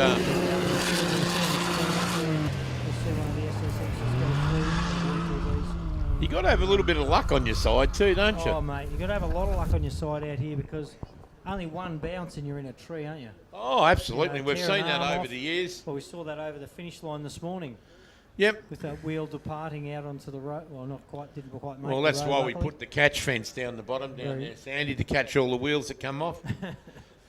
But no, certainly there's a lot of gotchas out there on off-road track. It's not like a bitumen circuit track. You know, you're racing at 230k in some of these sections with trees about 1 metre away from you. So it's not an easy ride in that left-hand seat. Not at all. Yeah, I struggle to sit in the left-hand side, that's for sure.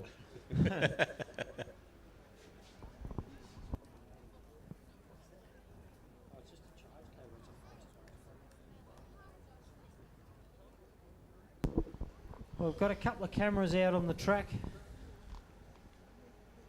I'm waiting for the computer in here is not reloading quite how we like to, so I can't quite see all of their information, but Before the cars start coming back, Sandy, let's mention this ultimate helicopter ride. mate, flights. I tell you what, if I wasn't up here spruiking in the commentary box, I'd be first into one of those helicopters. You could get a microphone and go for a ride. Oh, but that won't be far away. Maybe tomorrow. Maybe tomorrow I'll hang out of the door of the helicopter and have a bit of fun. But no, certainly, ladies and gentlemen, get up. See the boys up here next to the food tent.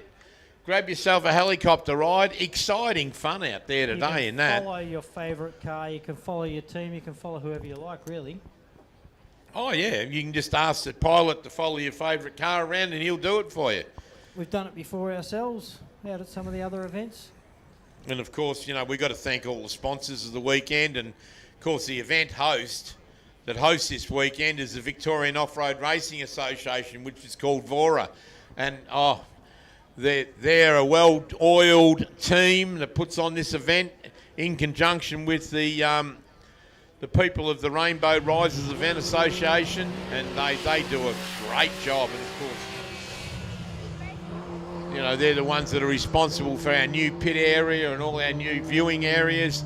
They've all put in the hard yards. And, of course, our major sponsor, ARB Accessories, Mickey Thompson Tyres, and Raceline Wheels Australia. I can see the helicopter coming back in front of us here. I don't know if that means there's cars on their way back now. But I just see on the screen they've got that. There's a hard left-hander out there, a little bit of a channel that the cars are coming around. Some of the SSXs and the lower, slower cars. But see them coming up on your screen there. So Just here, the event headquarters have asked for the pit crew car 37 to go to the headquarters, so that's not good. That's Trevor Chandler in the King Chrome car. Sounds like it's got issues by the sound of it. So while we're waiting a little bit longer, I can mention our class sponsors. And with our class sponsors, they're the one that put the money up for each class.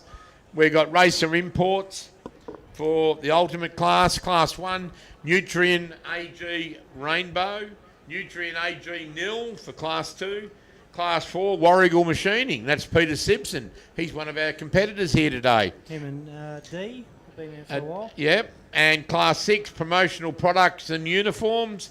Class 66 is VORA, the Victorian Off-Road Racing Association.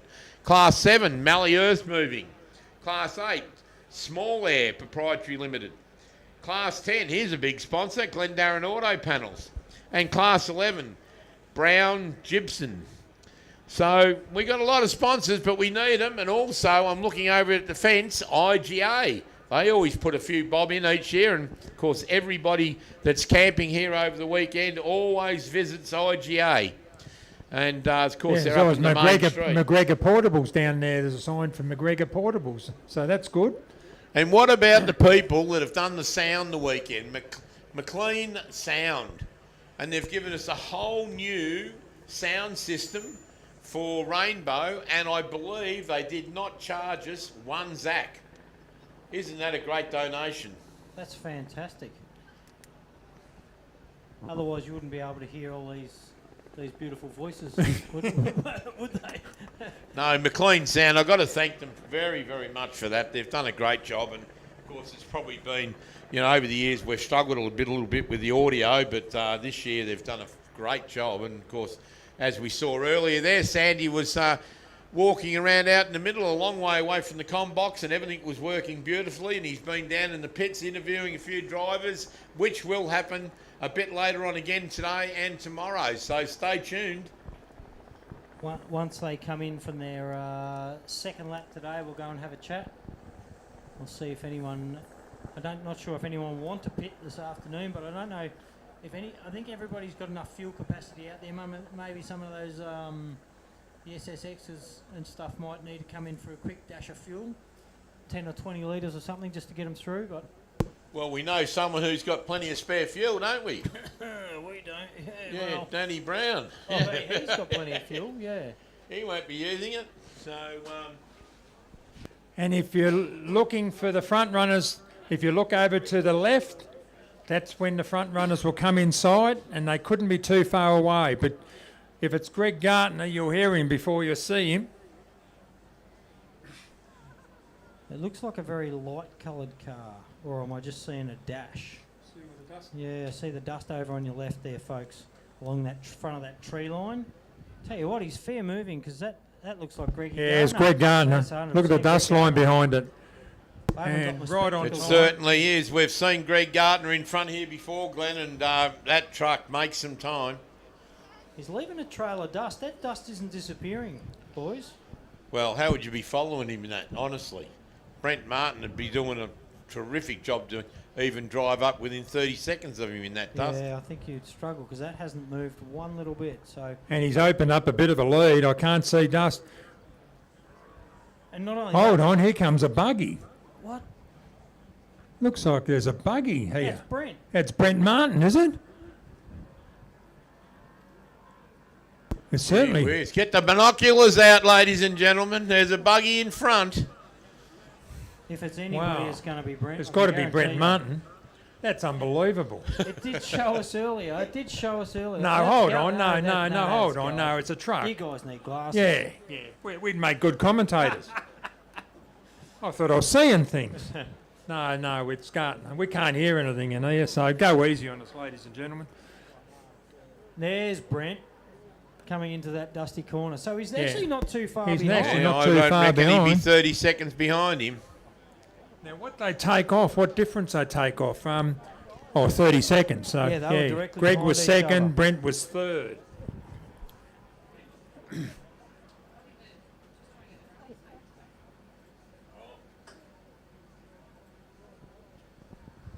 We're going real well. How can you...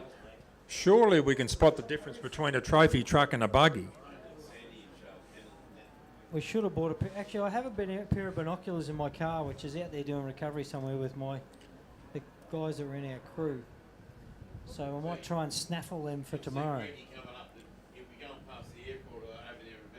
So that's not much of a break, though, between the last, Connor Cooper was the last car on the field. He's going to get rounded up within probably the next 5 or 10 minutes maybe as Greg crosses the line. 1 second. Yeah, there you go. So if Brent finishes right behind Greg over the finish line of the second lap today, then he'll start in first position tomorrow. So they did start 30 seconds apart, and if you see Greg come over, and then if Brent starts anywhere between 1 second, 29 seconds behind him, he starts 1 second in front. So Now, getting back to that, we saw Andy Brown had a car drop out in front of him, which was Matt Hansen. So Andy had a full 1 minute gap in front of him. That's right. So if he catches whoever is in front of him, and might he jump makes up 3 a or lot 4 of time. spots for tomorrow's start position. Have a listen to that thing of Gartner's. We're in a soundproof commentary area here, and I can still hear it barking. Maybe we need to take a moment and just take in the There's sounds. Brett. There's the difference. Yep. There's the difference. Brent not Gartner too was far at the top of the behind. straight, and Brent was at the. How big's other this side. jump going to be?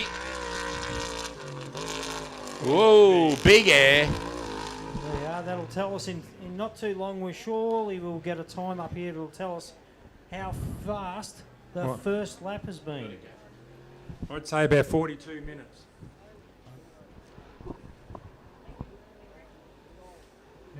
Got our rally safe sorted again. See, the guys are out of control in here, who I'm trying to work with. Just make a mess. And I tell you what, I clicked the stopwatch. Well, there's 30 seconds now. Seconds. I clicked the stopwatch as he went over, so he's dropped actually back, lost but he's time. He's done well. Like he's lost 10. 40 seconds, so he's actually lost 10 seconds, hasn't he? Yeah, but that's not a bad effort because you imagine the dust that Gartner's kicking up and he's not playing around. So No. to get within, well, basically 10 seconds. Now we've got a bit of downtime. Now that I've got So my- what we got 40-second gap and he took off 30 seconds after him. So he's only 10 seconds slower for that lap.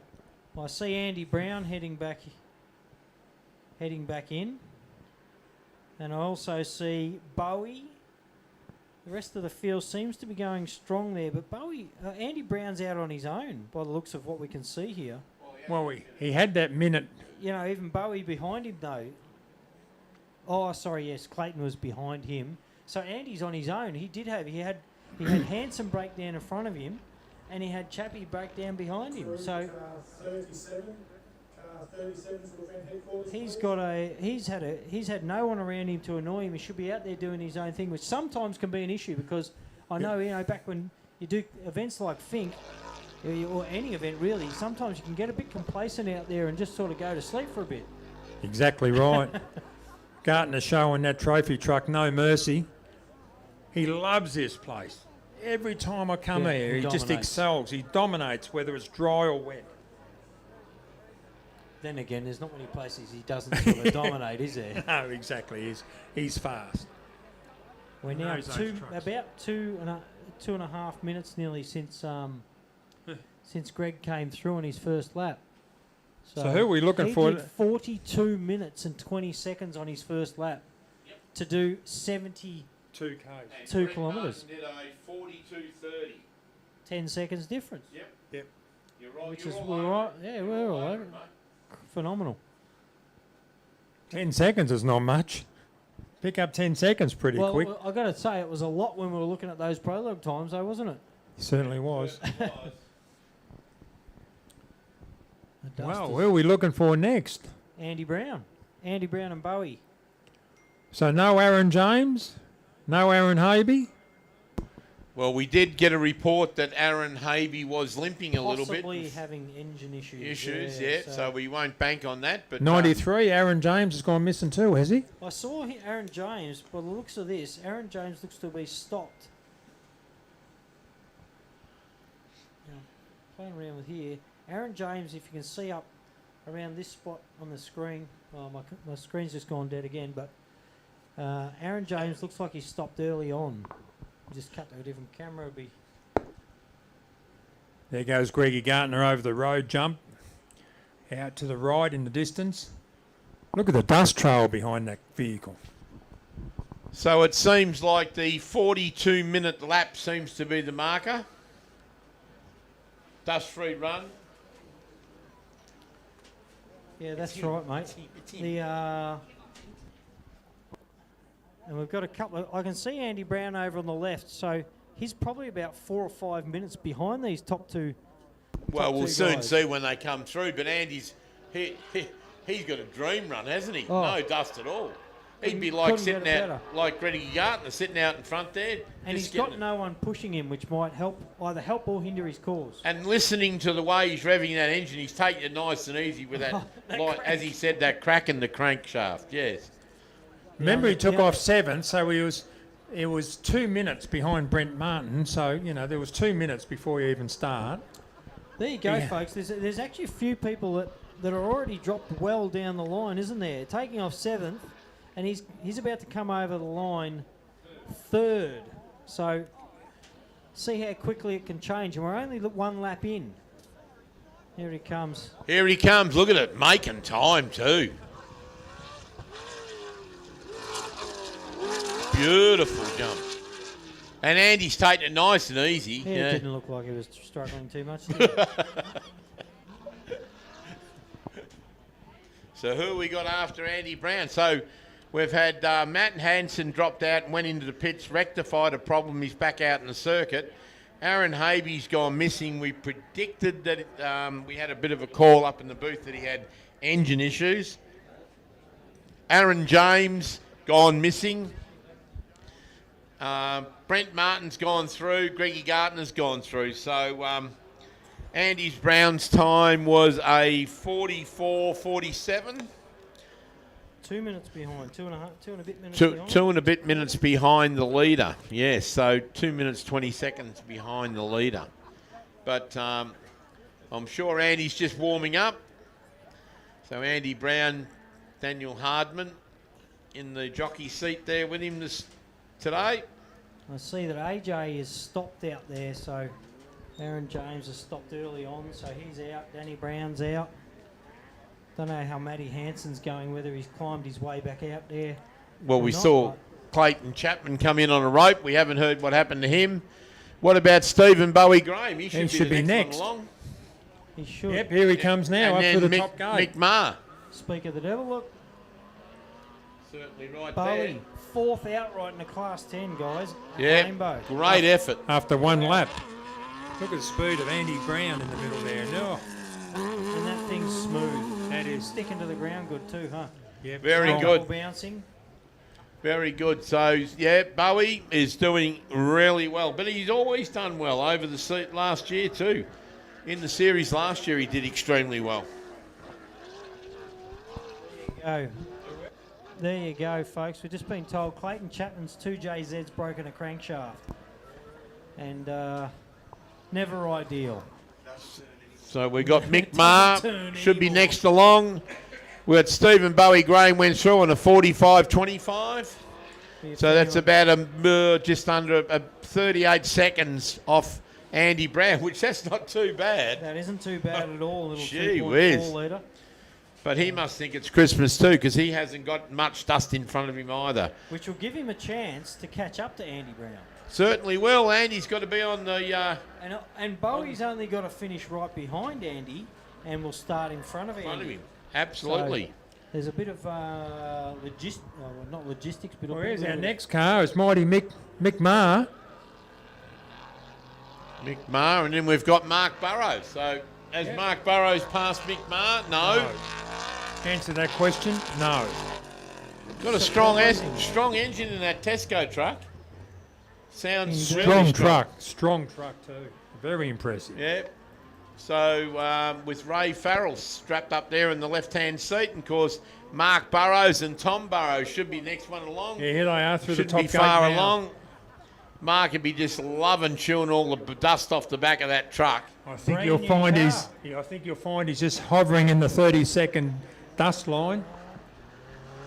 Brand new car right there in front Yep. of you, folks. So he's probably actually taking a bit to get used to this under race conditions. He's obviously driven it at home, testing, etc. But Oh yeah, he's First done a lot of time, miles at home, he said, yeah. but he's really happy with the Monks Fab MF101, which means obviously it's the first one. And then we've got Stuart Chapman, should be next. Michael Marson over Michael the line. Marson. Oh, Michael Marson's moved up past He has. Stuart Chapman. And So he's he's right one in of the big movers and shakers in the field. And he's in behind Mark Burrows. He's held his own. Well, So- he's picked up time because he was a minute behind Mark, and now he's only approximately 30 seconds. So Hopefully we see Stuart Chapman come through with the Evo engine in the back. The four-cylinder turbocharged Mitsubishi Evo engine in the single-seater. The sure. Cheneth. Sorry, mate. Not sure who's coming in over our left here. Then Craig Grog. probably Craig and Tony Floban, 23.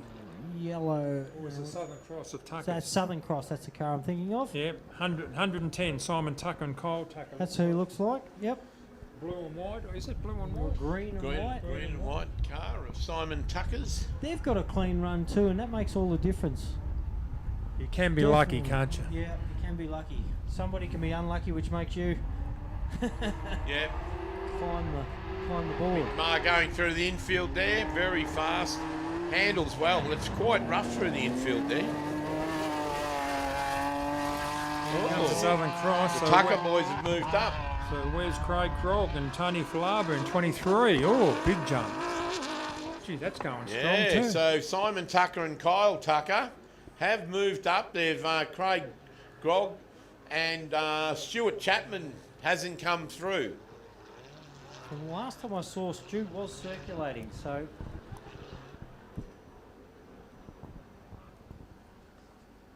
we've got maybe Craig Krog. He's got a darker coloured buggy, which there's another one coming on over the left. Probably Simpson.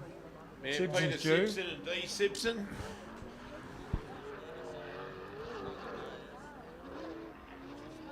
And then Brett Rogers. And then Matty Burrows after that.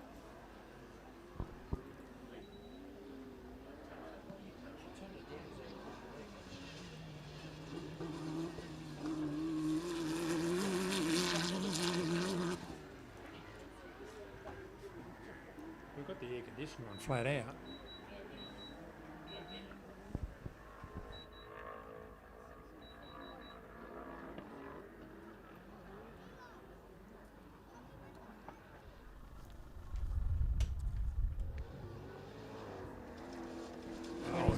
Here's the 23 car, Craig Krog and Tony Falaba. They've obviously had a little bit of a...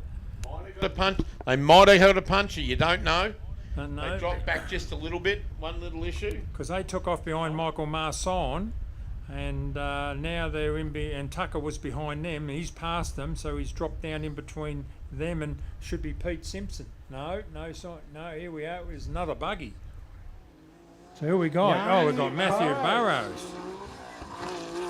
123. Matthew and Jay Mitchell. Doing a great job. Well, he's passed Simpson and Brett Rogers. Certainly have, and we're missing Stuart Chapman. Hasn't come through at all. We'll have a look at the rally safe and see if he stopped. Here comes a Nickel, Damien Nickel, which he started off behind Matt Burrows, so he's in order. He had a fairly good prologue also. Looks like. So where's Pete Simpson? He's dropped back.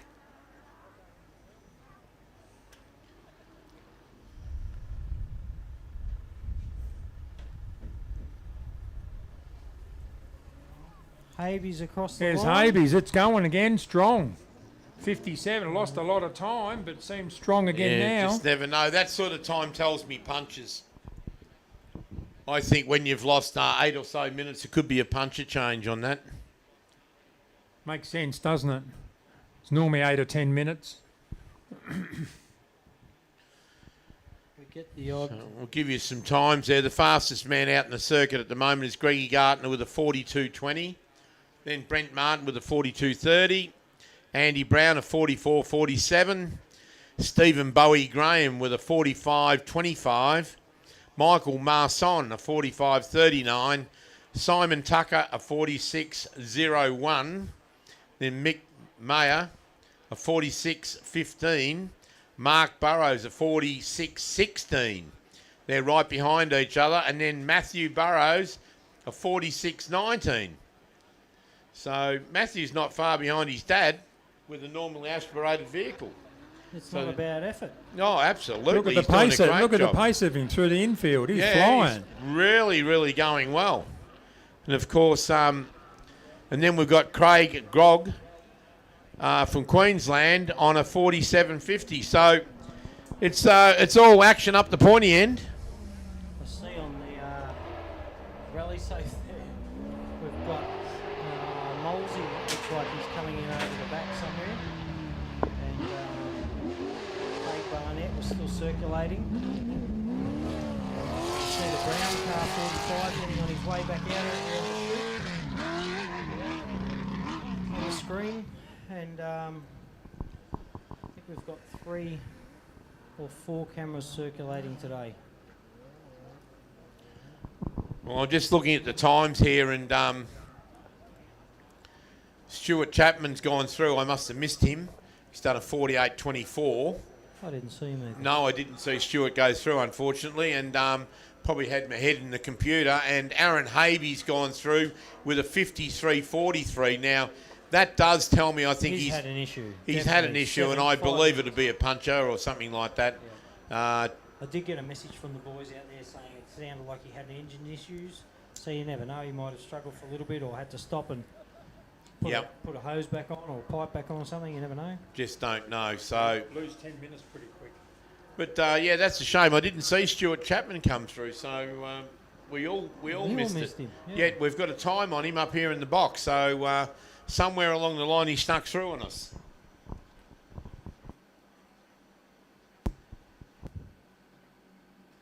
Here comes Molesy around the last corner for his end of his first lap. Be quite interesting what sort of time Molesy's done. And we'll be able to tell you that very shortly. Yeah, about 11,000 revs. That's the norm. Certainly is. See a couple of cars coming back in. Dean Carter, followed by Matty Hansen in that 7 SN. Shouldn't be too far away. And the Barnett 68 car. Also 10:36, so there's still a fair few circulating. Doesn't look to be many stopped out on the track from what the numbers we're seeing. Andrew Moles did a 48.51. And of course Aaron Haby a 53.43, so he's dropped back a little bit. But Molesy and Stuart Chapman very close on time between both of them. So Not too sure what's happened to AJ out there, because he started 4th. And he's off the... is he still parked on the rally safe? He's parked. He's on one of the roads back out. So I'm hoping that means he's on a trailer. Yep. And coming back into the pits. He disappeared early. He did disappear early. He didn't even make a third of a lap, really, by the looks of it. Well, a bit of a lull in proceedings. It's good to see that wind come up, guys. Get rid of the dust. It's making it a little bit better. Out the back, all those Class 7 cars, they're well into the desert. They'll be getting shaken around like being in a tin can. Hope there's a good dentist in town, because they'll be shaking the fillings out mate, of their there's teeth. Class 7. Rod Vizza. 701 out in the desert, 671 out in the desert, 779, I can't see, there's 798, 729, so there's a fair few still out in the desert. So Rod Vizza just gone through in car number 1057, and Cody Vizza, his son, the Confab Access Panel Engineering sponsored a Lumacraft on a 49.57. Any time I think under a 50 is a very good time.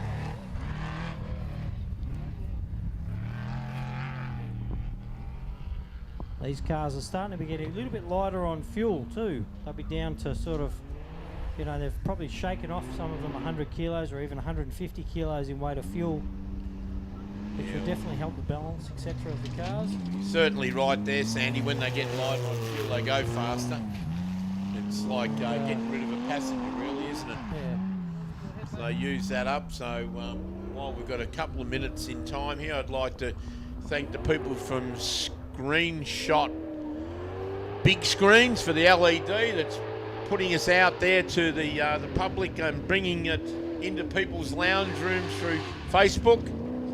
Also the event host, Victorian Off-Road Racing Association, and of course our 3 major sponsors, ARB, Mickey Thompson and Raceline Wheels.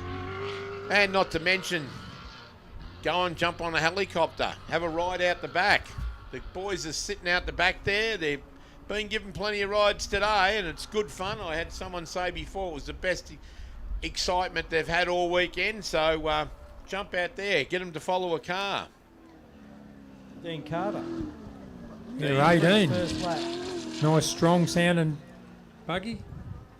Sounds very LS-ish. It is. 6 litres of it. Dean Carter on a 51.14. So A few cars coming in here. Looks like Matty Hansen back in the dust, but there's another one. Looks like a 10 car about to come across the line. well, Dean Carter, navigator is Brad Jacob. Who we got there? 43, Glenn McIntyre. Don't know much much about Glenn McIntyre. It's powered by a 3-litre Nissan twin turbo. Car 43.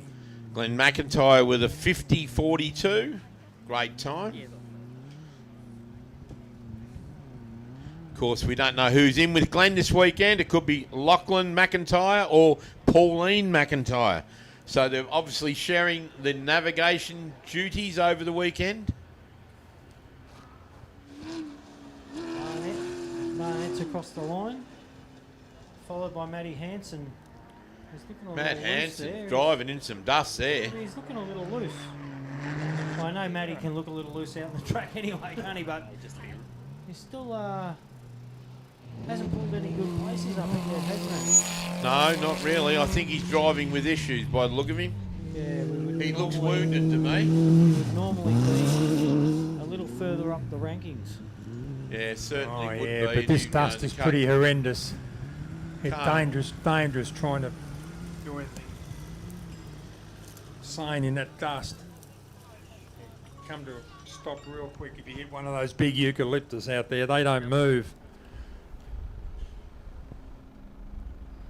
So I've just had a little note come in there, folks. We've got our local constabulary out there with his radar gun, giving us a few car speeds, which is just a little bit interesting. I don't exactly know where they are on the track, but we've got Reggie Gardner with his 202 kilometres an hour. Brent Martin 179 kilometres an hour. Car 45, 213 kilometres an hour. Andy Brown. 1065, 179 kilometres an hour. That's not bad in a little Class 10 car. Mick Mayer has come past at 185. The Burrows car at 220 kilometres an hour. 220 kilometres an hour. Wow, some of these times are just phenomenal. And we've gone down the list a little bit then. Car 32, 157. Car 110, 182k an hour. Car 17, 186 kilometres an hour. So that's up. That's still nothing to be ashamed of. Car 23, 190 kilometres an hour. Car 123, 175. Car 430, 177. So the Habe's in 57, and that was 143 kilometres an hour. So that tells me definitely they've had some issues out there not reaching top speeds. Car 35, 135, which is Molesey, 187 k an hour out of that little BMW engine. And then 1057 at 165 k an hour. So that's not bad. That's pretty good. But you see that Burrows car at 220 k an hour. Yeah, he told me he was going to take it easy, Mark. He's got his son in with him. But, yeah, we've just had David Middlemiss go through on a 52.14. And then Pup Tyrrell. Yeah. Still and sounding strong. James Tyrrell on a 51.59. And Glenn Spizzo from New South Wales on a 51 flat. Dean Carter on a 51.14. Craig Barnett on a 51.50.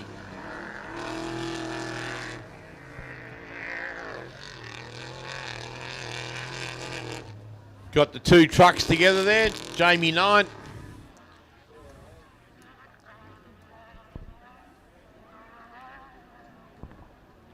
Looks like there's another couple of trucks heading in too. 433, the Transvent truck, which we can't even see them out there. Have a look at the dust. So I don't know how they're going out there on their own. Dean Miller in the 408 truck on a 50.31. Didn't get a time on Jamie Knight as yet.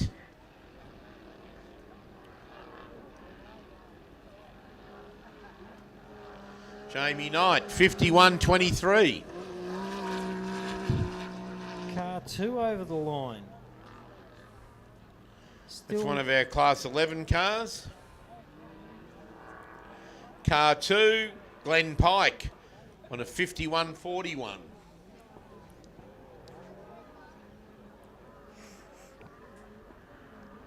I'd nearly reckon that car of Glenn Pike's would be the first Can-Am in the field across the line. All the rest are buggies and trucks.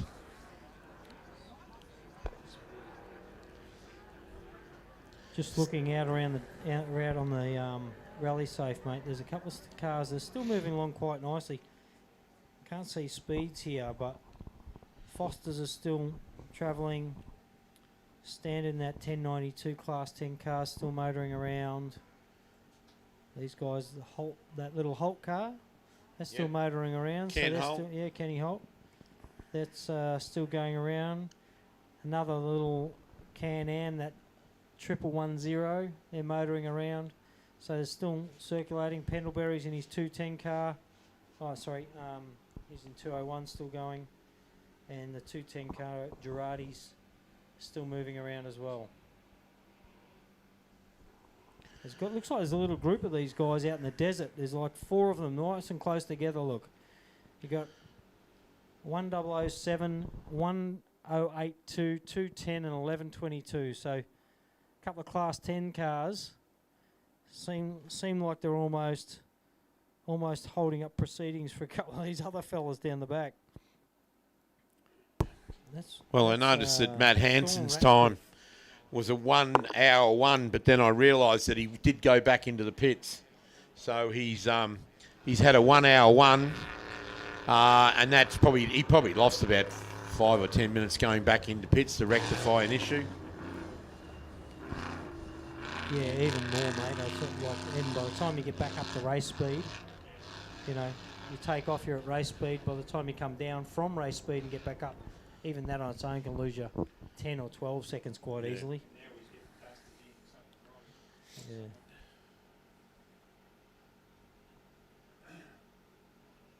Car 133 still going. 456 of Ian Terry still motoring around out there. 701 still motoring around. Car 1 has overtaken that car 1 of Brent Martin and Brad Gallard. They've both overtaken some of the guys at the bottom end of the field. In the 7 vehicles. In those Class 7 cars, and they're actually back on their way back in. So they're out of the desert already. You can see on the screen there up here on this left-hand side, that there is around the edge of the desert. So these cars, there's Greggy Gartner back down here. So he's got to fight his way now back through some of these slower class cars to get back into the pits. And not only that, he's probably doing it at a bad time, isn't he? Catching those guys through the desert where he's got lots of suspension compared to those other guys, good time to go around them. But when you're trying to come back in the dust, it's not really an ideal time to be trying to get around the slower class cars. Meantime, you've got Brent Martin right in the back there, just keeping him honest. But Simon Gubbins and Ben Lugg gone through on a 52.50. And of course, Michael Denham went through in the Mickle Fab truck on a 56.45. Anything under an hour. They're doing good. Oh, very well. Very well. Yeah, another truck coming up now. Foster team. Foster. Still motoring along quite nicely. Out on their own too, so they've probably got, when you're out on your own, you're not getting bothered by anyone. You're not trying to push yourself to stay in front of them. Although if somebody does catch you, you do have to pull over and let them pass, but you can't always see them in this dust. You've got there's a few different features in the car. Rally safe. You've got comms there for push to pass. You've got sirens, which you very rarely hear if the guy behind you has got these sirens or his horn going. But there's a few different things there to help the safety and make sure that people get around you cleanly. Mark Foster with a 54.41. So he's not too far behind Liz and... Well, he's running about 26th outright, which isn't a bad effort. So we've had half the field back through already. And I reckon before too long, seeing as Gartner and Brent are on their way back in, they still have a little bit of work to get round Ian Terry and car 614 of Steve Chilby, who we noticed prologued really well earlier. But they've still got a little bit of work to get around him before they start heading back in. They've still got one little part of the flora and fauna reserve to go through around the edge of. And then they've got a couple of big long blasts back into the stadium area.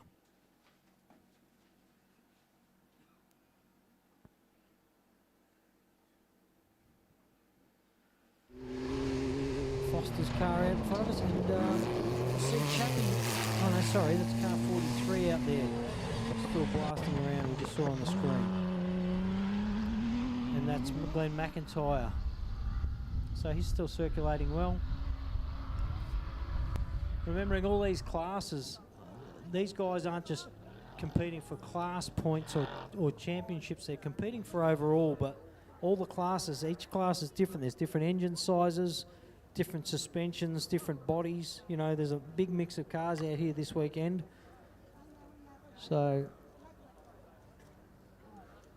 There certainly is, but any number of those classes can be our overall champion for the year. Correct. Yeah, on points. So we all run on points, as we know. And if the points all, like if all the stars line up at the end of the year, you walk away with the big trophies. So doesn't matter what class you're in. We've had last year our class champion was Brent Martin, of course, and he runs a 3.5 litre normally aspirated vehicle. And he was the Australian champion because he had the most points. yeah, Rod Stieber just crossed the finish line, so he's probably about a 55. Dale Stanton, 55.04. So there you go. We've got 55s, 56s. Some of these slower cars, they're probably going to be an hour and a half for their first lap. So that's going to be a 3-hour day in a Class 7 down there. That's hard work. Oh, absolutely, but we haven't seen the Class 7 or vehicles come through yet. That'd be over, well, an hour and 6 or an hour and 10 to do a lap, I would have thought. You see there on the rally safe, you've got Greg Gartner just coming up on behind 614. And then in front of them, they have Clean Air. All the way. All the way, and I'm tipping by the time they get all the way back in, there's still going to be no one in front of them. So as soon as Greg Gartner and Brent Martin can get around this 614 car out in the desert of Steve Chilby's, they will have Clean Air all the way back in. And I bet you Brent Martin hopes that he gets held up. I tell you what, Brent Martin will want to be getting around Greg very soon, or at least cross the finish line right up his tail. That's right, yeah. He's got to start in front tomorrow. Yeah, 29 seconds or better. He needs to be better on time today to start first tomorrow. And I've got to tell you, I wouldn't want to be 29 seconds because that means you're only 1 second in front of Greg tomorrow. I wouldn't want to get close to that. Well, they wouldn't start it at... They'd still start you at 30-second intervals, I would have thought. You see on the screen, we're back out. There's a little bit of a windy section as they come around up through a little chute out there. There's a couple of nice areas out on this track of, there's a lot of sandy sections out in the desert, a couple of good little hill climbs that you'd want to be on gas going up them, otherwise you're having a second or third attempt. And there's also, you come back out of the desert, you've got a little weave in and out of the bloomin' trees out of the river. I see on the screen there, Ian Terry in car 456, looks like he's bogged on one of the sandy corners out there. So that's how easy it is. I mean, if he's got a flat tyre, he's going to struggle in the sand, but yeah, I'm sure there'll be a caution flag out for him. So the guys behind him can slow down. If my screen reads correctly, I'm going to attempt to hit the refresh button, but if my screen reads correctly,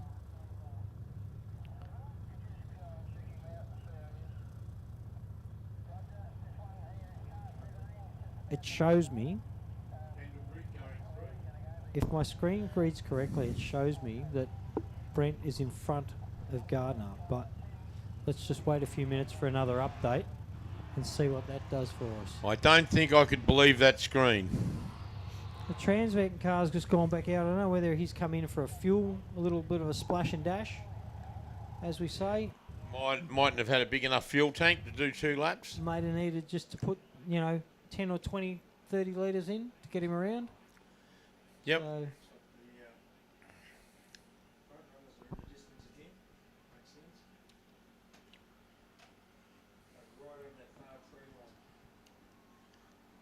Brock Prendleby, a 58.41. Like we Just said gone earlier, through. 35 years of racing that car. Yep. Still going strong, still competing in Australia's best championship. Of course, his dad, Nigel Pendlebury, used to drive it for years. And then Brock's taken over the driving issues now. He's got Ty Girardi in with him, Alan Girardi's son. 11 car, 11.10 over. I think it's the first of our 11 cars. We only got a couple here this weekend. Darren Franklin, car number 1110, and of course he's done a 57.23. And on our computer, he's 29th overall.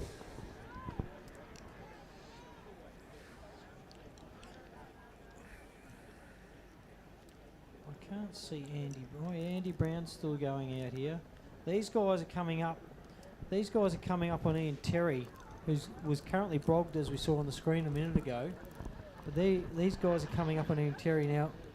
They're going to obviously get a caution flag, but if they're all in soft sand, you might end up with 2 or 3 cars bogged on the one corner. You know, I know what happens on places like the Pines. Those corners chop out pretty bad, and we're only on the first lap, but 3 or 4 laps in, those ruts come up to, they'll be up to a metre deep in areas in the sandy section. And yeah, it doesn't take long to create a little bit of backlog if you've all got to start stopping out there. So, of course, I've just seen the helicopter go by. What a great ride out there with Ultimate Helicopters up here next to the food tent. When you come up to grab a meal, grab a steak sandwich or a drink from the ladies there, you can also book yourself a helicopter ride. So don't forget to come up and see the ladies at the Rainbow Rises event tent and get a coffee, a nice cold drink, steak sandwich, something to eat, some nice sandwiches.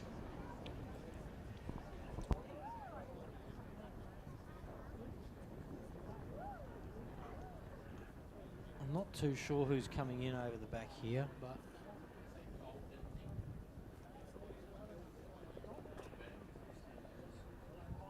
we've got a couple more coming in over the back.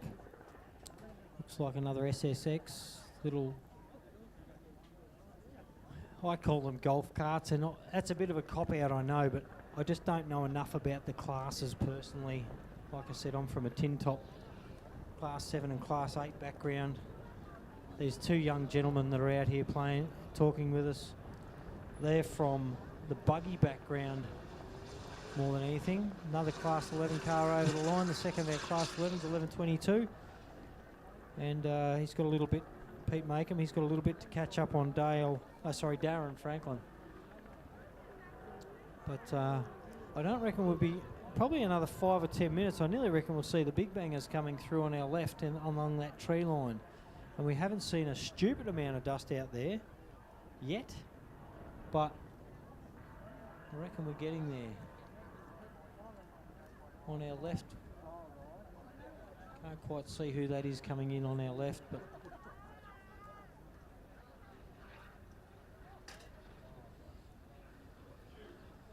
they are due in any minute. They are due in the next 4 or 5 minutes. I'm sure we're going to see some of the big guys come in, our race leaders.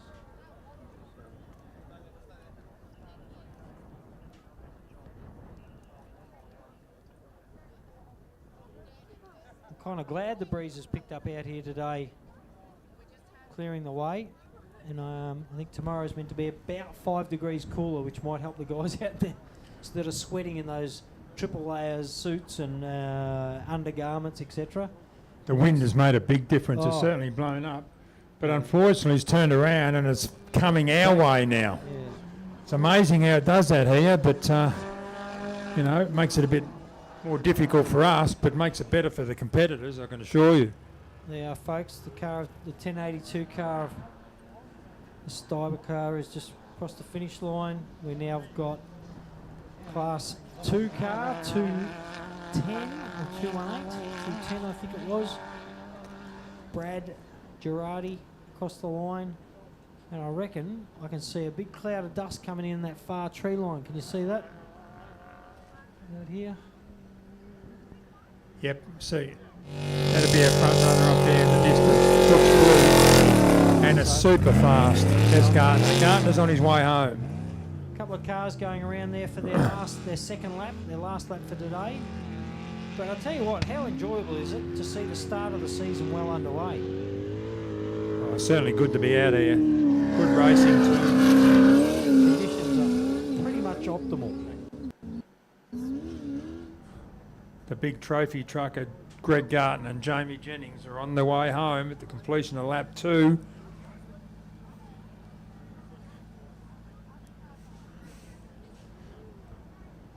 Here he is, his topsoil on a couple of paddocks there in the distance. Looks like your race leader over on the left, folks, coming back in.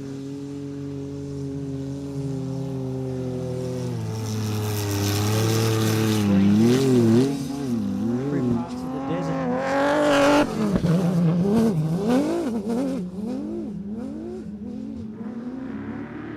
You see Max on the screen there, but it's about to head up in Jersey. Looks like he's getting pushed along by somebody.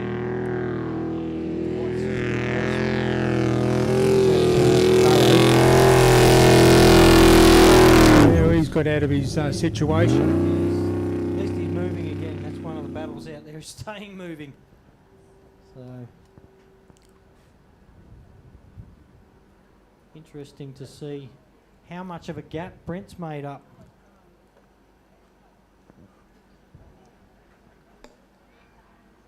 I haven't seen Brent as yet. Oh yes, I think he is out there. Just having a quick look here. AJ's DNF'd with an engine. Chappie's DNF'd with an engine. Poor Sibbo's.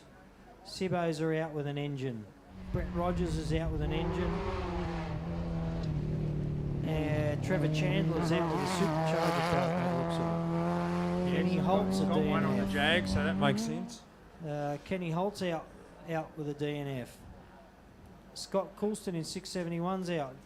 He's done a belt, or should I say he's stopped with a belt issue. And Connor Cooper's also stopped with a mechanical issue. So there's a fair few stopped. I'll tell you what, Connor won't want to hang around for too long because he started last today and he's got a fair job just to get around here. Unlike this fella coming in on our left, folks. Greg Gartney, I know you can hear it.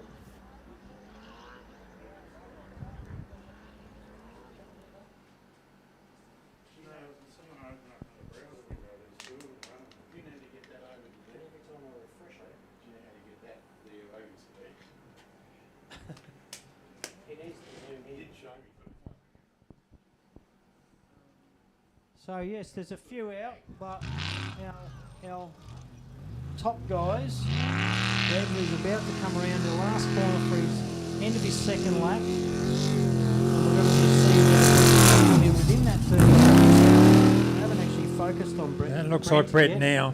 but Brent looks like he's coming in now, yeah. Here he is, man of the hour, Greg Gartner. Going easy on it as normal. And as smooth as can be. Just like he's going to pick up some milk, really. Just loves this place, doesn't he? Greg Garton and Jamie Jennings first in. Greggy Gartner's second lap was a 43.37, giving him a total time of 1:25.57. Just over a minute slower than his first lap. Oh, that's to be expected, though, when you're out in front cruising along. Taking it easy. And, of course, as you said earlier there, that he caught a couple of slower cars, so he would have lost a bit of time there. Stuck in a bit of dust until he got right up behind enough. So we have Brent Martin and Andre De Simone. Yeah, I think they've lost a bit of time because when you start catching cars, sometimes, the first car can get through quickly and the second car has more trouble because you're in a difficult area, a treat area, or it's not as windy there. Skinny track, yep. Yeah, but here he is now, safely home, Brent Martin. But he's dropped a bit of time, but not much. He's still well and truly in the equation. Great effort, car number 1. Nice jump too. Yeah, So, Brent Martin and Andrea De Simonon. Andre De Simone. So we looked at both his times. His second time was a 44.06. So Brent Martin just backed off just a little bit there in that lap. His total time is 1 hour 26:37. And of course, Greggy Gartner's done a 1 hour 25:57. So there's about 39 seconds between them both after 2 laps today, ladies and gentlemen. So we've had 2 cars finish, done all the prologue, finished 2 laps today. They'll be back in the pits, straight in there, straight ready, prep for tomorrow. Yep, fueling them up for tomorrow, servicing the wheel bearings, checking all the tyres, make sure they've got no stakes in them anywhere. Checking CVs on the buggies. Yep, like, it's surprising how much effort you have to put into a car after it's done 2 laps. Might have a CV boot issue or something. Takes quite a while to fix. You've got to let the whole car cool down before you can touch it. These cars will be stinking hot. There he is, Brent Martin. Well done. Mickey Thompson sponsored. Certainly, Mickey Thompson this year have jumped on board with Brent and got some more sponsorship out on the car number 1. Certainly proving to be the place to be. Just continuing his good form, isn't he? Brent Martin and Andre. Well, it was about consistency last year, Glenn, and if he goes all day tomorrow and finishes second, doesn't matter. Second overall and win the class, that'd be just lovely for him. Yeah, And try and keep that number 1 on the roof. Well, now we're looking for the ARB car of Andy Brown and Daniel Hardman. Oh, I hope They are on Sandy their way Bowman haven't mozzed him. Well, they are on their way back in, mate. They've only got, looks like, Have a Chat Steve-O is out there somewhere in front of them by the looks of the rally safe. So they're on that big long blast back in along that tree line. That might be them at the end and the left of the tree line. I can see some dust over there. They might be the car that's in the middle of that dust, in the middle of that tree line, straight to the left. So there's a couple of cars out there. Car 779, which is Heath Wheaton, and these guys are still. Some of these guys are still on their first lap, by the way. So they've still got another hour in the office. Absolutely. We've got 2 cars done 2 laps. Greg Gartner, Brent Martin. We're looking for Andy Brown. 2 down and 4 to go.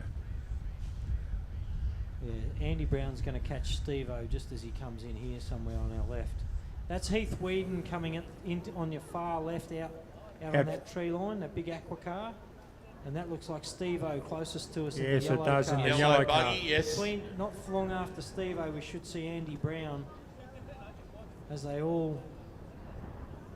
Oh no, maybe Andy Brown's coming in. That's Andy Brown coming in the back of that tree line. Yeah, absolutely. Yeah, He's it is. right behind the Right Class behind 7 car. That Heath Wheaton car. And that's So- what's probably holding him up, actually. Yeah. But once he gets, I think you should be able to get around him in here. But he had a dust-free run for a lot of the first Yes, laps. he did, yeah. Well, heading back across there, I'm looking at the wind, so the wind will be blowing the dust off the back of that car. You can see Andy's sitting right in that dust. Yeah, the wind will be, the dust will There be he blowing. is with the lights on. Comes around Lights the last on. corner. And he's moved over. I think he is moving over. I think he's seen him or he's backing No, he off. probably pushed the pass button. Yep. He has Oh, moved well over. done. Good move. Well done. Yep. And now Andy That's what should you be like to able see. to have a free run because I reckon Steve-O would nearly be at the finish line by the time Andy catches him. So if somebody does catch you out there, you do have to pull over. Obviously, as they've caught you, they're faster. They're than you. faster. Get out of the way. Correct. Yep. Get out of the way. Let me go. Makes it a safer environment too, doesn't it? Yeah.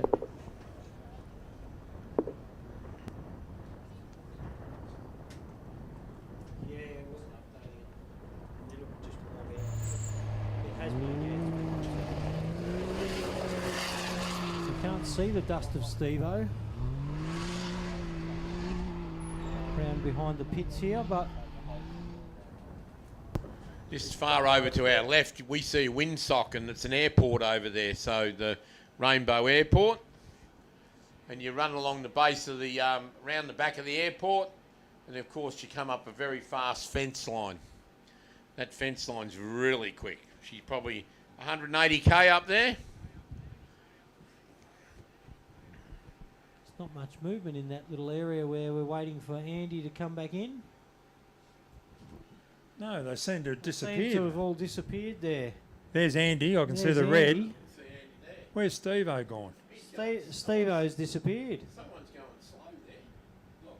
Well, maybe that's what's happened. Maybe. Someone's going slow in the trees over there. See the tree? You just saw a flash of Yeah. red. Look, straight across. Oh no, there's Steve-O. No, he's obviously backed off with the. Maybe let Andy around him. Yeah. In the red car there going slow. That's Andy. There's Andy here. On the left. Yeah. So Andy must be back out in front of Steve-O. So maybe Steve-O's pulled over. Yeah. And so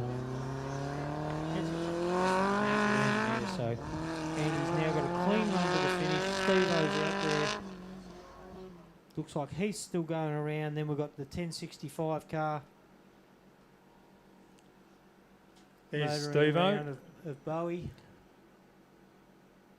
Still And circulating. here's a gaggle of cars too. There's Bowie and I see the red buggy just past that. Bowie's still motoring. So yeah, there we see Bowie. He's getting close to coming back in. There's a couple of cars out Here's the there. ARB Illumicraft of Andy Brown coming up over the finishing line. Yep. Mate, there's still a couple of fast cars out there. Still the. Look at this lovely big jump. Listen to that V8 singing. Tell you what's still out there. Mick Maher's truck. Burrow's new buggy. 110 car. The 32 car of Mick. Mick Marson. Mick Marson. So there's still a few quick cars out there, but the gap's quite large now. When you look at, we've probably got in areas a 15-minute gap's going to be. Andy Brown's second lap was 2 seconds slower than his first, so he did a 44.47. He's done a 46.50. Total time of 1:31.37. Here's Steve-O now. Here's Steve-O finishing one lap. One lap. And we've got Bowie right behind him. Bowie, yeah. So Bowie's finishing. He's just done his 2 laps. So Stephen Bowie Graham across the line. Fourth one to finish 2 laps of the circuit. Good effort in a 10 car. Certainly a quick competitor, isn't he? In a 10 car. Oh yeah, that's a phenomenal effort in a 10 car. A few more speeds in from those earlier. Car 2 was doing 150k an hour. 408 at 138k an hour. So we watch Andy Brown roll back in with his broken crank. I don't know how you do that with a broken crank, but hey, who am I to... I think he needs to sack the crack tester. Heath Whedon's back on his second lap. He's heading out again. So there are a couple of these other cars. Car 439, 152. Oh, here comes Steve-O in for a splash of fuel, I'd say. Well, they did checkered flags, Steve-O, from what I saw, but I don't know if they were meant to. Oh, he wouldn't be on his second lap. Well, I've just learned here that Stephen Bowie Graham was faster than Andy Brown. Wow. So, yeah, by 7 seconds. What about overall? That's overall. Is that overall? Yeah, overall. Oh, wow. So it's not much in it, but it's pushed Andy back to 4th. So we've got Greg Gartner first, Brent Martin second, Stephen Bowie Graham 3rd, Andy Brown 4th. Will they leave on corrected time tomorrow morning, or will they leave in the I positions believe they that come? they will corrected time back to this, and they'll probably start at 30-second intervals in the morning. Give everybody a chance with the dust factor, but the dust factor doesn't look too bad from up here in the commentary box. No, it's quite no dust in here. So, Sandy, how many cars would we still have on the first lap? Well, it Was looks Whedon the last? like we've only got a handful of Class 7s on the first lap. Maybe Connor, I don't know if he's still circulating. Ian Terry, who got bogged out there earlier. It's a bit hard to tell now because they're a bit jumbled up and I have no exact So there'll still be half a dozen or so Yeah, cars. there'll still be half a dozen on their first lap, but they should be getting close. And I reckon, you know, poor old Connor in that GQ, he's obviously stopped out there with a couple of issues. Whether he's gotten going again, if he's gotten going again, he's still got, you know, another hour and a half to get around. Heath Whedon.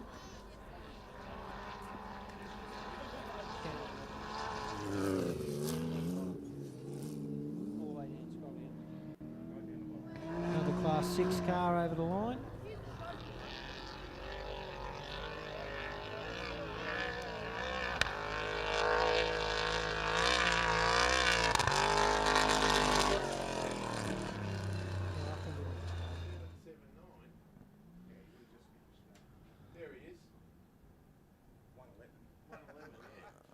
They are.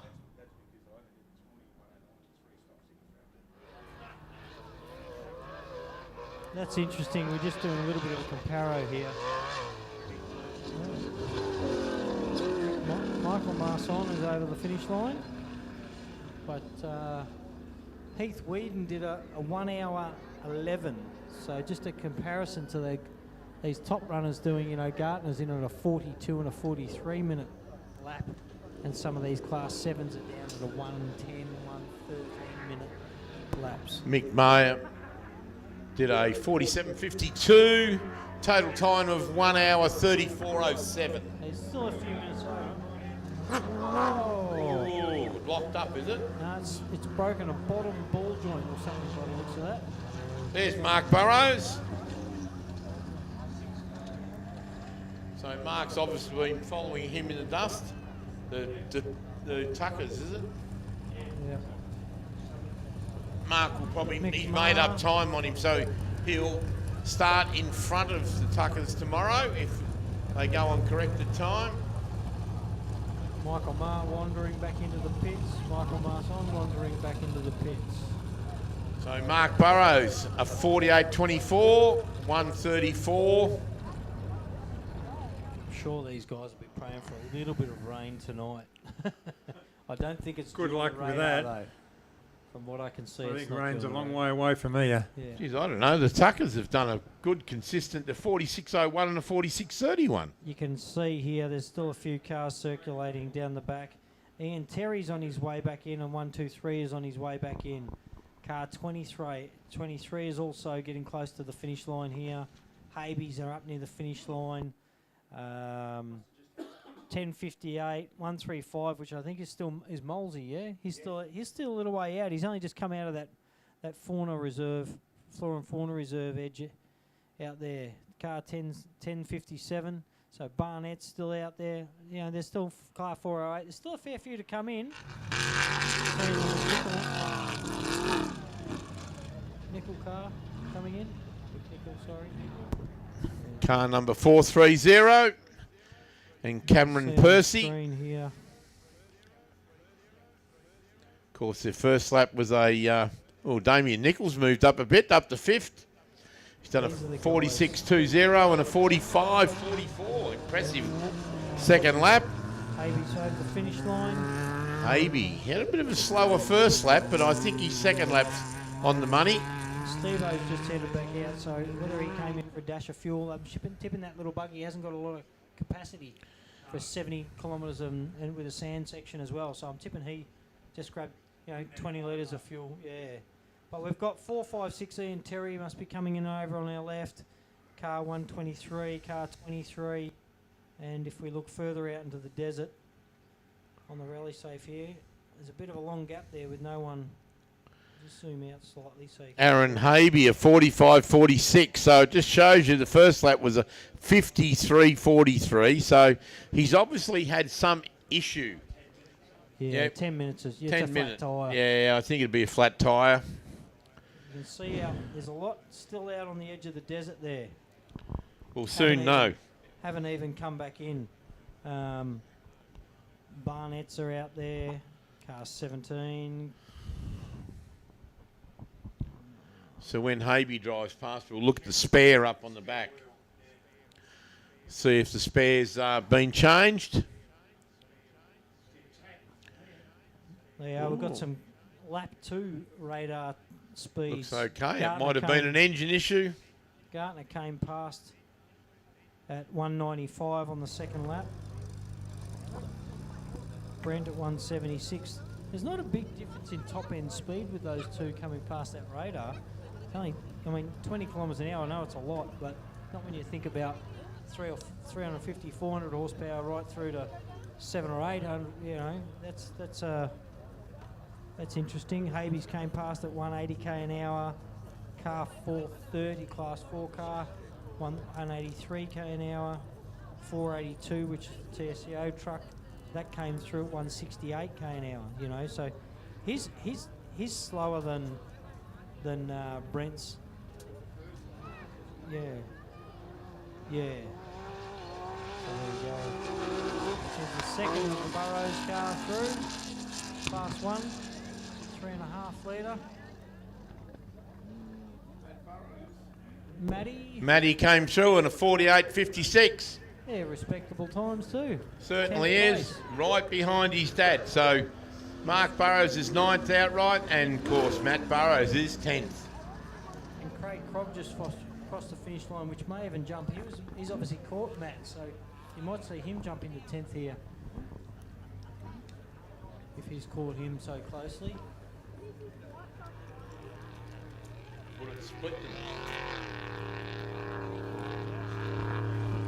Ian Terry. Isn't it funny, round there's after some- his first lap from being bogged, which I'm sure he's not happy with.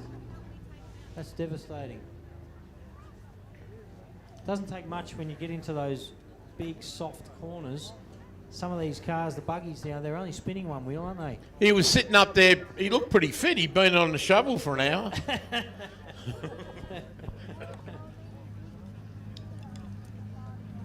Yeah, we've So got Craig Krog Krog.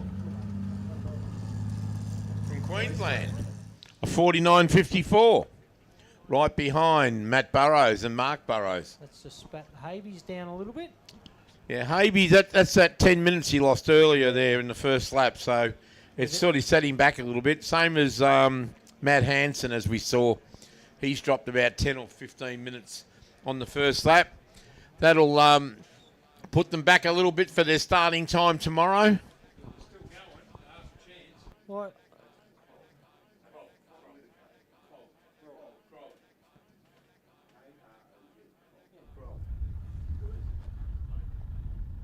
Matty Hansen looks like he's currently stationary. I actually can't tell here, but he's out on his own and hasn't made back out to the desert yet, so he should be well and truly into the desert. I would have thought he'd been way out of the edge of the desert by now. But, oh, it does say Stuart Chappie stopped out there. That's no good to see. He had a ripper first lap. Yeah, so now we've got both the Chapman boys, a long trip down from Queensland, and have them both parked. Heartbreaking. One's got a broken crank. We don't know about the other one. But, yeah, disappointing there for the Chapman crew. Andrew Moles shouldn't be far away. Ian Terry looks on the screen there like he's motoring along quite nicely. So obviously he didn't have a problem, just probably picked the wrong line out there earlier and got bogged. Molesy coming in on our left. So he's only got a few Ks to go before he hits the finish line.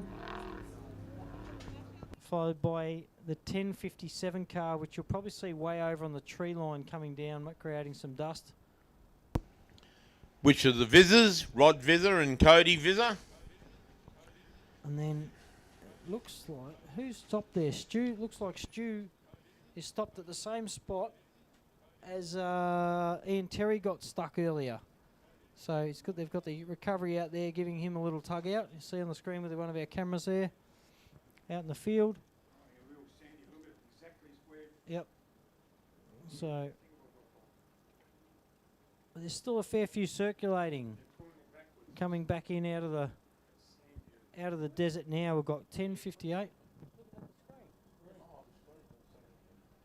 We've got the 1058 car, 68 car still going, 117, 408, all still circulating. followed by the 1036, 439, 133, the 690 of the Gubbins. The Gubbins car, they're not far behind Kurt Steffen, who still looks like he's moving along. Car 17 still moving along. Car 1071, the Forceman single-seater still moving along. Also, the Foster's purple deluxe ride still motoring not far behind that Forceman car, so they might be struggling to get around him with a little bit of dust. But Chappie looks like he's backed in off the road, in off the trees. So whatever's wrong with him, we're not too sure yet. We've got the Standen 1092 car still circulating. The Tilson's GQ. The Transvent car looks like they're both still circulating as well. That Transvent car of the Denims, that looks like it's catching up onto the Tilson Silver GQ Patrol. So as long as they don't suck some dust, I'm sure they'll rip around those guys. And we've got 992 Spizzo's car, which I didn't get a chance to speak to last night, but I might try and round him up at some stage. There's the last of those cars you see along here coming out. This is the back of the desert here, and up in this corner here is where they drop into the harder stuff in the desert. From about this spot here, all the way along the edge of the desert here, all the way up to about where car 1122 is. These guys, this is about where you start coming back out of the desert there. You start just drop over that track. And here we go, Molesy. Molesy, Andrew Moles, Tegan Moles, all the way from Alice Springs. With the Razorback with the big BMW in the back of it, and certainly uses the bottom half of the throttle on that. It was doing about 11,000 revs when it went past us just then. But we'll have a time up very shortly. So Molesy's first lap was a 48.51. We'll see whether he's very consistent or he's lost a little bit of time passing people in that lap. But I'm sure he's better off coming here to Rainbow than where he was heading in the first place, up the top end of Queensland where it was muddy and horrible. And we've got the same weather here as Alice Springs here today, haven't we? Mate, I don't know about you, but I'm in here in the aircon and I'm not feeling as bad as I was when I was out there. Certainly a beautiful day, and here's our time. Andrew Moles at 50.53.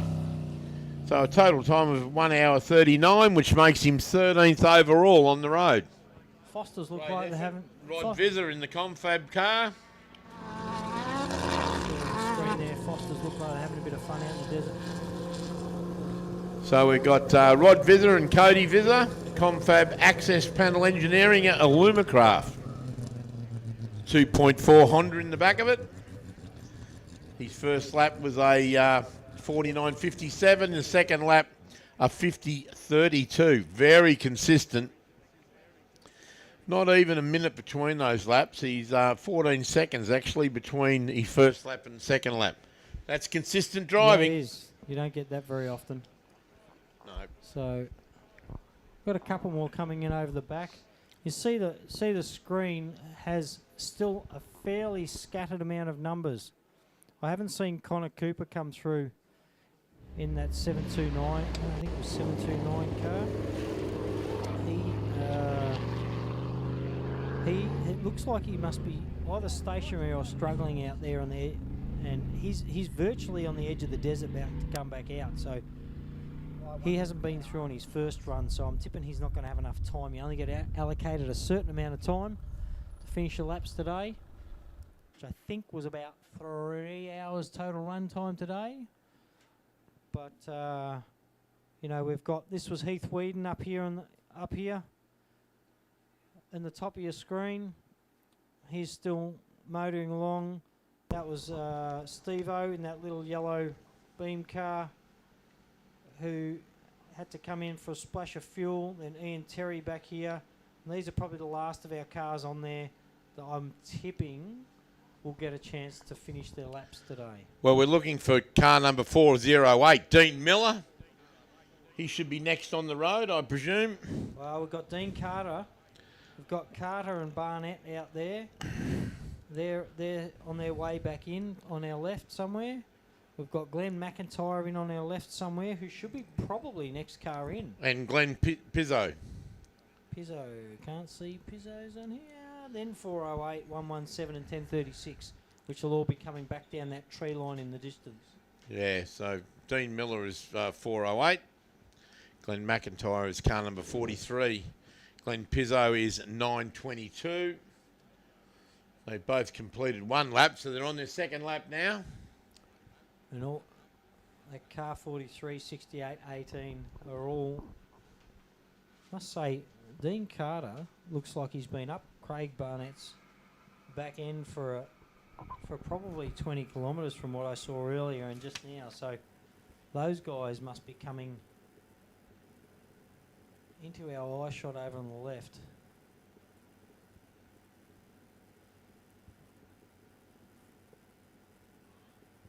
A big dust line in the distance on the trees.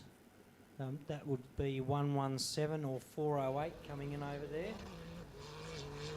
There you go, 43.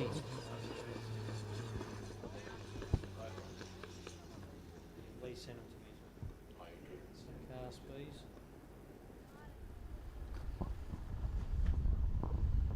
So Glenn McIntyre, a 51.29. First lap was a 50.42. Not a lot in that. 16.4 seconds between two laps. I think the best off-road driver is a consistent one. And when you go out there and the track gets rougher and your times are very similar, you're doing a great job. Here we go. Is that Dean now? There you go. Dean Carter over the line. Home safely for his first two laps, which is always good to see. And I think Barnett should be very close to behind him and then followed up by the 408 Class 4 car.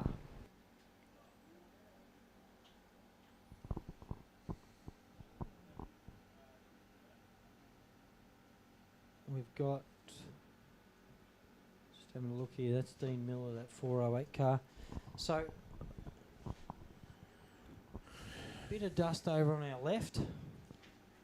They're starting to thin out, aren't they? They're starting to thin out, but Starting to thin out. It'll be interesting to see how many we lose today, but doesn't mean that we lose them if they haven't finished today, because a lot of them can rectify their problems overnight. Well, we've had, what have we got? 16 cars now done two laps. That makes 17. Alison Dave Middlemas. Certainly is.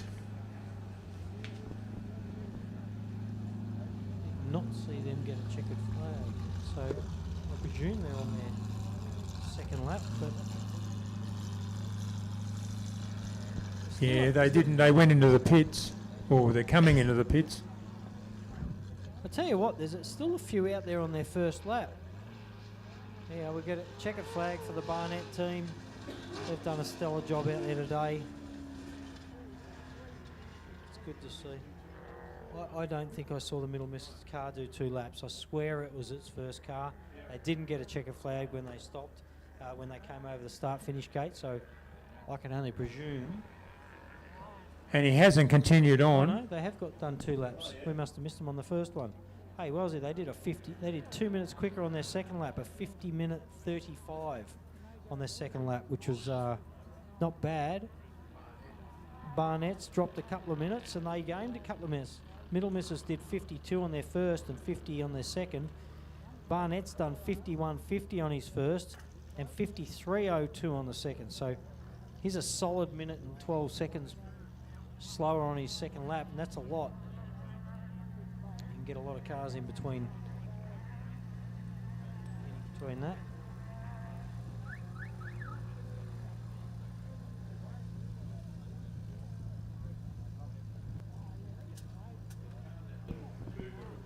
Yeah. They've been Well in the driven. game. They've been in the game for a long time too, haven't they? Oh, yeah, absolutely. Big family affair. Tell you what, some of these cars that coming in, it look like they've done nothing. I know. Haven't they? Including Just look at that. this, including the 408. 408 car. It is.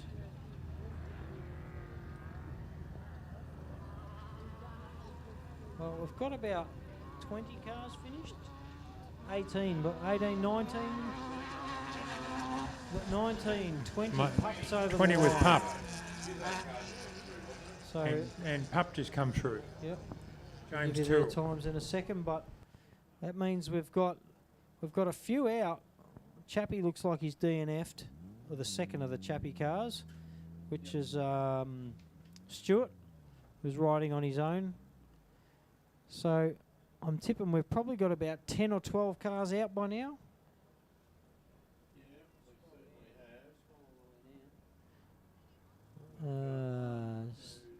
Steve Chilby is in the pits. Peter Stevo's DNF with a flat tyre.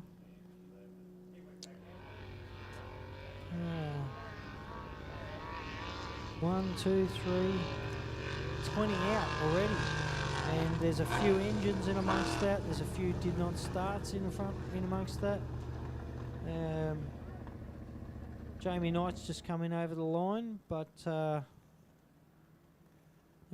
seems like there was a rollover out there at some stage as well. James Tyrrell through. Very consistent time for Pup, who did a 51.59, which is nearly a 52, and his second lap was a 52.08. So very good. Jamie Knight on a 51.23 and a 52.38.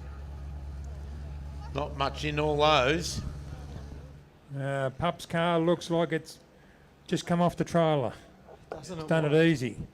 That's the difference between mud and dust, isn't it? Absolutely. Certainly is. The lesson of the day is just go out there and shift gears, be there for tomorrow. We've got 20 people that haven't learnt that one.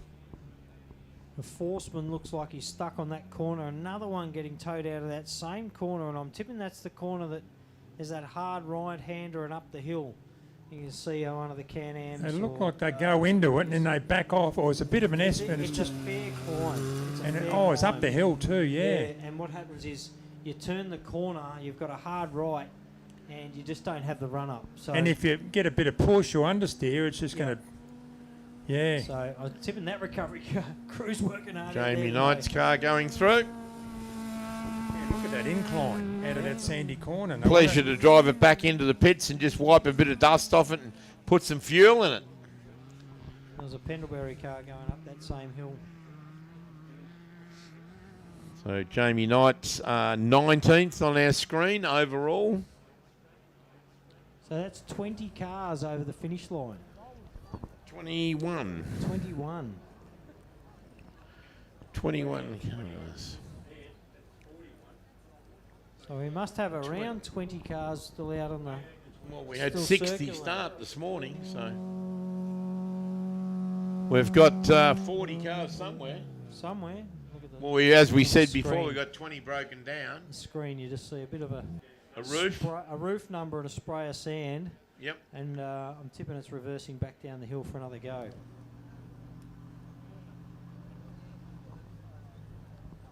Matty Hansen doesn't look like he's moving out there. He's stopped. Yeah. So I don't know what's happened. I have no report on Matty Hansen's car number 7. Stopped. Ian Terry doesn't tell me it's still moving. Doesn't tell me it's stationary, so I couldn't tell you there. Heath Whedon looks like he's just hit the edge of the desert, so he's nearly at his halfway mark on his second lap. And there wasn't many that's restarted after him. Ian Terry was, and he's a fair way behind there.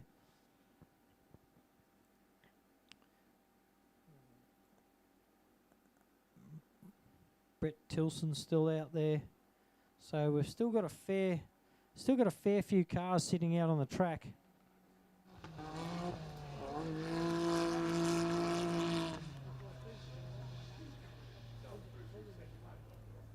Yeah, car 690 over the finish line, ready for his second lap. Heading out again. It's Simon Gubbins and Ben Lugg from Victoria. The Can-Am Maverick.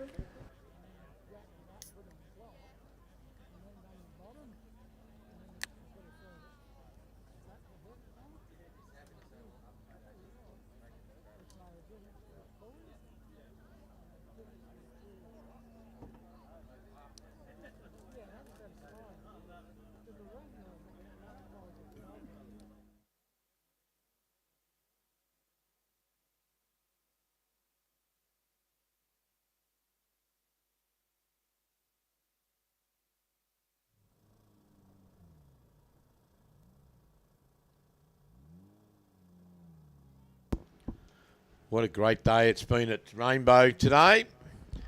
Winds up, which we all love, a little bit of breeze. It's been a beautiful sunny day. I'd like to know what temperature got to today. What, outside of your air-conditioned pod here? Certainly beautiful in the box here. But tomorrow's another day, another big day at the office for these guys. Looks like they're unhooking the Forsman car on that hill, mate.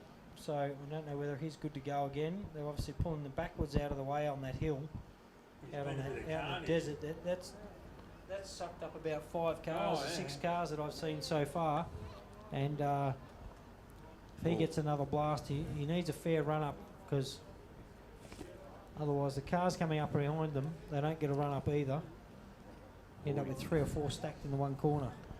We've counted on our timing screen that it seems to be about 20 cars at the moment that are out through different issues. Few engine failures, a couple of gearboxes.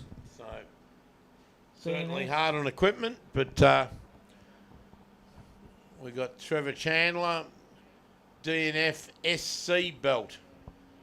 That's supercharger belt on the Jaguar powered 37. Simon Gubbins and Ben Lugg, a 52.50 on the first lap and a 52.40 on the second lap. Very good. Very good, consistent laps.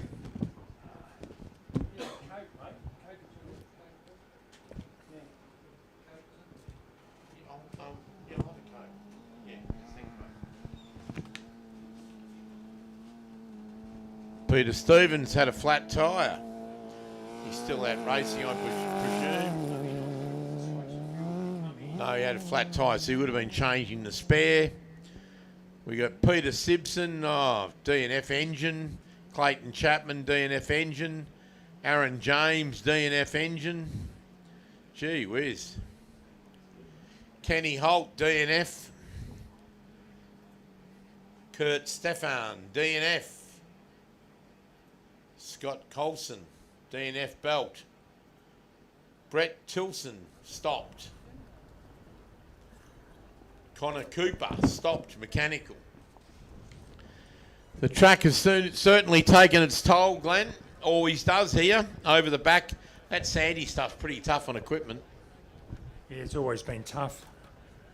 Tough around this place. Like, we lost half the field and we're not even into 2 laps. Not quite half the field, but We're not even 20 out of 60. It's a fair bit. We haven't even done 2 laps. So imagine what it's going to be like tomorrow afternoon. I reckon we might get 10 home or maybe 15 home in total. So it just goes to show you the track has beaten the cars. So whoever finishes this race tomorrow will certainly deserve a beer at the end of the day and a trophy. But some of these guys are driving some fairly consistent times out there.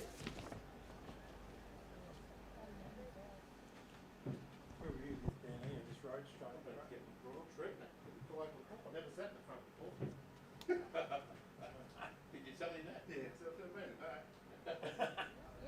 he picked me up. He rang you, you asked me. Halfway, he goes, No, we went out to the road jump and then we went out to the crossing here. Road jump is there. Yeah, we're out here to this road. Yeah. That road jump there, and then we went down that road and then down here to this road crossing here. Oh, right. And then did Sandy get all the speed? Yeah, we've been reading about 220. So we're waiting on Glenn Pike, Mark Foster, Dale Stanton, Michael Denham. Of course, the Denham truck looked a picture earlier on, that blue truck. Always, the presentation of that truck is first class. Jamie Knight is still on track. No, sorry, I'm looking at the wrong one there. Jamie Knight's in the pits.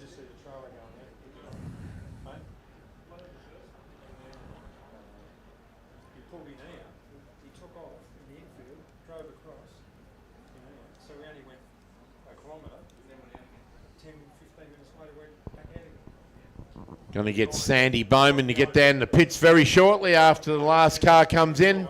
Maybe have a few words with some of the competitors. See if we can get a word with Greggy Gartner or Brent Martin.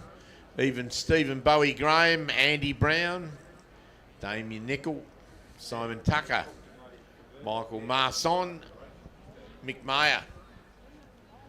So Mark Burrows and Matt Burrows, they're our top 10. Great job out of those guys today. And of course you can see the smart people. They followed in the dust. And we've just had Mark Foster across the line.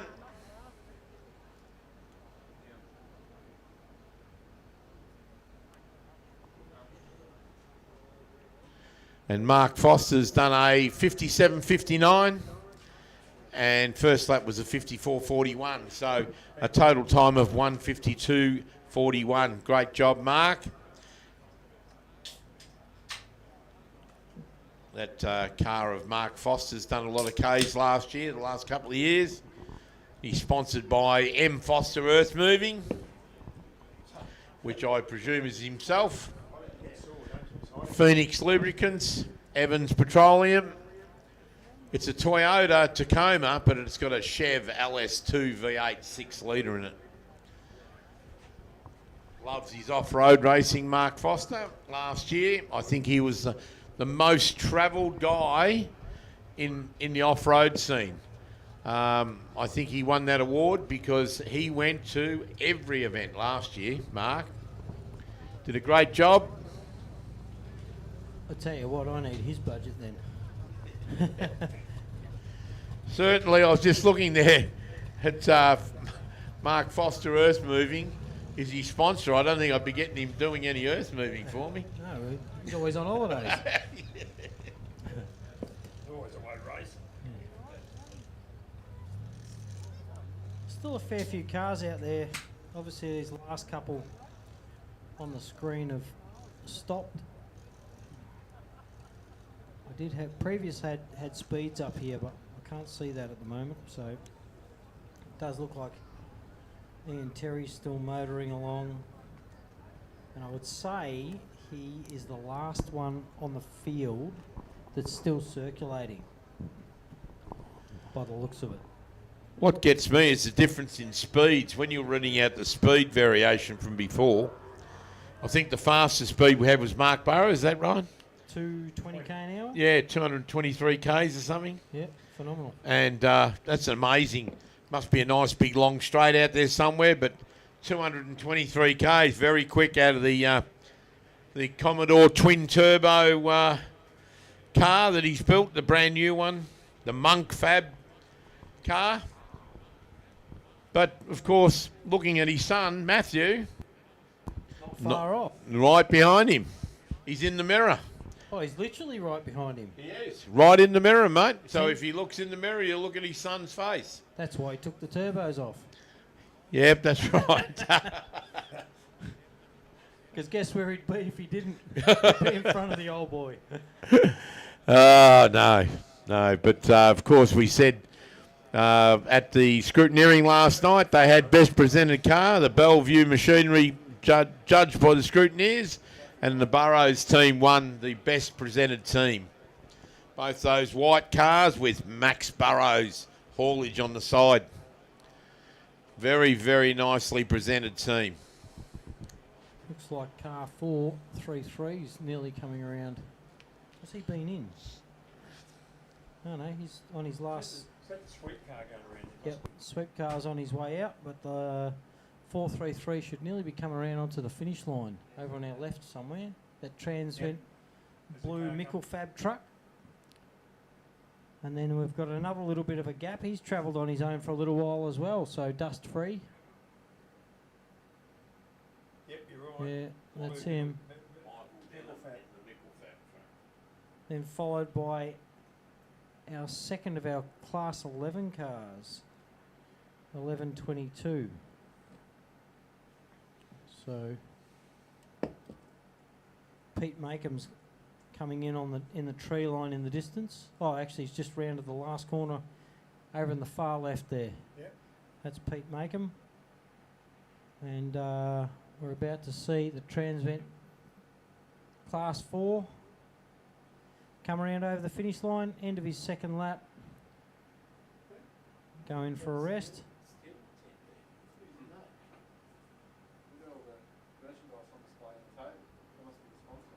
Well, there's still half a dozen cars out there still motoring along. Here comes the Denham's car. They'll be wrapped to finish today. As would anyone by the looks of the amount of cars that have dropped out. There's about 20. He's done a 1 hour and 4:51. 8 minutes slower than his first. Yeah, could be a puncher involved there somewhere, I might think. First lap was a 56.45 and the second lap was a 1 hour 4:51. Very, very nice presented truck. The Mickle Fab truck, the blue one. I had a look at it scrutineering last night. Very clean. Well presented. Yep, certainly was. They do know what they're doing though. Gavin, I think I'm here. That's what he's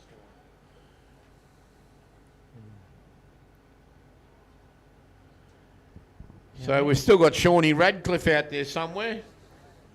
Well, mate, we've got car 1007, of course, Brock Pendlebury, and car number 201. car number 201 should be literally on that tree line in the distance, which might be the dust you're seeing. And in front of him is the 1110 car, so which should be the next one we see over the line, which is our Class 11 Darren Franklin. He should be our next one in, followed by the 201 car.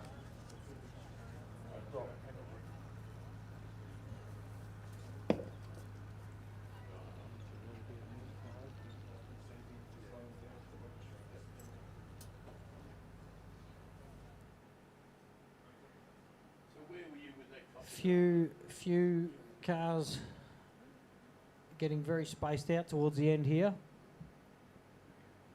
I'm going to bring my binoculars tomorrow. Beauty. If I can find them. They usually live in the car, so that looks like a little.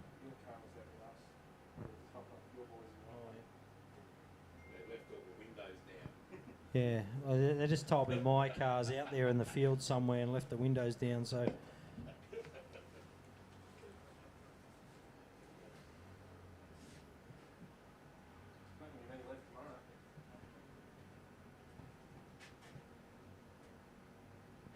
I reckon we might have about 30 people starting tomorrow. By the look of it, we might have lost about 30 today in 2 laps.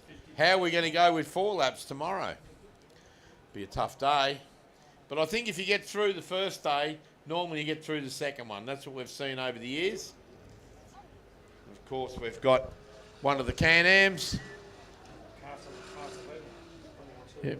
Class 11. Was that Darren Franklin?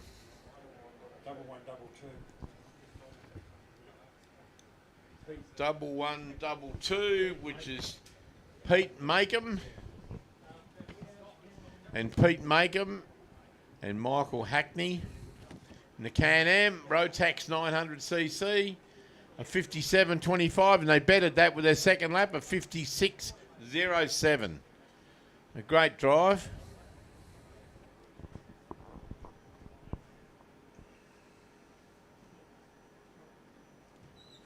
So we're still looking for Glenn Pizzo, hasn't come in, or Glenn Pike.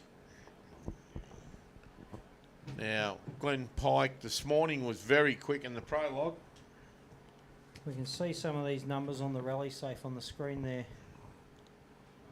So we've got a couple of cars about to head back down that big long straight, 1092 car, 1092 car of Dale Standen, a 210 car of Brad Girardi, and the 1058 car. So the 201 car of Brock Pendlebury got Ty Girardi in with him. They've been doing very well today. There's a few Class 10 cars sort of spaced out, but they're out there. Kurt. What is about still the out there. 1007 car? Is that out there somewhere? That is. Shawnee Radcliffe, the one that rolled over this morning in the prologue. Seeing Heath Whedon out there. Last of them. The last car that was in was 456. Was the last one moving. So maybe these last couple of cars here have actually stopped. 274, car 2, 671 possibly has stopped. I'm not saying they have because I just can't see that rolling info, but 456 was basically the last car that left. That was the white. That was the white truck of Ian Terry, Yep. and it seems like it's still moving. He's about to go around Connor Cooper, which looks like he's been stopped for a while. That other Class 798 car, that was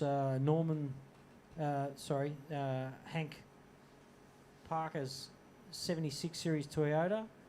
That should still be circulating because I think that was still in front of Ian Terry's car and still moving. So 474 looks like it may be stopped. 1082 still going. 17 still going. Car number 1110, Darren Franklin. Brock Pendlebury just come through. And Brock Pendlebury. Superb. Over the line. Mate, that's a hard day. So Brock Pendlebury's car number 201 with Ty Girardi in with him, navigating. All the old Class 2 cars. Haven't got the wheel travel as some of these bigger cars have got, so it's a tough day at the office in these cars. Out in that sand will be chopped up like crazy, and by tomorrow afternoon they'll really be struggling. Yeah, certainly will be. But Brock Pendlebury did a 58.41, and then on that lap he did a 102.43. So that's not too bad considering how chopped up it would be already by now. Yeah, and underpowered. Darren Franklin in the 1110, 57.23, and then a 101.18. So that's not too bad. We've got 27 cars home. 27. I would think that we'll have half of the field. Yeah, half of the field had started, but we're going to get a few more yet. There looks like there's still around about maybe 10 or 15 still circling, 13 maybe. 210 cars still moving. The 1092 cars still moving. 1058, 1071, 6684. So these guys have still got a little bit of time to get over the line before they're timed out. So you do only get a certain amount of hours out there.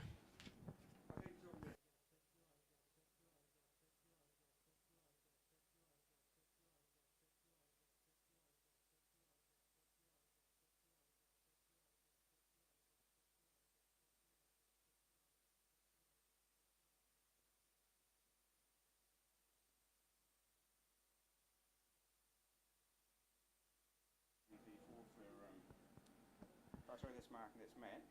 Yeah. And then here on here is 482, 28,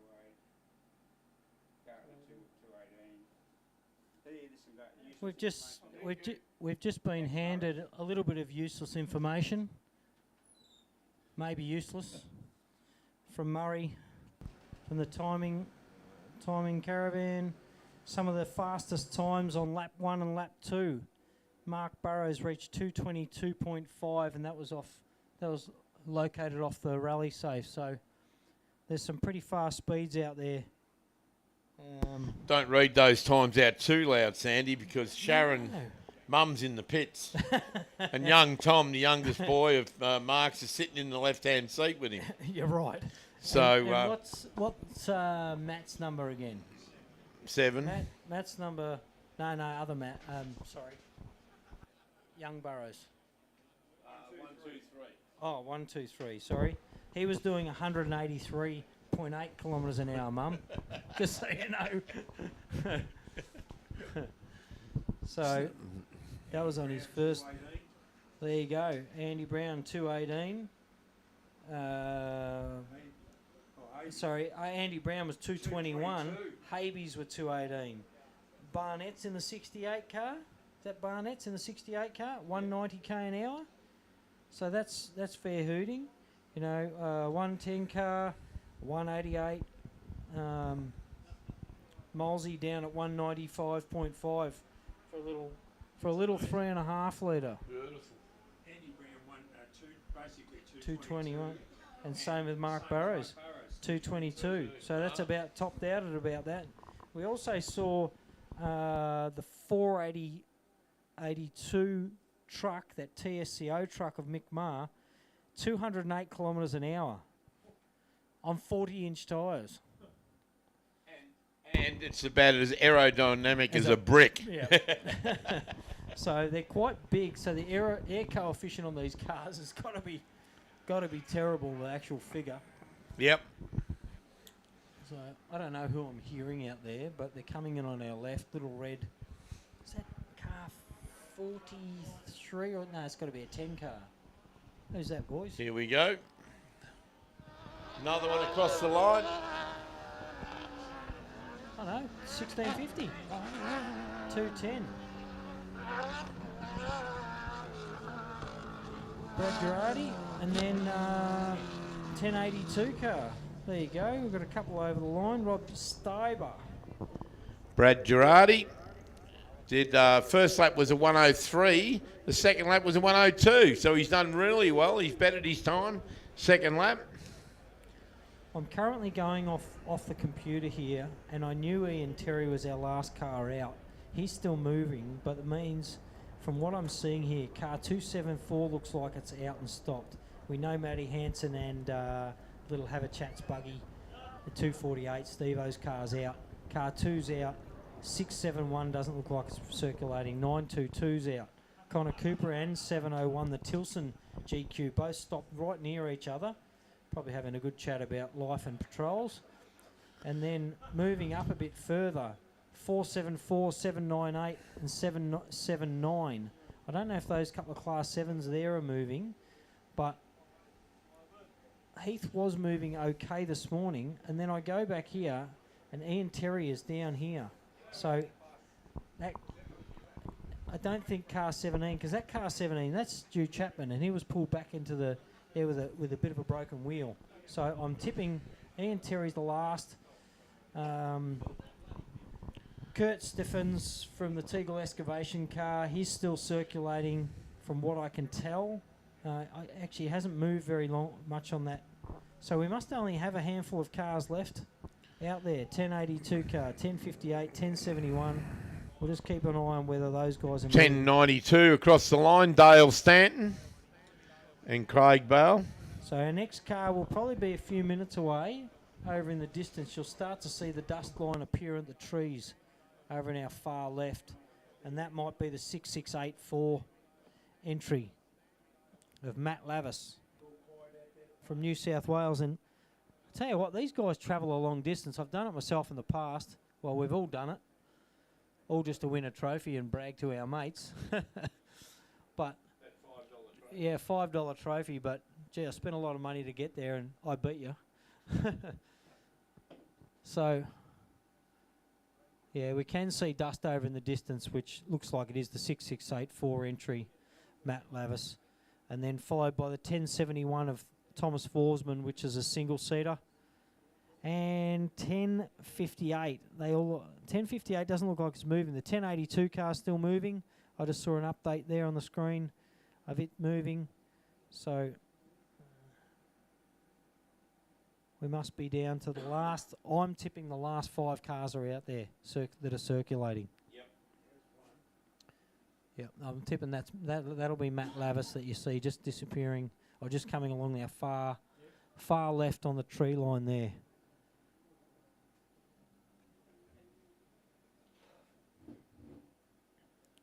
And we need to.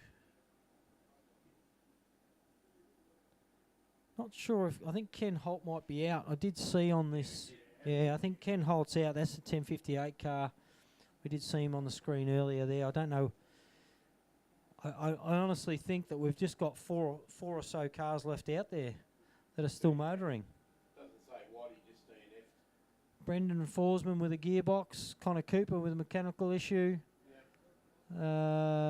Tilson's DNF. Coulston's DNF in the 671 car. 1071, another Forsman car is way down the line. It looks like it's not mobile. No words on that. Kurt Steffen's a DNF. So there you go. That's Kenny Holt, Jason Forsman. The Forsmans have not had good luck this weekend. Neither of the chappies, have they? No, all the family cars are And out. Sibbo's out. Brett Rogers out. AJ, yeah, Sibbo's done an engine, and they had a fire there was it that last year or the year before maybe? But we've got about a solid 15 or 20 cars out. Ian Terry is about the last car out there, currently sitting in 40th position. And it doesn't, I don't even know if he's moving. He's just gone, Ian Terry's still moving. So there you go. To finish means something because he's already finished further ahead than another 20 cars, hasn't he? Well, it's not too late to get up to the Rainbow Rises event headquarters up here, up to the big tent. Grab yourself a drink. And I believe they've still got some food there, all cooked up. So come up there and see the ladies and grab something, just even if you want something to take home in the car. But we've got a little bit left here today. Of course, up here in the box, we'd like to thank all the sponsors. Without the sponsors, we don't have a race. The ARB Big Desert 480. And, of course, we'd like to thank the people from Screenshot Big Screens for bringing that big screen up today and sending a signal all the way back on Facebook, back into the lounge rooms of people's homes so they can hear the commentary and what's going on here out at the race at Rainbow. And, of course, we'd like to thank the Victorian Off-Road Racing Association for the host the event, and also Rainbow Rises Event Association that's done all the work up here on the infrastructure over the past few months. And then, of course, our major sponsors, ARB 4x4 Accessories, Mickey Thompson Tyres, Raceline Wheels Australia. And don't forget the helicopter rides, ladies and gentlemen. Dream Multimedia on cameras and production. And what about the guy that's given us all the McLean sound? That's given us all the sound, all the audio gear here. Sandy, what a great job. Yep, fantastic job. We've had some really good footage from out on the desert. There's a couple of spots out there. We've had 3 or 4 cameras out there today. We've got one based here in the pits, near the commentary there, perched up high, overlooking back towards the roads that are coming back in and out of the stadium area. Which I've got to tell you, it's a massive job to line that up. I've done a lot of that sort of stuff in the past. And to set up those cameras and to get the footage back here, big job, big job. Well, I reckon they've done a big job, the people from Dream Multimedia, on the cameras today. I was talking to the guy and he said it's really hard to make you look good on camera, mate. Oh, they usually just put some... the smoky lens. The smoky lens, yeah. You did look all right, mate, I must admit. They are. Lavis is over the line. Gee. Second lap. Here we are. Absolutely wrapped. Matt Lavis from New South Wales on his second lap, car 6684, which means we've probably only got, from what I can tell, around 3 cars to go that are still running. And those would be car 1071, maybe 1082 and 456. I haven't seen any of the others move too far for a bit. But that's good to see. And Mac Lavis. I see who's breaking speed limits in the pits. Look at him. Down there, little Brown. Brown, yeah. And slow down in the pits. Danny Brown, slow down, please. And we've got Matt Lavis with a 103 and a 106. Well done. Yeah, great job. It would be a long day in that, wouldn't it? Mate. And I can't see. I think Spizzo's broken down or stopped way out on the edge of the desert early on, or halfway around. So I don't think we're going to see him come in. Car 2's out there somewhere as well, Glenn Pike. So I'm not sure we're going to see him come in either. We have got some dust over there, so that'll be 1082 or maybe 1071. So a couple of 10 cars still out there. 1082. Rod Steiber from Queensland. Gee, these guys travel, don't they? Certainly right there. But if you got to, if you want to win the championship, you got to travel. Do. It's all over Australia, mate. We've moved from Queensland over to South Australia, to New South Wales, and down to beautiful Rainbow. Correct. Is Forsman 1071 still travelling? Because down the bottom there somewhere. I swear I saw the Forsman's 1071 car had stopped, but he's not on there.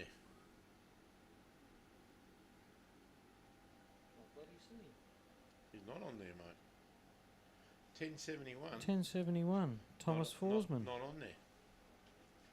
1071, Thomas Forsman. Where I have can you got see him. You see him, and he should be coming along this dust over on our left, and I'm hoping that's him. Really? Why isn't he on our screen? Well, that's what I'm saying. 1071's down there, and unless he's hidden down the bottom somewhere. There's so many Forsmans on here. Yeah, there we are there. No, he's still, maybe he is still circulating. He's obviously repaired it, but he hasn't done a lap. There you go. So That's the problem. He hasn't, and might have had he's some run out trouble. of late running time now, Yeah. Sandy, I would think. Because what we do is we have a regulation on late running time of about 40 minutes or something. So I think he's run out of that. Ian Terry's about to come in on that, in that far, which you should see a white streak with a cloud of dust coming in over on your left. And he looks like, I think from what I can tell, he might be the last car on course. That's still, oh no, Kurt Steffen's just moved as well, so he may be still circulating, unless he's possibly on the back of a trailer, because it did say he had a problem down the bottom of there. Scroll down. Kurt Steffen 133. Yeah, Kurt Steffen's out with a DNF, so he must be coming back in on a trailer. He just moved on the rally safe, and I thought maybe he's gotten going again, but. So what happens after the day's activities here? After the day's activities, we send around a sweep vehicle, and the sweep vehicle picks up any paraphernalia that's come off cars and fallen on the track, might become dangerous. Also, might pick up a couple of stragglers with a tow rope, pull them in, and get them back to the pits. If they can fix their problems or their cars from what happened today, they are allowed to start tomorrow. So we might have more than what we think tomorrow on the line. That would be great. It's always good to have more competition out there. See one of the Forsman cars just getting pulled off the track out on that, what looked like that same corner where Chappie has sucked up about 5 or 6 or 7 cars now. So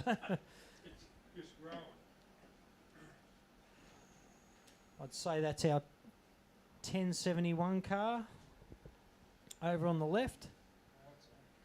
Thomas Forsman coming in on the far left, and we did see him get pulled back off that corner earlier as well, so that's why we might have thought he was out. So he's completed one lap.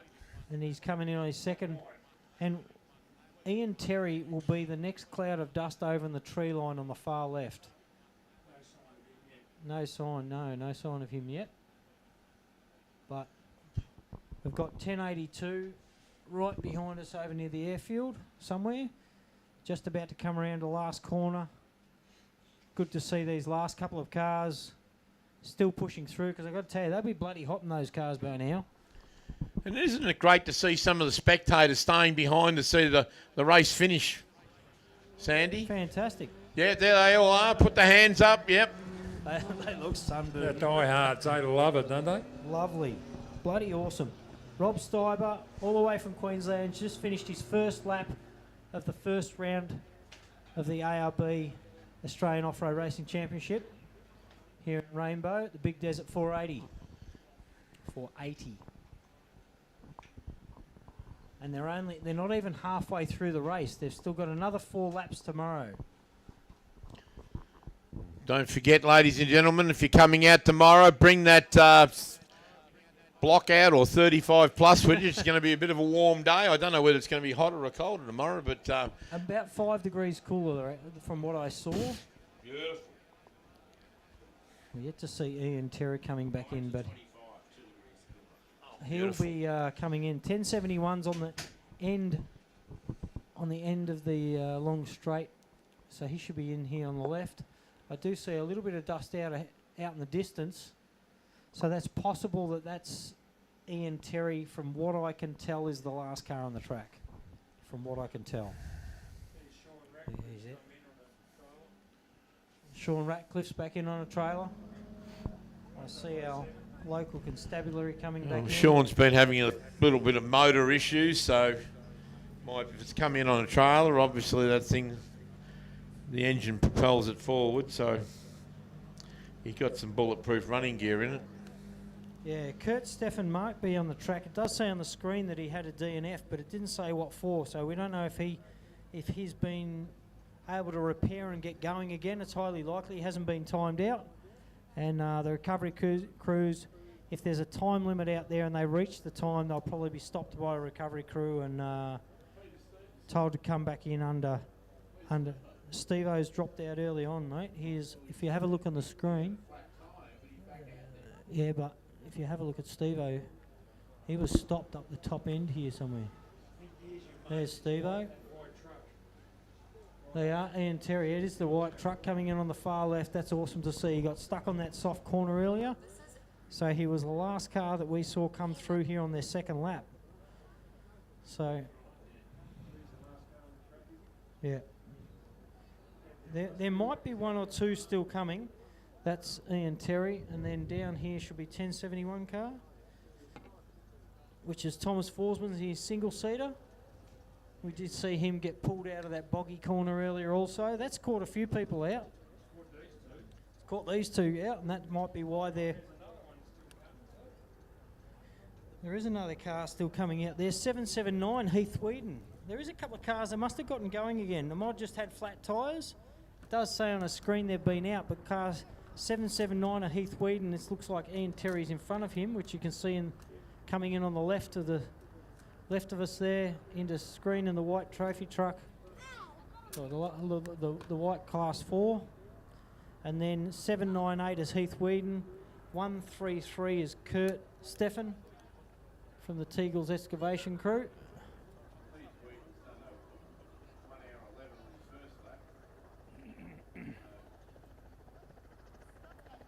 So there is still a few out there. There was what looked to only be 3 or 4 still going. It's turned into 5 or 6 still going, hasn't it?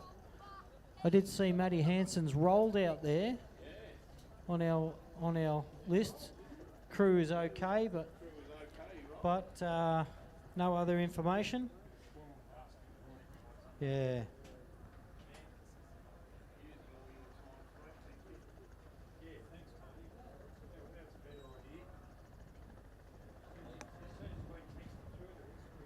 Mate, that's a class 7. Is that Henk? Parker? 798. Click. It is. It's the Parker 76 Toyota still motoring. See, those class 7s, don't underestimate those guys. They don't give up. And they've come in fairly close to each other. Oh, here's this is why Forsman's been so slow.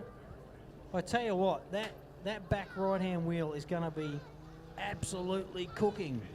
Absolutely cooking, but who cares? Because guess what? That's all he needed. Right there to get over the finish line. He needs to That's go phenomenal over. effort, mate. Well done. Yeah, he's got it. He needs to whip over and see Chris Hummer at Raceline Wheels, grab a new Yeah. wheel. Jeff Newick from A couple of Mickey Thompson tyres. Mickey on that, Thompson, yep. That's a Wow. big effort. That gearbox That- would be looking a bit sad. Oh, I tell you what, the spider gears in that gearbox, one would be going backwards at a million mile an hour, and the other one forward at a million mile an hour. So they probably welded themselves together. Anyway, Certainly heats them up.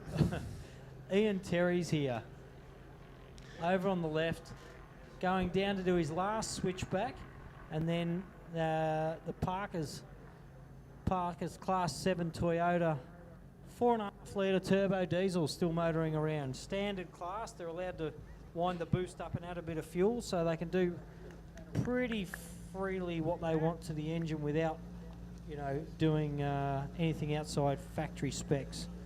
Look at Forsman's. Forsman's had a couple of tyre issues by the looks. He's on his own, so he's probably gone, bugger this, I'm not getting out to change the tyre. Let's just drive it home anyway. That's sort of the thing I'd do. I'm too lazy to get out and change a tyre. Yeah. So Thomas Forsman. Ian Terry, then Heath Whedon's coming in, so there you are, a couple of Class 7s. Good to see this car coming over. Saw him stuck on the same corner. Wouldn't you believe that? Thomas Forsman, listen to this one. He ran out of time, so he didn't get a time. Oh, that's a shame. Yeah, his first lap was a 2 hour 19, and he DNF'd out of time. That's, so the that's poor very bugger, he's heartbreaking. driven in on that flat tyre, and he, Well, he was the last car to leave, but he's had a better run than the others, so... Yeah. gee whiz. And then we've got Heath Whedon coming around the back near the airport as well, so... I don't know how many others, apart from Kurt Steffen, that are actually circulating, so that's probably only 3. Ian Terry's just come in, first lap at a 1 hour 20, second lap at a 59.37. Good time. There you go. Yep. Well, he did get bogged on that first lap. That's on that- right, on that yeah. So corner, certainly he's had a lot of issues that first lap. And not only that, if he had Whoa. somebody else get bogged near him... he She's might a have buck been and bronco down here. I know what that's like. I know exactly what that's like. Yeah, get me out of here. That's what they've said. Well done, well done. Ian Terry, it is a good looking truck. Heath Whedon's. And then here's Hank. Hank is over the line. Sorry, I keep saying Hank. I think he's got a mate named Hank.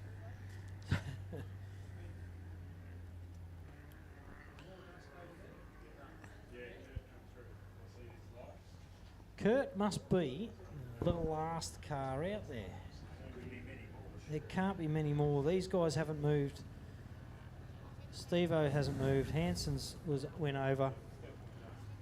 1058 car. There's a few on trailers by the looks coming through in the middle of the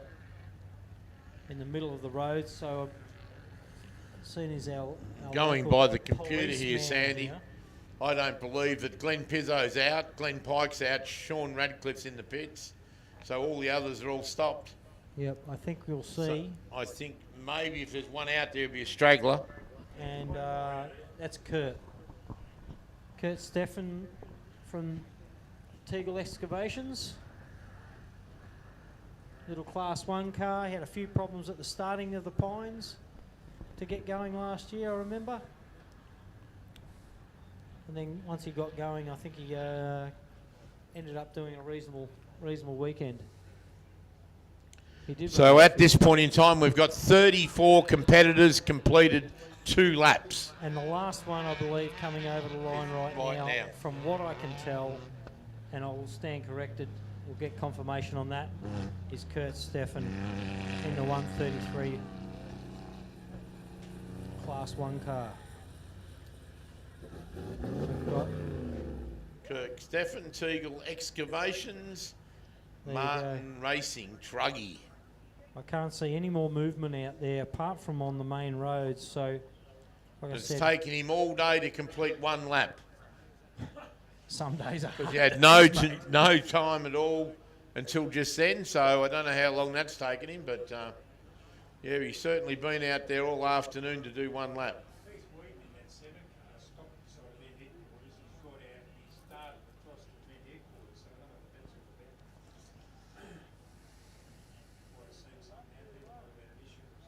So 671's coming back in a trailer, 274, car 17.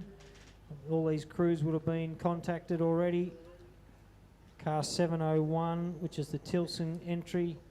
So Kirk Steffen's time for lap 1 was 2 hours and 26 minutes.